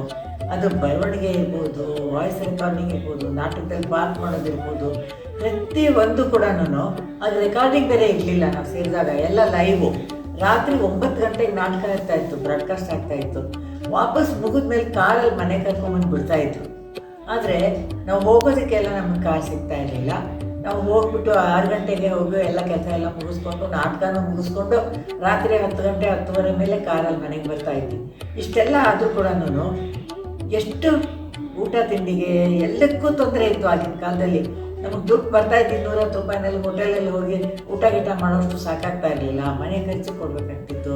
ಇಷ್ಟೆಲ್ಲ ಪ್ರಾಬ್ಲಮ್ ಇದ್ರೂ ಯಾವತ್ತೂ ನನಗೆ ಈ ಕೆಲಸ ಮಾಡಿದ ಕಷ್ಟ ಆಯಿತು ಅಂತ ಅನ್ನಿಸ್ಲಿಲ್ಲ. 58ನೇ ವಯಸ್ಸಲ್ಲಿ ನಾನು ರಿಟೈರ್ ಆದಾಗ ಕೂಡ ಯಾಕಪ್ಪ ಇಷ್ಟು ಬೇಗ ನೀವು ರಿಟೈರ್ಮೆಂಟ್ ಕೊಡ್ತಾ ಇದ್ದಾರೆ, ಇನ್ನೊಂದು 2 ವರ್ಷ ನಾನು ಕೆಲಸ ಮಾಡೋಕ್ಕೆ ಬಿಡಬಾರ್ದಾಗಿತ್ತ ಅಂತ ತುಂಬ ಅಂದರೆ ತುಂಬ ಬೇಜಾರಾಗಿತ್ತು. ಆಮೇಲೆ ನಾನು ಸ್ವಲ್ಪ ತುಂಬ ಗಟ್ಟಿಮುಟ್ಟಿಯಾಗೂ ಇದ್ದೆ. ಅವಾಗ ನಮ್ಮ ಕಲೀಗ್ಸು ಅದೇ ಅಂತಿದ್ರು, ಏನ್ರಿ ನೀವು ಇಷ್ಟೆಲ್ಲ ಆ್ಯಕ್ಟಿವಾಗಿ ಓಡಾಡ್ತೀರಿ, ಎಲ್ಲ ಯಾಕೆ ಆ್ಯಕ್ಟಿವಾಗಿ ಮಾಡ್ತೀರಿ, ನಿಮ್ಗೆ ಅನ್ಯಾಯವಾಗಿ ರಿಟೈರ್ಮೆಂಟ್ ಅಂತ ನಂಬೋಕೆ ಆಗೋದಲ್ರಿ ಅಂತ. ನನ್ನ ದುರದೃಷ್ಟನೋ ಏನೋ, ನಾನು ರಿಟೈರ್ ಆಗಿದ ತಕ್ಷಣವೇ 58 ಇದ್ದಿದ್ದು ರಿಟೈರ್ಮೆಂಟ್ 60 ಆಯಿತು. ಇಲ್ಲೇ ಇದ್ದರೆ ಇನ್ನೂ 1-2 ವರ್ಷ ಕೆಲಸ ಮಾಡ್ಬೋದಾಗಿತ್ತೇನೋ ಅಂತ ಅನ್ಸುತ್ತೆ. ಚಿಕ್ಕ ವಯಸ್ಸಿಂದ ನಾಟಕ, ನೃತ್ಯ ಎಲ್ಲ ಮಾಡ್ತಾಯಿದ್ರು. ತಂದೆ ತಾಯಿ ಇಬ್ಬರೂ ಕಲಾ ಅಭಿಮಾನಿಗಳು, ಸಾಹಿತ್ಯ ಅಭಿಮಾನಿಗಳು, ತುಂಬ ಪ್ರೋತ್ಸಾಹ ಕೊಟ್ಟರು. ಆಮೇಲೆ ಅವರು ಇವಾಗ ನಿವೃತ್ತಿಯಾಗಿ 25 ವರ್ಷಗಳಾದ್ರೂ ತುಂಬ ಸಕ್ರಿಯವಾಗಿ ನಾಟಕ ಆಗಲಿ, ಬರವಣಿಗೆ ಆಗಲಿ, ಸೀರಿಯಲ್ಗಳಾಗಲಿ ಎಲ್ಲದರಲ್ಲೂ ಭಾಗವಹಿಸ್ತಾ ಇದ್ದಾರೆ. ತುಂಬ ಸ್ನೇಹಪರ ಜೀವಿ. ಆಕಾಶವಾಣಿಗೆ ಬಂದ ಪುಟ್ಟ ಹೊಸ ಕಲಾವಿದರನ್ನು ತುಂಬ ಪ್ರೀತಿಯಿಂದ ಮಾತಾಡಿಸಿ ನಿರ್ದೇಶನ ಮಾಡಿ ಸಹಾಯ ಮಾಡ್ತಾಯಿದ್ರು. ನನಗೆ ತುಂಬ ಆಪ್ತ ಸ್ನೇಹಿತೆ.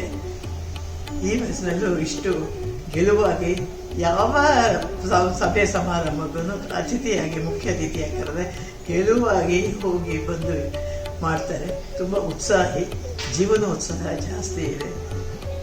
ತುಂಬ ಸ್ನೇಹಪರ, ಒಳ್ಳೆಯ ಹೆಂಗಸು. ದೇವರಾಗಿ ಆಯಸ್ಸು ಆರೋಗ್ಯ ಕೊಟ್ಟು ಕಾಪಾಡಿ ನಾನು ದೇವರಲ್ಲಿ ಬೇಡ್ಕೊಳ್ತೀನಿ. ಅವ್ರ ಕಡೆ ಮುಖ್ಯ ನಾನು ನಾಟಕದಲ್ಲಿ ಕಲಿತದ್ದಂದ್ರೆ ಧ್ವನಿ ಏರಿಳಿತ ಮತ್ತು ಇಂಟೋನೇಷನ್ ಅಂತಾರಲ್ಲ, ಅದು ಇಂಟೋನೇಷನ್ ಹೆಂಗೆ ಮಾಡಬೇಕು, ಯಾಕೆ ಮಾಡಬೇಕು ಅನ್ನೋದು ನನಗೆ ಅಲ್ಲಿ ತನಕ ನಾನು 2-3 ವರ್ಷ ಆದರೂ ಆಕಾಶವಾಣಿ ಸರಿ ಗೊತ್ತಿರಲಿಲ್ಲ. ಕರೆಕ್ಟಾಗಿ ಮಾಡ್ತಿದ್ದೆ, ಹೇಳ್ದಂಗೆ ಮಾಡ್ತಿದ್ದೆ. ಆದ್ರೆ ಅವರು ಅದು ಇಂಟೋನೇಷನ್ನಿಂದ ಅರ್ಥ, ಒಂದು ಶಬ್ದದ ಅರ್ಥ ಹೆಂಗೆ ಬದಲಾಗ್ತದ ಅದನ್ನು ಅವರು ಹೇಳ್ಕೊಟ್ಟ ಮೇಲೆ ನಾನು ನಿಜವಾಗಿ ತಿಳಿಯಿತು ಇಂಟೋನೇಷನ್ಗೆ ಎಷ್ಟು ಮಹತ್ವದ ರೇಡಿಯೋ ನಾಟಕದೊಳಗೆ ಮಾತಿಗೆ ಅಂತ. ಆಮೇಲೆ ನಾವು ಇದಕ್ಕೆ ಹೋಗ್ತಿದ್ವಿ, ಅವರು ಭಾಷಣಕ್ಕೆ ಕರಿತಿದ್ರು. ಅವಾಗ ಡ್ರಾಮಾದ ಬಗ್ಗೆ ಹೇಳೋದು, ರೇಡಿಯೋ ಡ್ರಾಮಾದ ಬಗ್ಗೆ ಎಸ್ಪೆಷಲಿ ಅದನ್ನು ಹೆಂಗೆ ಮಾಡಬೇಕು ಏನು ಅಂತ ಹೇಳ್ತಿದ್ರು. ಉದಾಹರಣೆಗೆ ಅವ್ರು ಸಣ್ಣ ಸಣ್ಣ ಸ್ಕ್ರಿಪ್ಟ್ ತಾವು ಬರೆದದ್ದು ಅಥವಾ ನಾವು ಬ್ರಾಡ್ಕಾಸ್ಟ್ ಮಾಡಿದ್ದು ಯಾವ್ದಾದ್ರು ಸ್ಕ್ರಿಪ್ಟ್ ತೊಗೊಂಡು ಬರ್ತಿದ್ರು, ಅದನ್ನು ನಾವು ಮಾಡಿ ತೋರಿಸ್ತಿದ್ವಿ. ಅದ್ರೊಳಗೆ ಗಂಡು ಪಾತ್ರ ಅವ್ರು ಮಾಡ್ತಿದ್ರು, ಹೆಣ್ಣು ಪಾತ್ರ ನಾವು ಮಾಡ್ತಿದ್ದೆ. ಅದು ಭಾಳ ಎಫೆಕ್ಟಿವ್ ಆಗ್ತಿತ್ತು. ಅವ್ರು ರೇಡಿಯೋ ನಾಟಕ ಹೆಂಗಿರಬೇಕು, ಹೆಂಗೆ ಬರಿಬೇಕು ಅನ್ನೋದು ಹೇಳ್ತಾ ಉದಾಹರಣೆಗೆ ಅಂತ ಹೇಳಿ ಅದನ್ನು ಕೊಡ್ತಿದ್ರು. ಹೀಗಾಗಿ ಈ ಸೈಡಿಗೆಲ್ಲ ಗದಗ, ಬಿಜಾಪುರ ಇಲ್ಲೆಲ್ಲ ನಾವು ಕಾಲೇಜ್ದವ್ರು ಕರೆಸ್ತಿದ್ರು, ಅಲ್ಲೆಲ್ಲ ಹೋಗ್ತಿದ್ವಿ. ಹುಬ್ಬಳ್ಳಿ, ಬೆಳಗಾವಿ ಇಲ್ಲೆಲ್ಲ ಹೋಗೇವಿ. ಅದು ಭಾಳ ಎಂಜಾಯ್ ಮಾಡ್ತಿದ್ದೆ. ನಾವು ಕಂಪ್ನಿನೂ ಅಷ್ಟೇ ಎಂಜಾಯ್ ಮಾಡ್ತಿದ್ದೆ ಮತ್ತು ಆ ಪ್ರೋಗ್ರಾಮ್ನೂ ಎಂಜಾಯ್ ಮಾಡ್ತಿದ್ದೆ ನಾವು. ಆಮೇಲೆ ಅವ್ರು ಪ್ರೊಡ್ಯೂಸರ್ ಆದರು, ನನ್ನ ಬಾಸ್ ಆದ್ರೆ ಖರೆ. ಆದರೆ ಎಂದೂ ನಾವು ಅವ್ರಿಗೆ ಬಾಸ್ ಅಂತ ನೋಡಲಿಲ್ಲ, ಅವ್ರು ನನಗೆ ಅಸಿಸ್ಟೆಂಟ್ ನೋಡಲಿಲ್ಲ. ಮೊದಲೇನು ಫ್ರೆಂಡ್ಶಿಪ್ ಇತ್ತು, ಅದೇ ಫ್ರೆಂಡ್ಶಿಪ್ ಕಂಟಿನ್ಯೂ ಆಯಿತು. ಭಾಳ ಅವರ ಕಂಪನಿ ನಾವೆಲ್ಲ ಫ್ರೆಂಡ್ಸ್ ಕೂಡಿ ಪಿಕ್ನಿಕ್ ಹೋಗೋದು, ಎಲ್ಲ ಪ್ರವಾಸಕ್ಕೆ ಹೋಗೋದು, ಭಾಳ ಎಂಜಾಯ್ ಮಾಡ್ತಿದ್ವಿ. ಅಲ್ಲಿ ಇನ್ನೊಂದಂದ್ರೆ ಅವರಿದ್ದಾಗ ನಮ್ಮದು ಒಂದು ಫ್ರೆಂಡ್ ಸರ್ಕಲ್ ಇತ್ತು. ನಾವೆಲ್ಲರೂ ಕೂಡ ಪಿಕ್ನಿಕ್ ಹೋಗೋದು, ಅಡ್ಡಾಡೋದು, ಇದೆಲ್ಲ ಭಾಳ ಮಾಡ್ತಿದ್ವಿ. ಪೇಟೆಗೆ ಹೋಗ್ಬೇಕಾದ್ರೆ ಕೂಡ ಇಬ್ಬರು ಕೂಡ ಹೋಗೋದು. ಇನ್ನು ಮುಂದೆ ಕೂಡ ಆ ಉತ್ಸಾಹ, ಅವ್ರ ಟ್ಯಾಲೆಂಟು ಅವ್ರು ಇಟ್ಕೋಬೇಕು, ಜನರಿಗೆ ಬೇರೆ ಬೇರೆ ರೀತಿಯಿಂದ ಅದನ್ನು ತಿಳಿಸ್ಕೊಡ್ಬೇಕು, ಅದರ ಉಪಯೋಗ ಮಾಡ್ಕೋಬೇಕು ಅಂತ ನಾನು ಅವ್ರಿಗೆ ಒಳ್ಳೆ ಆರೋಗ್ಯ ವಿಶ್ ಮಾಡ್ತೀನಿ. ಯಾಕಪ್ಪ ಹಿಂಗ್ಯಾಕೆ ಮಾಡ್ಲಿಕ್ಕತ್ತಿದಿ ನೀನು? ಯಾಕೆ ಒಂದೆರಡು ಸರ್ತಿ ಜೋರಾಗಿ ಹೇಳ್ಬೇಕೇನು ನಿನಗೆ? ಒಂಥರ ಅವ್ರ ಡೈಲಾಗ್ ಡೆಲಿವರಿ ಸೋ ಸ್ವೀಟ್, ಅದೆಲ್ಲ ನಂಗೆ ನೆನಪಾಗ್ತದೆ. ಇಲ್ಲಮ್ಮ, ಹಂಗಾಗೋದಿಲ್ಲ. ಸೊ ಒಂದೊಂದು ಕ್ಯಾರೆಕ್ಟರ್ನ ಅವ್ರು ಎನ್ಯಾಕ್ಟ್ ಮಾಡ್ತಿದ್ರು ಒಂದೇ ಇದ್ರೊಳಗೆ, ಚಂಕ್ ಒಳಗೆ. ಯಮುನಾ ಮೂರ್ತಿ ಅವ್ರನ್ನ ಗೊತ್ತಾದ್ಮೇಲೆ ನಾ ಮತ್ತೆ ನಮಸ್ಕಾರ ಮಾಡಿದೆ ಅವ್ರಿಗೆ. ಕಟ್ಟಿಯವರು ಅಂತ, ನಮ್ಮ ಮಗಳ್ರಿ ಸಂಗೀತ, ಕೇಳೀನಿ ಗಿಡವಿಂಡು ಒಳಗೆ ರೇಡಿಯೋ ಕಾಕ ಹೇಳ್ತಿರ್ತಾರೆ, ಅಕ್ಕಮ್ಮ ಹೇಳ್ತಿರ್ತಾರೆ. ಭಾಳ ಪ್ರೀತಿಯಿಂದ ಮಾತಾಡ್ಸಿದ್ರು. ಆಮೇಲೆ ಏನೇ ಹುಡುಗಿ, ಯಾವತ್ತೇ ನನ್ನ ಕಂಡ್ರು ಅಲ್ಲೇ ಏನೇ ಹುಡುಗಿ ಆರಾಮಿದ್ದೇನೋ, ಇವತ್ತ್ಯಾವ್ರಾಗ ಹಾಡ್ಲಿಕ್ಕತ್ತಿದ್ದೆ, ಭಾರಿ ಅಭಿಮಾನದಿಂದ ಕೇಳೋರು. ಆಮೇಲೆ ಹೇಳ್ತಿದ್ರು, ನಂಗೆ ಚಲೋ ನೆನಪದ. ಅವರು ಒಂದ್ಸರಿ ಯಾವುದೋ ಒಂದು ಹಾಡು ಕೇಳಿ, mostly Kanakapura sir composition, I forget, ಆಕಾಶವಾಣಿಗೆ ಹಾಡಿದಾಗ, ನೀನು ಭಾಳ ಚಂದ ಹಾಡ್ತೀಯವ್ವ, ನೀನು ಭಾಳ ಒಳ್ಳೆ ಭವಿಷ್ಯ ಅದ ನಿನಗೆ, ತುಂಬ ಚೆನ್ನಾಗಿ ಹಾಡ್ತೀಯ ಅಂತಂದು. ಥ್ಯಾಂಕ್ ಯು ಮೇಡಮ್, ಆಶೀರ್ವಾದ ತಗೊಂಡೆ. ಇಂಥ ಕಲಾವಿದರು ಬಹಳ ಅಪರೂಪ ನಮ್ಮ ಕಲಾ ಪ್ರಪಂಚದಲ್ಲಿ. ಕೆಲವರೇ ಆ ಥರ ಡೆಡಿಕೇಟೆಡ್ ವಂಡರ್ಫುಲ್ ಸೃಷ್ಟಿಯವರಲ್ಲ. ಕಲಾ ಸರಸ್ವತಿ ಅವರ ಒಂದು ವರಪ್ರಸಾದ. ಅಂದಿನಿಂದ ಇವತ್ತಿನವರೆಗೂ ಯಮುನಾ ಮೂರ್ತಿಯವರು ಬಹಳ ಅಭಿಮಾನದಿಂದ ಫೋನ್ ಮಾಡಿದಾಗಲಿ, ಎಲ್ಲಾದರೂ ಭೇಟಿಯಾದಾಗಲಿ, ಕಲಾವೇದಿಕೆಗಳ ಮೇಲೆ ತುಂಬ ಹೃದಯದಿಂದ ಆಶೀರ್ವಾದ ಮಾಡ್ತಾರೆ, ಮನಸ್ಸು ಪೂರ್ತಿಯಾಗಿ ಹರಿಸ್ತಾರೆ. So I salute this wonderful lady, this most beautiful lady with ravishing dressing sense and ravishing looks. ತುಂಬ ಅದ್ಭುತವಾಗಿ ಡ್ರೆಸ್ ಮಾಡ್ಕೊತಾರೆ. ಎಷ್ಟೋ ಜನಕ್ಕೆ ಅವ್ರು ಮಾದರಿ ಆಗ್ಯಾರ ಅಂತಂದರೆ ಅದು ಅತಿಶಯೋಕ್ತಿ ಆಗಂಗಿಲ್ಲ. ಯಮುನಾ ಮೂರ್ತಿ ಮೇಡಮ್, ವಿ ಲವ್ ಯು. ನಿಮ್ಮಂಥ ದೈತ್ಯ ಪ್ರತಿಭೆ ನಾಟಕ ರಂಗಕ್ಕೆ ಎಷ್ಟೋ ಕೊಡುಗೆಯನ್ನು ಕೊಟ್ಟಿದೆ. ಆದರೆ ಒಬ್ಬ ಸಂಗೀತಗಾರ್ತಿಯಾಗಿ ನಾನು ಹೇಳ್ತಾ ಇದ್ದೀನಿ, ನನಗೆ ನಿಮ್ಮ ಆಶೀರ್ವಾದವೇ ಶ್ರೀರಕ್ಷೆಯಾಗಿ ಎಷ್ಟೋ ಇವತ್ತುವರೆಗೂ ಅದೂ ಒಂದು ಕಾರಣ. ಸೊ ನಿಮ್ಮಂಥವರೆಲ್ಲ ನಮಗೆ ಬ್ಲೆಸ್ ಮಾಡಿದರೆ ಅದು ಮನಸ್ಸಿನಿಂದ, ಅದು ಅಲ್ಲಿಂದ ಇಲ್ಲಿಗೆ ಬರೋದು ಅಂಥದ್ದು ನಾನು ಯಾವಾಗಲೂ ಭಾವಿಸಿದ್ದೇನೆ. ಸೊ ನಿಮಗೆ ದೇವರು ಆರೋಗ್ಯ ಕೊಟ್ಟು 100 ಕಾಲ ಇದೇ ರೀತಿ ನಗ್ನಗ್ತಾ ಹಸನ್ಮುಖಿಯಾಗಿರಿ, 100 ಕಾಲ ನಿಮ್ಮನ್ನು ಸುಖವಾಗಿರಲಿ ಅಂತ ಮತ್ತೆ ನಿಮ್ಮ ಆಶೀರ್ವಾದವನ್ನು ಬೇಡ್ತಾ ಇದ್ದೀನಿ. ನಾನು ನಾಟಕ ಮಾಡ್ತಾನೆ ಇರ್ಬೇಕಾದ್ರೆ ಕಂಟಿನ್ಯೂಸ್ ಆಗಿ ನಮ್ಮ ಲೈಫಲ್ಲಿ ಛಾಯಾ ಕಲಾವಿದ ನಾಟಕ ನಾವು ಕಂಟಿನ್ಯೂ ಮಾಡ್ತಾ ಹೋದ್ವಿ. ನಮ್ಮ ಯಜಮಾನ್ರ ಜೊತೆಗೆ ನಾನು ಪಾರ್ಟ್ ಮಾಡ್ತಾನೆ ಇದ್ದೆ. 61 ಗ್ರೂಪು, ಛಾಯಾ ಕಲಾವಿದರು ಗ್ರೂಪು ಮಾಡ್ತಾ ಇದ್ವಿ ನಾಟಕ. ಆಮೇಲೆ ನನ್ನ ಮದುವೆ ಆಯಿತು. ಮದುವೆ ಆದಮೇಲೆ ಕೂಡ ರಾಮಚಂದ್ರ ಮೂರ್ತಿ ನಾಟಕದಲ್ಲೇ ಇಂಟ್ರೆಸ್ಟ್ ಇದ್ದಿದ್ದರಿಂದ ನಮ್ಮ ಅತ್ತೆಯವರು ನಾಟಕ ಮಾಡೋದು ಕಂಟಿನ್ಯೂ ಮಾಡೋಕ್ಕೆ ಇನ್ನೂ ತೊಂದರೆ ಕೊಡಲಿಲ್ಲ. ಆಮೇಲೂ ನಾಟಕ ಮಾಡ್ತಾಯಿದ್ವಿ. ಆಮೇಲಂತೂ ಆಕಾಶವಾಣಿ ಸೇರಿದ ಮೇಲಂತೂ ನಾನು ನಾಟಕ ಡ್ರಾಮಾ ವಾಯ್ಸ್ ಅಂತ ಕೆಲಸಕ್ಕೆ ಸೇರಿದೆ, ಡ್ರಾಮಾ ಪ್ರೊಡ್ಯೂಸರ್ ಆದೆ. ನನ್ನ ಇಡೀ ಜೀವನ ನಾನು ನಾಟಕದಲ್ಲೇ ಕಳೆದಿದ್ದು.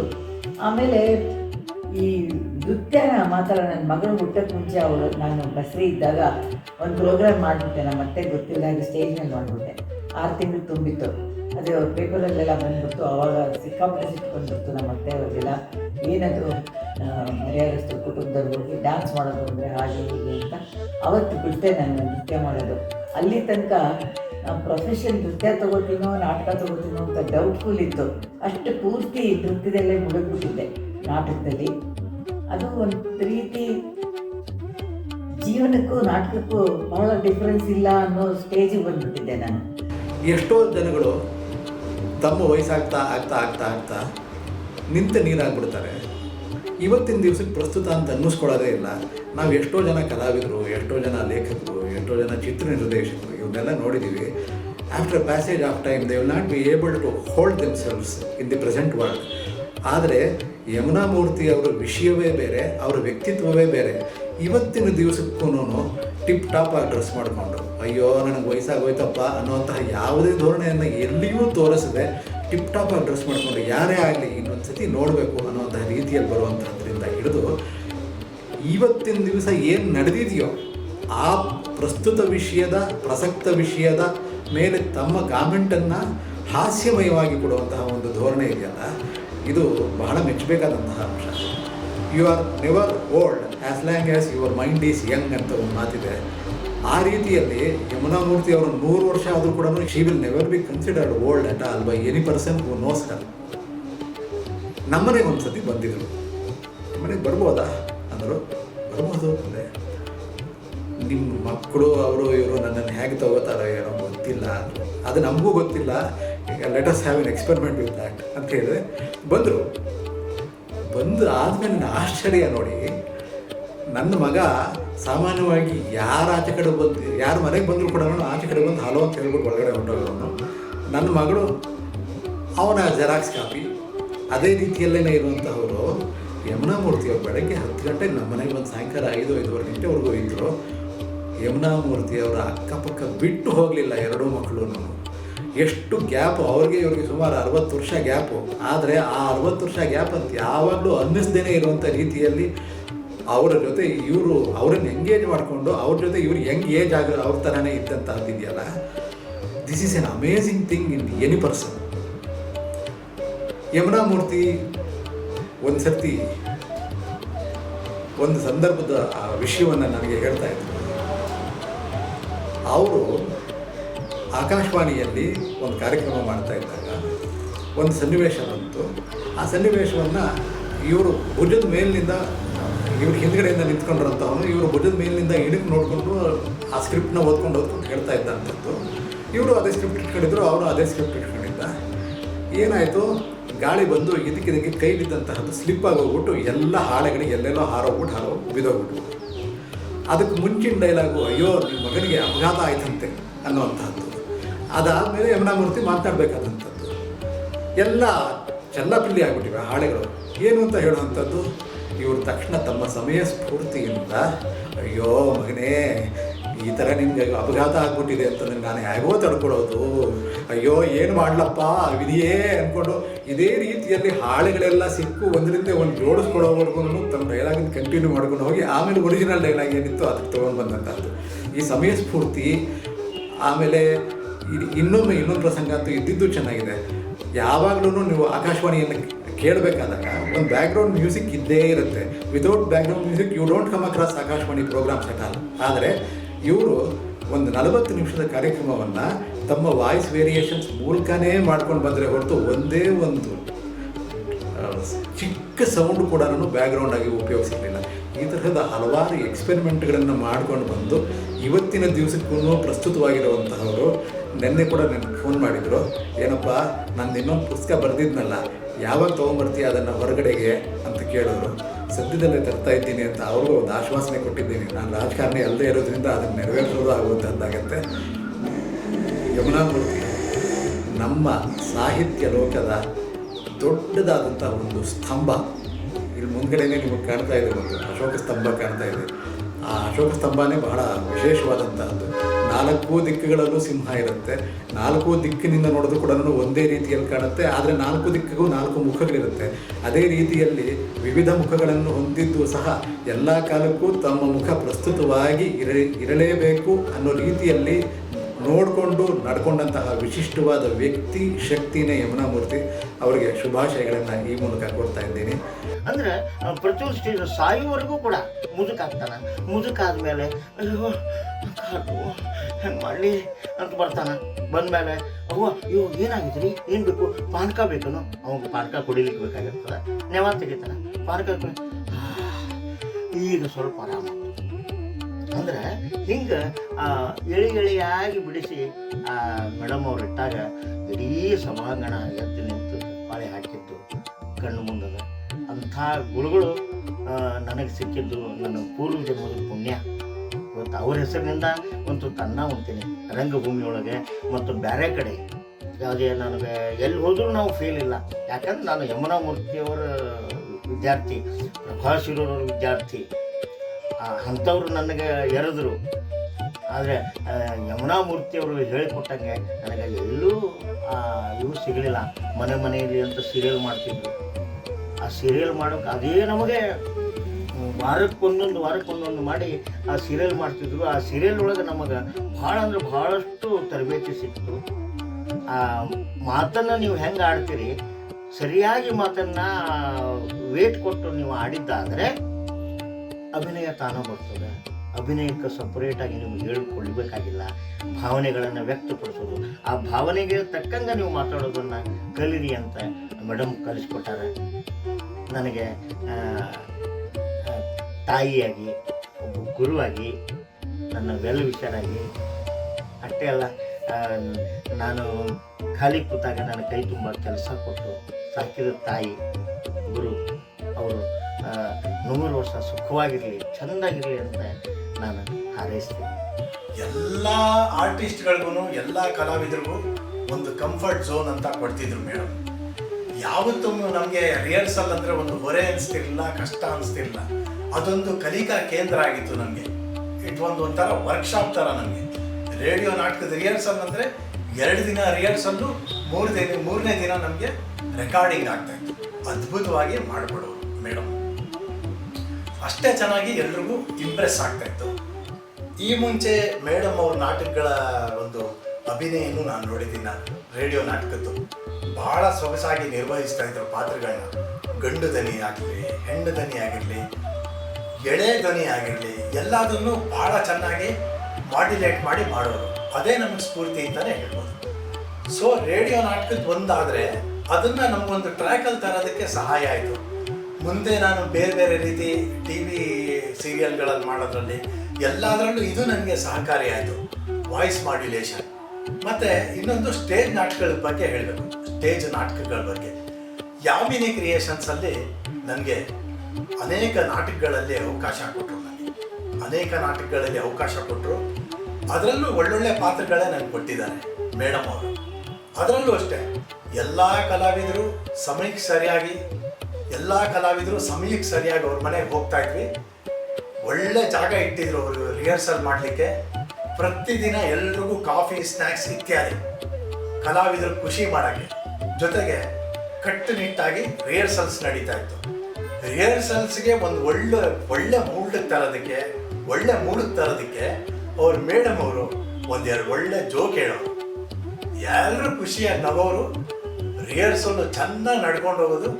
ಫೈನಲಿ ನಾಟಕ ಸೂಪರಾಗಿ ಬರೋದು, ತುಂಬ ಚೆನ್ನಾಗಿ ಬರೋದು ನಾಟಕಗಳು. ಮೈಸೂರಲ್ಲಿ ನಾಟಕ ಮಾಡಿದ್ದೀವಿ ಮೇಡಮ್ ಅವ್ರ ಜೊತೆ.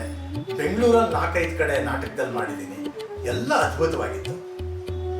ಮತ್ತೇನಂದರೆ ಟೆಲಿಫಿಲ್ಮ್ಸ್ ತೊಗೊಂಡ್ರು ಮೇಡಮ್ ಅವರು. ನನಗೆ ಇದುವರೆಗೂ ಬರೀ ಸ್ಟೇಜ್ಗಳಲ್ಲಿ, ರೇಡಿಯೋ ನಾಟಕಗಳಲ್ಲಿ ಮಾತ್ರ ನನಗೆ ಅನುಭವ ಇದ್ದಿದ್ದು. ಟೆಲಿಫಿಲ್ಮು ಫಸ್ಟ್ ಟೈಮ್ ಚಾನ್ಸ್ ಕೊಟ್ಟರು. ಆ ಟೈಮು ನಾನು ಕರೆಕ್ಟಾಗಿ ಬೇರೆ ಊರಿಗೆ ಹೋಗೋದಕ್ಕೆ ರಿಸರ್ವೇಷನ್ ಮಾಡಿಸ್ಬಿಟ್ಟಿದ್ದೆ. ಶಿರ್ಡಿಗೆ ಹೋಗೋದಕ್ಕೆ ಫುಲ್ ಫ್ಯಾಮಿಲಿಯವರೆಲ್ಲ ರಿಸರ್ವ್ ಮಾಡಿಸ್ಕೊಂಡ್ಬಿಟ್ಟಿದ್ವಿ. ಕರೆಕ್ಟಾಗಿ ಅವತ್ತೇ ನನ್ನ ಕರೆದ್ರು ಶೂಟಿಂಗ್ಗೆ. ನನಗೆಷ್ಟು ಇದ್ರ ಬಗ್ಗೆ ಹುಚ್ಚು ಅಂದರೆ ಎಲ್ಲರನ್ನೂ ದುಂಬಾಲು ಬಿದ್ದು ಒಪ್ಪಿಸಿ ರಿಸರ್ವೇಷನ್ ಕ್ಯಾನ್ಸಲ್ ಮಾಡಿ ಮುಂದಕ್ಕೆ ಹಾಕ್ಕೊಂಡು ಇವ್ರ ಜೊತೆ ಟೆಲಿಫಿಲ್ಮ್ಗೆ ನಾನು ಭಾಗವಹಿಸೋಕ್ಕೆ ಹೋದೆ. ಅದು ಒಳ್ಳೆ ಟೆಲಿಫಿಲ್ಮ್ ಅದು. ಕಲ್ಯಾಣಿಯವರು, ಪ್ರದೀಪ್ ಕುಮಾರ್ ಅವರು, ಪ್ರೇಮ್ ಕುಮಾರ್ ಅವರು ಒಳ್ಳೊಳ್ಳೆ ಕಲಾವಿದರಿದ್ದರು. ಈಗ ಟಿ ವಿಲಿ ತುಂಬ ಪಾಪ್ಯುಲರ್ ಆಗಿರುವಂಥ ಒಬ್ಬರು ಕಲಾವಿದೆ ಫಸ್ಟ್ ಟೆಲಿಫಿಲ್ಮ್ ಅವರು. ಅದನ್ನು ಶೂಟಿಂಗ್ ಆಗುವಾಗ ನನಗೂ ಒಂದು ಹುಡುಗಾಟಿಗೆ ಒಂಥರ ಇದ್ರ ಟೈಪು ಏನಂತೀರ ಆ ಟೈಪ್ ರೋಲು, ಆಫೀಸಲ್ಲಿ ಕೆಲಸ ಮಾಡುವಂಥ ರೋಲ್ ಇತ್ತು. ನನಗೂ ಒಳ್ಳೊಳ್ಳೆ ಲೈನ್ಗಳಿತ್ತು. ನಾನು ವಿಪರೀತ ನರ್ವಸ್ಸು ಶೂಟಿಂಗ್ ಸ್ಟಾರ್ಟ್ ಆದಾಗ. ಮುಖ ಎಲ್ಲ ಬಿಗಿ ಹಿಡಿದು ನಾನು ಡೈಲಾಗು ಹೇಳ್ತಾ ಇದ್ದೆ. ಮೇಡಮ್ ಅವರು ಮಾನಿಟ್ರು ನೋಡ್ತಿದ್ದವರು ಫಸ್ಟೇ ನನ್ನ ಸರಿಯಾಗಿ ತಿದ್ದಿದ್ರು, ಕೂಗಿದ್ರು, ರೀ ಶ್ರೀಕಾಂತ್ ಮುಖ ಎಲ್ಲ ಬಿಗಿ ಹಿಡಿಬೇಡ್ರಿ, ಸರಿಯಾಗಿ ಮಾತಾಡ್ರಿ ಅಂತ ಒಂಥರ ಚೆನ್ನಾಗೇ ಹೇಳಿದ್ರು. ನನಗೆ ಬೇಜಾರಾಗದೇ ಇರೋ ಥರದಲ್ಲಿ ಹೇಳಿದ್ರು. ತಕ್ಷಣ ನಾನು ಸರಿ ಮಾಡಿಕೊಂಡೆ. ಅದು ನನಗೆ ಖುಷಿ ಆಯಿತು.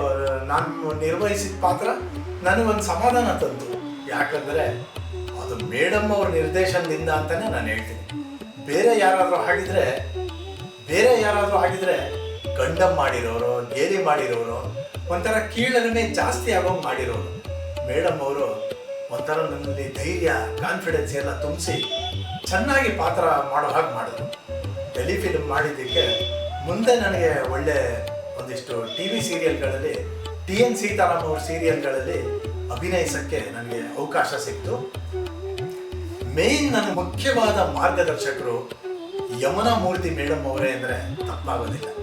ಅಷ್ಟು ಚೆನ್ನಾಗಿ ನಮ್ಮನ್ನು ಗೈಡ್ ಮಾಡಿ, ತಿದ್ದಿ ತೀಡಿ, ನಮ್ಮನ್ನು ಚೆನ್ನಾಗಿ ನೋಡಿಕೊಂಡು ಕಂಫರ್ಟ್ ಝೋನಲ್ಲಿ ಇರೋ ಹಾಗೆ ಮಾಡಿ ನಮ್ಮನ್ನು ಬೆಳೆಸಿರೋ ಒಂದು ಮೇಡಮ್ ಅಂದರೆ ಯಮುನಾ ಮೂರ್ತಿ ಅವರು. ಇನ್ನು ಅವರ ಪರ್ಸನಾಲಿಟಿ ಬಗ್ಗೆ ಹೇಳಬೇಕು ಅಂದರೆ ಹಸನ್ಮುಖಿ ಅನ್ನೋದಕ್ಕೆ ಇನ್ನೊಂದು ಹೆಸರೇ ಯಮುನಾ ಮೂರ್ತಿ ಅವರು. ಯಾವಾಗಲೂ ನನ್ನಂತ ಮಾತಾಡೋದು. ಅವ್ರಿಗೆ ಎಷ್ಟೇ ಏನೇ ನೋವುಗಳು, ಕಷ್ಟಗಳು, ಯಾವುದೇ ಥರದ ತೊಂದರೆಗಳಿದ್ರೂ ಅದನ್ನು ಜೀರ್ಣಿಸ್ಕೊಂಡು ನಮ್ಮ ಜೊತೆ ತುಂಬ ಚೆನ್ನಾಗಿ ಮಾತಾಡೋರು, ವಿಶ್ವಾಸದಿಂದ ವರ್ತಿಸೋರು. ಆಮೇಲೆ ನಾವು ಅವ್ರ ಜೊತೆ ಎಷ್ಟೇ ಹೊತ್ತಿದ್ರು ಕೂಡ ಅವ್ರಿಗೆ ಏನೋ ಒಂಥರ ಇರಿಟೇಟ್ ಆಗ್ತಿರ್ಲಿಲ್ಲ. ಅವರು ಇದ್ದಷ್ಟು ಹೊತ್ತು ಸಮಾಧಾನವಾಗಿ, ಖುಷಿಯಾಗಿ ನಮ್ಮ ಜೊತೆ ಇರೋರು. ಜೀವನದಲ್ಲಿ ಕೂಡ ನಾನು ಎಷ್ಟೋ ಸರ್ತಿ ನನಗೆ ಯಾರು ಮನೆಗೆ ಬಂದರೆ ಎಲ್ಲರಿಗೂ ಕಾಲು ಮುಟ್ಟು ನಮಸ್ಕಾರ ಮಾಡಬೇಕು ಅಂತ ಇಷ್ಟ ಆಗ್ತಿರ್ಲಿಲ್ಲ. ಅವ್ರಿಗೆ ಯೋಗ್ಯತೆ ಇದೆಯೋ ಇಲ್ಲೋ, ಯಾರ್ಯಾರಿಗೋ ಕಾಲು ಮುಟ್ಟಿ ಯಾಕೆ ನಮಸ್ಕಾರ ಮಾಡಬೇಕು ಅಂತಿದೆ. ಅದಕ್ಕೆ ನಮ್ಮ ತಂದೆ ಯಾವಾಗಲೂ ಹೇಳ್ತಿದ್ರು, ಸ್ಟೇಜ್ ಮೇಲೆ ನೀನು ಯಾರ್ಯಾರಿಗೂ ನಮಸ್ಕಾರ ಮಾಡಲ್ಲ, ಅದೇ ಥರ ಮಾಡಿಬಿಡು, ಆ್ಯಕ್ಟಿಂಗ್ ಅಷ್ಟೇ ಅದು ಅಂತ ಹೇಳಿ ಚೇಷ್ಟೆ ಮಾಡ್ತಾಯಿದ್ರು. ಮತ್ತು ಇನ್ನೊಂದು ಮಾತು ಹೇಳ್ತಾಯಿದ್ರು, ಯಾರಿಗೆ ನೀನು ನಮಸ್ಕಾರ ಮಾಡ್ತೀನಿ ನಿನ್ನ ಮನಸ್ಸಲ್ಲಿ ಒಂದು ತಿಳ್ಕೊ, ಆ ವ್ಯಕ್ತಿಗೆ ನಾನು ಮಾಡ್ತಾ ಇಲ್ಲ, ಅವನೊಳಗಿರುವಂಥ ದೇವರಿಗೆ ನಾನು ನಮಸ್ಕಾರ ಮಾಡ್ತೀನಿ ಅಂತ ತಿಳ್ಕೊ, ಬೇಜಾರಾಗಲ್ಲ ನನಗೆ. ಯಾಕಂದರೆ ಪ್ರತಿಯೊಬ್ಬ ಮನುಷ್ಯನಲ್ಲೂ ದೈವಾಂಶ ಇದ್ದೇ ಇದೆ. ಅದಿಲ್ಲದೆ ಇರುವಂಥ ವ್ಯಕ್ತಿ ಪ್ರಪಂಚದಲ್ಲಿ ಇಲ್ಲ. ಎಂಥ ಕೆಟ್ಟವನಾದರೂ ಅವನು ದೇವರ ಅಂಶ ಒಂದು ಇರುತ್ತೆ, ಅದಕ್ಕೆ ನಮಸ್ಕಾರ ಮಾಡೋ ಸಾಕು ಅಂತಿದ್ದು. ಅದೇ ರೀತಿ ನಾನು ಕಂಟಿನ್ಯೂ ಮಾಡ್ಕೊಂಡು ಬಂದೆ. ಅದೇ ಒಂದು ಖುಷಿ ವಿಷಯ. ಸೊ ಟೆಲಿಫಿಲ್ಮಲ್ಲಿ ಒಂದಿಷ್ಟು ಮಾಡಿದ್ದು, ಒಂದು 2-3 ಇದರಲ್ಲಿ ಮಾಡಿದ್ದೆ ಅವ್ರ ಜೊತೆ ಅವ್ರ ನಿರ್ದೇಶನದಲ್ಲಿ ಅಭಿನಯಿಸಿದ್ದೆ. ಅದು ಒಳ್ಳೆ ಅನುಭವ ಸಿಕ್ತು. ಅದಾದಮೇಲೆ ಟಿ ವಿ ಸೀರಿಯಲ್ಲು ಅದು ಬಿಡಿ ಮೇಡಮ್, ಅವರ ಗೈಡೆನ್ಸಲ್ಲೇ ನಾವು ಚೆನ್ನಾಗಿ ಸ್ವಲ್ಪ ಪರ್ಫಾರ್ಮ್ ಮಾಡಲಿಕ್ಕೆ ಸಾಧ್ಯ ಆಯಿತು. ಈಗ ಅವ್ರ ಟೆಲಿಫಿಲ್ಮಲ್ಲಿ ಆ್ಯಕ್ಟ್ ಮಾಡೋದ್ರ ಜೊತೆ 1-2 ಟೆಲಿಫಿಲ್ಮಲ್ಲಿ ನಾನು ಪ್ರೊಡಕ್ಷನ್ ಟೀಮಲ್ಲೂ ಇದ್ದೆ. ಅಂದರೆ ಒಂದು ಅಸಿಸ್ಟ್ ಮಾಡೋ ಥರ, ಇಡೀ ಟೀಮ್ಗೆ ಕೋಆರ್ಡಿನೇಟರ್ ಥರ. ಅದು ನನ್ನ ಖುಷಿಗೆ ನಾನು ಮಾಡಿದ್ದು. ಯಾಕಂದರೆ ಮೇಡಮ್ ನಮ್ಗೆ ಅಷ್ಟು ಕ್ಲೋಸು. ನಾನು ಬ್ಯಾಂಕಿಗೆ ರಜಾ ಹಾಕ್ಕೊಂಡು ಅವ್ರ ಜೊತೆಯಲ್ಲಿ ಇದ್ದು ನಾನು ಪ್ರೊಡಕ್ಷನ್ ಟೀಮಲ್ಲಿ ಒಂದು ಅಸೋಸಿಯೇಟ್ ಆಗಿ ಕೆಲಸ ಮಾಡಿದ್ದೆ. ಅದು ಒಂದು ಎಕ್ಸ್ಪೀರಿಯನ್ಸೇ ನನಗೆ. ಯಾಕಂದರೆ ಅವ್ರು ಯಾವ್ಯಾವ ಥರ ಡೈರೆಕ್ಟ್ ಮಾಡ್ತಾರೆ, ಪ್ರತಿ ಪಾತ್ರನೂ ಹೇಗೆ ಅವರು ಇದು ಮಾಡ್ತಾರೆ, ಮೌಲ್ಡ್ ಮಾಡ್ತಾರೆ, ಹೇಗೆ ಇದು ಮಾಡಿ ಎಲ್ಲ ನೋಡೋ ಒಂದು, ಗಮನಿಸೋ ಒಂದು ಅವಕಾಶ ನನಗೆ. ಆ ಅಸಿಸ್ಟೆಂಟ್ ಆಗಿದ್ದಾಗ ಅಷ್ಟೇ 1-2-3 ದಿನ ಶೂಟಿಂಗ್ ಇರೋದು, ನಾನು ಇರ್ತಿದ್ದೆ ಜೊತೆಯಲ್ಲಿ. ಆಮೇಲೆ ನಾನು 1-2 ಸಲ ಮರ್ತೇ ಹೋಗಿದ್ದೀನಿ. ನಾನು ಅಸಿಸ್ಟೆಂಟ್ ಆಗಿದ್ದು ಮರ್ತೋಗಿದ್ದೀನಿ.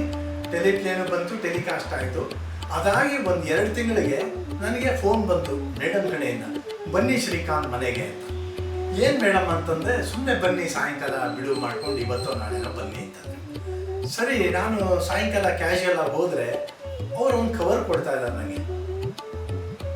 ಏನು ಅಂತ ನನಗೆ ಅರ್ಥ ಆಗಿಲ್ಲ. ಏನು ಮೇಡಮ್ ಇದು ಅಂದೆ.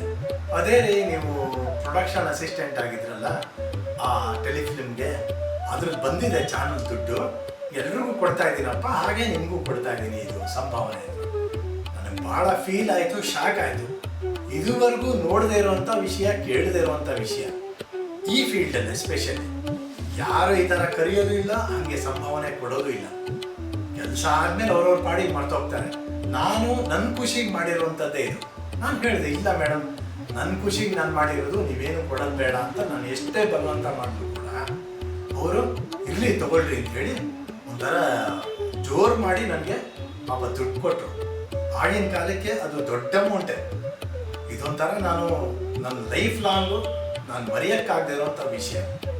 ಇದು ಟೆಲಿಫಿಲ್ಮ್ಗೆ ಆಯಿತು. ಮತ್ತು ಇದರಲ್ಲೂ ಅಷ್ಟೇ, ಟೆಲಿಫಿಲ್ಮ್ ಆ್ಯಕ್ಟ್ ಮಾಡಿದ್ದಕ್ಕೂ ಕೊಟ್ಟಿದ್ದಾರೆ ಸಂಭಾವನೆ. ಇದಲ್ದಿರ ನಾಟಕಗಳಲ್ಲಿ ಮಾಡಿದ್ದೆ ಅಂತ ಹೇಳಿದ ಅವ್ರ ಜೊತೆಲಿ, ಅದು ಕೆಲವು ಸ್ಪಾನ್ಸರ್ಡ್ ನಾಟಕಗಳಿದ್ವು. ಅದರಲ್ಲಿ ಮಾಡಿದಾಗ ಕೂಡ ನಾಟಕ ಎಲ್ಲ ಮುಗಿದು 1 ವಾರ 10 ದಿನದ ನಂತರ ನಮ್ಮನ್ನೆಲ್ಲ ಕರೆದು ಪಾಪ ಕವರ್ ಕೊಡೋರು ಸಂಭಾವನೆ. ಅಂದರೆ ತಮಗೆ ಅಂತ ಏನು ಇಟ್ಕೊಳ್ದೇ ಇರುವಂಥ ಧಾರಾಳ ಮನಸ್ಸಿನ, ಒಳ್ಳೆ ಮನಸ್ಸಿನ, ಹೃದಯವಂತ ಮೇಡಮ್ ಯಮುನಾ ಮೂರ್ತಿ ಅವರು. ಈ ಥರ ತುಂಬ ಅಪರೂಪ ಅಂತಲೇ ಹೇಳ್ತೀನಿ. ಇತ್ತೀಚೆಗೆ ಒಂದು ಅವರ ಜೀವನದ ಬಗ್ಗೆನೇ ಒಂದು ಪುಸ್ತಕ ಬರೆದಿದ್ದಾರೆ. ಭಾಳ ಟ್ರಾನ್ಸ್ಪರೆಂಟ್ ಪುಸ್ತಕ ಅದು. ಒಂಥರ ಧೈರ್ಯವಾಗಿ ಬೋಲ್ಡಾಗಿ ಬರೆದಿರುವಂಥ ಪುಸ್ತಕ. ಪೂರ್ತಿ ಓದಿಸ್ಕೊಂಡು ಹೋಗುತ್ತೆ. ನಾನು ಉಸಿರು ಕಟ್ಕೊಂಡು ಟೈಮ್ ಮಾಡಿಕೊಂಡು ಆ ಓದನ್ನು ಮುಗಿಸಿದೀನಿ. ಆ ಪುಸ್ತಕನ ಮುಗಿಸಿ ಖುಷಿ ಪಟ್ಟಂಥ ವಿಷಯ. ಅದೇನಾಯ್ತಂದರೆ, ಆ ಪುಸ್ತಕದ ರಿಲೀಸ್ ದಿನ ಸುಚಿತ್ರಲ್ಲಿ ರಿಲೀಸ್ ಆಯಿತು. ಇದು ರಿಲೀಸ್ ಎಲ್ಲ ಆಯಿತು, ಫಂಕ್ಷನ್ ಎಲ್ಲ ಆಯಿತು, ಎಲ್ಲ ಆಗಿ ಹೊರಡೋ ಟೈಮಲ್ಲಿ ಅವ್ರುಗಳಿಗೆ ದುಡ್ಡು ಕೊಡಬೇಕು ಅಂತ ನೋಡ್ತಾರೆ. ಬ್ಯಾಗಲ್ಲಿ 10-15 ಸಾವಿರ ರೂಪಾಯಿ ಮಾಯ. ಅದು ಹೇಗೆ ಮಾಯ ಆಯಿತು ದೇವರಿಗೆ ಗೊತ್ತು. ಪಾಪ ಅವ್ರು ಹೆಚ್ಚು ತಲೆ ಕೆಡಿಸ್ಕೊಳ್ಳಿಲ್ಲ, ಏನು ಮಾತಾಡದೆ 10 ನಿಮಿಷ ಸುಮ್ಮನೆ ಕೂತ್ಕೊಟ್ರು ಪಾಪ ಮೇಡಮ್. ಅದಾಗ್ಲೇ ಯಾರೋ ಒಬ್ರು ಸ್ವಲ್ಪ ಕೆಟ್ಟದಾಗೆ ಬೈದರು. ಯಾರು ತಗೊಂಡ್ರೋ ಏನೋ, ಅವ್ರ ಮನೆ ಹಂಗಾಗಲಿ ಹಿಂಗಾಗಲಿ ಅಂತ ಸ್ವಲ್ಪ ಕೆಟ್ಟದಾಗೆ ಬೈದರು. ಆಗ ಮೇಡಮ್ಮು ಅವ್ರನ್ನ ಸುಮ್ಮನೆ ಹಾಕ್ಸಿ, ನೋಡಿ ಇದನ್ನು ತಗೊಂಡಿರೋರು ಯಾವ್ದಾರ ಔಷಧಿಗೋ, ಟ್ರೀಟ್ಮೆಂಟ್ಗೋ, ಯಾವ್ದಾರ ವಿದ್ಯೆಗೋ, ಎಜುಕೇಷನ್ ಪರ್ಪಸ್ಗೋ ಉಪಯೋಗಿಸ್ಕೊಂಡ್ರೆ ತುಂಬ ಒಳ್ಳೇದಲ್ವಾ? ಯಾಕೆ ಆ ಥರ ಅಂತೀರ? ನಮ್ದಲ್ಲ ಇದು, ನಮಗೆ ಲಭ್ಯ ಇಲ್ಲದೆ ಇರೋ ದುಡ್ಡು ಅಂತ ಹೇಳಿ ಸಮಾಧಾನ ಮಾಡಿಕೊಂಡು. ಈ ಥರ ವ್ಯಕ್ತಿತ್ವ ನಾನೆಲ್ಲೂ ನೋಡಿಲ್ಲ, ಮುಂದೆ ನೋಡೋದು ಅಪರೂಪನೇ. ಈ ಥರದ ವ್ಯಕ್ತಿತ್ವಗಳು ಅವ್ರು ನಮಗೆ ಯಾವಾಗಲೂ ಮಾದರಿ. ಇಂಥ ಒಳ್ಳೆ ಮೇಡಮು ಯಾವಾಗಲೂ ಚೆನ್ನಾಗಿರಲಿ, ಖುಷಿಯಾಗಿರಲಿ. ನಾವು ಅವ್ರ ಜೊತೆಯಲ್ಲಿ ಇರ್ತೀವಿ. ಯಾವ ಥರ ನಾನು ಅವ್ರಿಗೆ ಕೃತಜ್ಞತೆ ಹೇಳಬೇಕು ಗೊತ್ತಿಲ್ಲ ನನಗೆ. ಅಷ್ಟು ಮಟ್ಟಿಗೆ ನಮ್ಗೆ ಮೌನ್ ಮಾಡಿದ್ದಾರೆ. ಇಂಥವರು ಸಮಾಜಕ್ಕೆ ಬೇಕೇ ಬೇಕು. ಅವ್ರು ಯಾವಾಗಲೂ ಚೆನ್ನಾಗಿರಲಿ ಅಂತ ನಾನು ಹಾರೈಸ್ತೀನಿ. ನಮ್ಮ ತಂದೆ ವಿಚಾರ ಹೇಳ್ತಾ ಕೂತ್ಕೊಂಡ್ರೆ ಎಷ್ಟೊತ್ತಾದರೂ ಮುಗಿಯೋದೇ ಇಲ್ಲ ಅಂತ. ನಿಜವಾಗ್ಲೂ ನಾನು ಬೇರೆ ಸ್ವಾಮಿಗಳು, ಸನ್ಯಾಸಿಗಳು ಯಾರಿಗೂ ಕಾಲು ಮುಟ್ಟು ನಮಸ್ಕಾರ ಮಾಡೋಕ್ಕೆ ಇಷ್ಟಪಡಲ್ಲ. ಆದರೆ ನಮ್ಮ ತಂದೆಗೆ ಮಾತ್ರ ನಾನು ಮೊನ್ನೆ ಧಾರವಾಡದಿಂದ ಬರ್ತಾ ಹೋಗ್ತಾ ಪ್ರತಿ ಸರ್ತಿನೂ ಅವ್ರ ಕಾಲು ಮುಟ್ಟು ನಮಸ್ಕಾರ ಮಾಡ್ತಿದ್ದೆ. ಯಾಕಂದರೆ ಅವರಲ್ಲಿ ಏನೋ ಒಂದು ದೈವತ್ವ ಇತ್ತು. ಎಲ್ಲಕ್ಕಿಂತ ದೊಡ್ಡದು ಅಂದರೆ ಅವ್ರ ಜನ್ಮದಲ್ಲಿ ಒಬ್ಬರಿಗೆ ಒಂದು ಮಾತು ಕೆಟ್ಟ ಮಾತಾಡ್ಸೋದಿಲ್ಲ. ಅವ್ರಿಗೆ ಎಷ್ಟು ಕೆಟ್ಟದ್ದು ಏನೇ ಮಾಡಿರಲಿ ಅವ್ರ ಬಗ್ಗೆ ನಾವೇನಾದ್ರು ಅಂದರೆ ಹಾಗೆಲ್ಲ ಅನ್ಬಾರ್ದು. ನನ್ನ ಹಣೆ ಬರ ಅವನ ಕೈಲಿ ಹಾಗೆ ಮಾಡಿಸ್ತಾ ದೇವರು, ಅವನೇನು ಮಾಡ್ತಾನೆ ಪಾಪ, ಯಾರನ್ನೂ ಅನ್ಬಾರ್ದು, ಯಾರಿಗೂ ಕೆಟ್ಟ ಮಾತಾಡಬಾರ್ದು ಅಂತ ಇದ್ರು. ಮತ್ತು ಇನ್ನೊಂದೇನೆಂದರೆ, ಯಾರ್ದಾದ್ರ ಬಗ್ಗೆ ಏನಾದ್ರು ನಾವು ಬೇಜಾರು ಮಾಡಿಕೊಂಡ್ರೆ 1 ನಿಮಿಷ ಅವ್ರ ಜಾಗದಲ್ಲಿ ನಿಂತ್ಕೊಂಡು ಯೋಚನೆ ಮಾಡು ನೀನು, ಅವಾಗ ನಿಂಗೆ ಗೊತ್ತಾಗುತ್ತೆ ಅವ್ನು ಮಾಡಿದ ತಪ್ಪಲ್ಲ ಅಂತ ಗೊತ್ತಾಗತ್ತೆ ಅಂತ ಹೇಳ್ತಿದ್ರು. ಅದು ನಾನು ಆಮೇಲೆ ನಾಟಕ ಕಲಿತು ಎಲ್ಲ ಮಾಡಿದ್ಮೇಲೆ ನಮಗದು ಪರಕಾಯ ಪ್ರವೇಶ ಅನ್ನೋ ಪದ ಗೊತ್ತಾಯಿತು. ಆದರೆ ಆಗಲೇ ನಮ್ಮ ತಂದೆ ಬದುಕಿದ್ದಾಗಲೇ ನಾವು ಹೇಗೆ ಚಿಕ್ಕ ವಯಸ್ಸಿಂದ ಅಂತಂದರೆ ಯಾರ್ಯಾರು ಏನಾದ್ರು ನಮ್ಗೆ ಬೈದರೆ ಹೊಡೆದ್ರೆ ಏನಾದ್ರು ಮಾಡೋಕ್ಕೆ ಬಂತು ಅಂದರೆ ಅವ್ರ ಮೇಲೆ ಸಿಟ್ಟು ಬರ್ತಿತ್ತು. ಆದರೆ ಒಂದು ಕ್ಷಣ ಅವ್ರು ಬೈದೆ ಅವ್ರ ಜಾಗದಲ್ಲಿ ನಿಂತ್ಕೊಂಡು ಯೋಚನೆ ಮಾಡಿದಾಗ ಅವನ ಜಾಗದಲ್ಲಿ ನಾನು ಇದೇ ಕೆಲಸ ಮಾಡ್ತಿದ್ನೋ ಏನೋ ಅಂತ ಅನ್ನಿಸ್ಬಿಟ್ಟು ಅವ್ರ ಮೇಲೆ ಸಿಟ್ಟೇ ಬರ್ತಾ ಇರಲಿಲ್ಲ. ಅದು ನಮ್ಮ ತಂದೆಯಿಂದ ನಾವು ಕಲ್ತಿದ್ದು. ಆ ಪರಕಾಯ ಪ್ರವೇಶ ಅನ್ನೋದು ಚಿಕ್ಕ ವಯಸ್ಸಿಂದ ನಮಗೆ ರಕ್ತದಲ್ಲೇ ಕುಡ್ಕೊಂಡು ಬಂದ್ಬಿಡ್ತು ಅಂತ ಅನ್ಸುತ್ತೆ. ಆಮೇಲೆ ಅದನ್ನು ನಾನು ಇದೇ ವೃತ್ತಿಯಾಗಿ, ನಟನೆ ವೃತ್ತಿಯಾಗಿ ತೊಗೊಂಡಾಗ ಪ್ರಾಯಶಃ ನಂಗೆ ತುಂಬ ಸಹಾಯ ಮಾಡ್ತು. ಆಮೇಲೆ ಕೂಡ ನನ್ನ ಜೀವನದಲ್ಲಿ ಎಷ್ಟೋ ಕೆಟ್ಟ ಘಟನೆಗಳಾಯಿತು, ಕೆಟ್ಟ ಜನಗಳನ್ನು ಭೇಟಿ ಮಾಡಿದೆ. ಅವ್ರು ನನಗೆ ಕೆಟ್ಟದ್ದು ಮಾಡಿದಾಗ ನಂಗೆ ಒಂದೊಂದ್ಸತಿ ತುಂಬ ಬೇಜಾರಾಗೋದು, ಬೈಬೇಕು ಅಂತ ಅನ್ನಿಸ್ತಿತ್ತು. ಅವಾಗ ನಮ್ಮ ತಂದೆ ನೆನ್ಪಿಗೆ ಬಂದ್ಬಿಡ್ತಿದ್ರು. ಅವಾಗ ಅನ್ಕೋತಿದ್ದೆ, ಪ್ರಾಯಶಃ ಅವ್ರ ಜಾಗದಲ್ಲಿ ನಿಂತ್ಕೊಂಡಿದ್ರೆ ನನಗೂ ಹೀಗೆ ಅನ್ನಿಸ್ತಿದ್ದೇನೋ ಅಂತ. ಯಮುನಾ ಮೂರ್ತಿ ವರ್ಸಟೈಲ್ ಆ್ಯಕ್ಟರ್. ವರ್ಸಟೈಲ್ ಅಂತಂದರೆ ಅದು ಆಕಾಶವಾಣಿ ಅನ್ನುವಂಥದ್ದು ಒಂದು ಬಹಳ ದೊಡ್ಡ ಇದಾದರೆ ಅದನ್ನು ಬಿಟ್ಟು ಕೂಡ ಕಿರುತೆರೆ ಇರ್ಬೋದು, ಚಲನಚಿತ್ರ ಇರ್ಬೋದು, ಅಥವಾ ಒಂದು ನೃತ್ಯಕ್ಕೆ ಸಂಬಂಧಪಟ್ಟಂಥ ಕಾರ್ಯಕ್ರಮ ಆಗಿರ್ಬೋದು. ಹೌದು, ಒಳ್ಳೆಯ ನೃತ್ಯಗಾರರು ಕೂಡ ಹೌದು ಯಮುನಾ ಮೂರ್ತಿಯವರು. ಅವರು ನಮ್ಮಂಥವ್ರನ್ನೆಲ್ಲರನ್ನು, ಈಗ ನಾನಿರ್ಬೋದು, ಅನಂತರ ಅಕ್ಕಮಾದಿ ಮೋಟೆನವರು ಇರ್ಬೋದು, ಅಥವಾ ಬೇರೆ ಬೇರೆ ಕಲಾವಿದರು, ಮೇವುಂಡಿಯವರು ಇರ್ಬೋದು, ಪರಿಮಳ ಕಲಾವಂತ ಇರ್ಬೋದು, ವೀರಣ್ಣ ಪತ್ತಾರ್ ಇರ್ಬೋದು, ಪದ್ಮಜ ಹುಯಿಲುಗಳು ಇರ್ಬೋದು, ಈ ಥರ ಅನೇಕ ಕಲಾವಿದರನ್ನು, ಅಂದರೆ ಯಾರಲ್ಲಿ ಸಾಮರ್ಥ್ಯ ಇದೆಯೋ, ಯಾರನ್ನು ನಾವು ಯಾವ ಥರ ಮೌಲ್ಡ್ ಮಾಡಿದರೆ ಅವರಿಗೆ ತರಬೇತಿಯನ್ನು ಕೊಟ್ಟರೆ ಅವರು ಉತ್ತಮ ಕಲಾವಿದರು ಆಗಬಲ್ಲರು ಅನ್ನೋದನ್ನು ಅವರು ಕಂಡುಕೊಂಡು ಯಮುನಾ ಮೂರ್ತಿಯವರು ನಿರಂತರವಾಗಿ ಅವರನ್ನು ಬೆಳೆಸುವಂಥ ಒಂದು ಕಾರ್ಯವನ್ನು ಮಾಡಿದರು. ಅದರಲ್ಲಿ ನಾನು ಒಬ್ಬ. ಇವತ್ತು ನಾನು ಆಕಾಶವಾಣಿ, ಅಖಿಲ ಭಾರತ ಆಕಾಶವಾಣಿಯ ಎ ಗ್ರೇಡ್ ಕಲಾವಿದ ಆಗಿ ನಾನಿವತ್ತು ಹೆಮ್ಮೆಯಿಂದ ಅದನ್ನು ಹೇಳಿಕೊಳ್ತೀನಿ ಅಂತಂದರೆ ಅದಕ್ಕೆ ಮುಖ್ಯ ಕಾರಣ ಶ್ರೀಮತಿ ಯಮುನಾ ಮೂರ್ತಿಯವರು. ಇವತ್ತೂ ಕೂಡ, ಈಗ ಅವರು 85 ಅವರ ವಯಸ್ಸು, ಇವತ್ತು ಕೂಡ ಅವರು ಎಷ್ಟು ಆ್ಯಕ್ಟಿವ್ ಆಗಿ ಕೆಲಸ ಮಾಡ್ತಾರೆ, ಅಥವಾ ಎಷ್ಟು ಅಂದರೆ ಮನಸ್ಸು ತುಂಬಿ ಮತ್ತು ಹೃದಯ ತುಂಬಿ ಅವರು ಉತ್ಸಾಹದಿಂದ ರೇಡಿಯೋ ನಾಟಕವನ್ನು ಪ್ರಸ್ತುತಪಡಿಸುವಂಥದ್ದು, ರೇಡಿಯೋ ನಾಟಕದಲ್ಲಿ ಅಭಿನಯವನ್ನು ಮಾಡುವಂಥದ್ದು, ರೇಡಿಯೋ ನಾಟಕಗಳನ್ನು ಬರೆಯುವಂಥದ್ದು, ಎಷ್ಟೆಲ್ಲ ನಾಟಕಗಳನ್ನು ಬರೆದು ರೀಸೆಂಟಾಗಿ ಈ ಒಂದು ವಾರದಲ್ಲೇ ಮತ್ತೊಂದು ರೇಡಿಯೋ ನಾಟಕವನ್ನು ಬರೆದು ನಮ್ಮ ಆಕಾಶವಾಣಿಗಾಗಿ ಕಳಿಸಿದರು. ಅಂದರೆ ಇಂಥ ಅದ್ಭುತವಾದಂಥ ಒಂದು ಪ್ರತಿಭೆ ನಮ್ಮನ್ನು ಬೆಳೆಸ್ತು, ನಮ್ಮನ್ನು ಇವತ್ತು ಈ ಸ್ಥಿತಿಗೆ ತಂತು ಅಂತ ಹೇಳಿದರೆ ತಪ್ಪಾಗಲಿಕ್ಕಿಲ್ಲ. ಕಿರುತೆರೆಯಲ್ಲೂ ಕೂಡ ಅವರ ಅಭಿನಯವನ್ನು ಪ್ರೇಕ್ಷಕರು ಭಾಳ ಜನ ನೋಡಿದ್ದಾರೆ, ಮೆಚ್ಚಿಕೊಂಡಿದ್ದಾರೆ. ಆಕಾಶವಾಣಿಯಲ್ಲೂ ಕೂಡ ಅವರು ಮಾಡದೇ ಇರುವಂಥ ಕೆಲಸಗಳಲ್ಲಿ ಬೆಳಗ್ಗೆ 5ರಿಂದ ಆರಂಭ ಮಾಡಿ, ನಾನು ಅವರ ಕೆಲಸ ಕಾರ್ಯಗಳನ್ನು ನೋಡಿದ್ದೀನಿ, 5ರಿಂದ ಆರಂಭ ಮಾಡಿ ರಾತ್ರಿ 11ರವರೆಗೆ ನಿರಂತರವಾಗಿ ರೇಡಿಯೋ ನಾಟಕಗಳನ್ನು, ಅದು ಎಂಥೆಂಥ ನಾಟಕಗಳು, ರೇಡಿಯೋ ನಾಟಕಕ್ಕೆ ಸವಾಲಾಗುವಂಥ ನಾಟಕಗಳನ್ನು ಅವರು ಆಯ್ಕೆ ಮಾಡಿ, ಆನಂತರ ಅನೇಕ ಬಹುಮಾನಗಳನ್ನು ಕೂಡ, ಅದು ರಾಜ್ಯ ಮಟ್ಟದ ಬಹುಮಾನ ಆಗಿರ್ಬೋದು, ಅಖಿಲ ಭಾರತ ಆಕಾಶವಾಣಿ ಮಟ್ಟದ ಬಹುಮಾನಗಳನ್ನು ಆಗಿರ್ಬೋದು, ಅವನ್ನೆಲ್ಲವೂ ಕೂಡ ಬಹುಮಾನವನ್ನು ಗಳಿಸಿದಂಥವರು ಯಮುನಾ ಮೂರ್ತಿಯವರು. ನಿಜವಾಗಲೂ ಹೇಳ್ತೀನಿ, ಆಕಾಶವಾಣಿ ಧಾರವಾಡಕ್ಕೆ ವಿಶೇಷವಾಗಿ ನಾಟಕಕ್ಕೆ, ಸಂಗೀತಕ್ಕಾದರೆ ಈಗ ನಮ್ಮ ಪಂಡಿತ್ ಭೀಮಸೇನ್ ಜೋಶಿಯವರು, ಮಲ್ಲಿಕಾರ್ಜುನ್ ಮನ್ಸೂರ್ ಅವರು, ಡಾಕ್ಟರ್ ಗಂಗೂಬಾಯಿ ಹನಗಲ್ ಅವರು, ಬಸವರಾಜ ರಾಜಗುರು ಅವರು, ಇಂಥವರೆಲ್ಲರೂ ಸಂಗೀತಕ್ಕೆ ಧಾರವಾಡ ಆಕಾಶವಾಣಿಗೆ ಒಂದು ಹೆಸರು ತಂದುಕೊಟ್ರು. ಅದೇ ಮಟ್ಟದಲ್ಲಿ ಇಡೀ ಅಖಿಲ ಭಾರತ ಆಕಾಶವಾಣಿ ಒಂದು ವಲಯದಲ್ಲಿ ಧಾರವಾಡ ಆಕಾಶವಾಣಿ ನಾಟಕಗಳಿಗೆ ಒಂದು ಸ್ಟಾರ್ ವ್ಯಾಲ್ಯೂವನ್ನು ತಂದುಕೊಟ್ಟವರು ಶ್ರೀಮತಿ ಯಮುನಾ ಮೂರ್ತಿಯವರು ಅಂತೇಳಿ ಬಹಳ ಅಭಿಮಾನದಿಂದ ನಾವು ಹೇಳ್ಕೊಳ್ಬೋದು. ಅವರ ಜೊತೆಗೆ ಕೆಲಸ ಮಾಡಿದಂಥ ಶ್ರೀಮತಿ ಪ್ರಭಾ ಸೀರೂರವರು ಕೂಡ ನಮ್ಮನ್ನು ಬೆಳೆಸುವಲ್ಲಿ ಬಹಳ ದೊಡ್ಡದಾದಂಥ ಒಂದು ತರಬೇತಿಯನ್ನು, ಒಂದು ನಮಗೆ ಒತ್ತಾಸೆಯನ್ನು ಮತ್ತು ಬೆಂಬಲವನ್ನು ನೀಡ್ತಾ ಬಂದಂಥವ್ರು. ಒಂದು ಹಂತದಲ್ಲಿ ಯಮುನಾ ಮೂರ್ತಿ ಮತ್ತು ಪ್ರಭಾ ಸೀರೂರು ಇಬ್ಬರು ಅಕ್ಕ ತಂಗಿಯರು, ಅಷ್ಟೇ ಸೌಹಾರ್ದಯುತವಾಗಿ ಮತ್ತು ಅಷ್ಟೇ ಸಹೃದಯತೆಯಿಂದ ಅವರಿಬ್ಬರು ಆಕಾಶವಾಣಿ ಧಾರವಾಡದ ನಾಟಕ ವಿಭಾಗವನ್ನು ಎತ್ತಿ ಕಟ್ಟುವಲ್ಲಿ, ನಾಟಕ ವಿಭಾಗಕ್ಕೆ ಒಂದು ಮನ್ನಣೆಯನ್ನು ದೊರಕಿಸಿಕೊಡುವಲ್ಲಿ ಕೆಲಸ ಮಾಡಿದರು. ಎಂಥೆಂಥ ನಾಟಕಗಳನ್ನು ಮಾಡಿದರು ಅಂದರೆ ಇವತ್ತು ಆ ನಾಟಕಗಳನ್ನು ಕೇಳಿದಾಗ ಮೈ ರೋಮಾಂಚನ ಆಗ್ತದೆ. ಅಂತ ಅದ್ಭುತವಾದಂಥ ಕಲಾವಿದೆ ಶ್ರೀಮತಿ ಯಮುನಾ ಮೂರ್ತಿಯವರು. ಅವರ ಬದುಕು, ಆ ಬದುಕಿನ ಸಂಬಂಧಪಟ್ಟಂಥ ಅವರ ಆತ್ಮಕಥೆಯನ್ನು ಕೂಡ ನಾನು ಓದಿದ್ದೀನಿ. ಅವರು ಬರೆದಂಥ ಕಥೆಗಳಿರ್ಬೋದು ಅಥವಾ ಅವರು ಭಾಗವಹಿಸಿದಂಥ ಕಾರ್ಯಕ್ರಮಗಳಿರ್ಬೋದು, ಅವನ್ನೆಲ್ಲನೂ ನಾನು ಬಹಳ ಆಸ್ವಾದನೆ ಮಾಡಿದ್ದೀನಿ. ಬಹಳಷ್ಟು ವಿಷಯಗಳನ್ನು ನಾನು ಕಲಿತೇನೆ ಅವರ ಬದುಕಿನಿಂದ. ಅದು ಹೆಂಗಂದರೆ ಬದುಕು, ಬರಹ ಮತ್ತು ಕಾರ್ಯ, ಈ ಥರ 3 ಹಂತಗಳಲ್ಲಿ ನಮ್ಮಂಥವ್ರು ಆಕಾಶವಾಣಿಗಾಗಿ ಏನಾದರೂ ಮಾಡಬೇಕು ಅನ್ನೋಂಥ ತುಡಿತಾ ಇರುವಂಥವ್ರಿಗೆ ಒಂದು ಮಾದರಿಯಾಗಿ ನಮಗೆ ಯಮುನಾ ಮೂರ್ತಿ ನಮ್ಮ ಕಣ್ಣು ಮುಂದೆ ನಿಲ್ತಾರೆ ಅನ್ನೋದಕ್ಕೆ ಯಾವ ಸಂಶಯವೂ ಇಲ್ಲ. ಆ ತಾಯಿ ಇನ್ನೂ 100 ವರ್ಷ ಇನ್ನೂ ಅದ್ಭುತವಾದಂಥ ಕಾರ್ಯಗಳನ್ನು ಮಾಡಲಿ, ಇನ್ನೂ ಆಕಾಶವಾಣಿ ನೆನಪಿಡುವಂಥ ಕಾರ್ಯಕ್ರಮಗಳನ್ನು, ನೆನಪಿಡುವಂಥ ನಾಟಕಗಳನ್ನು ಮಾಡಲಿ.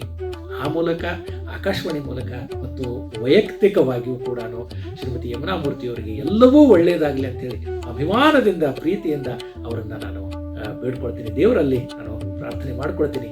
ನಮಸ್ಕಾರ. ಅದಾದಮೇಲೆ ರಿಟೈರ್ ಆದಮೇಲೂ ಕೂಡ ನಾನು ರಂಗನಾಟಕಗಳಂತೂ ಕಂಟಿನ್ಯೂ ಮಾಡ್ತಾನೇ ಇದ್ದೆ. ಆಮೇಲೆ ಟಿ ವಿನಲ್ಲಿ ಮಾಡೋಕ್ಕೆ ಶುರು ಮಾಡಿದೆ.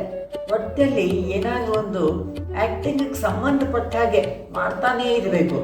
ಯಾವುದು ಮಾಧ್ಯಮ ಅದು ಪರವಾಗಿಲ್ಲ, ಆ್ಯಕ್ಟಿಂಗ್ ಮಾಡ್ತಾ ಇದ್ದರೆ ಮಾತ್ರ ನಾನು ಜೀವಂತವಾಗಿರ್ತೀನಿ ಅಂತ ನನಗೆ ಅನ್ನಿಸ್ತಾ ಇತ್ತು. ಒಂದು ಟಿ ವಿನಲ್ಲಿ ಮಾಡೋದಾಗಲಿ, ರೇಡಿಯೋಲ್ಲಿ ಮಾಡೋದೇ ಆಗಲಿ, ರಂಗನಾಟಕದಲ್ಲಿ ಮಾಡೋದೇ ಆಗಲಿ, ಏನೇ ಮಾಡಿದ್ರು ನಾಟಕ. ನಾವು ಯಾವಾಗಲೂ ಏನಂದರೆ ಇದು ಇದು ಪ್ರಪಂಚನೇ ಒಂದು ಸೃಷ್ಟಿನೇ ಇದೊಂದು ನಾಟಕ.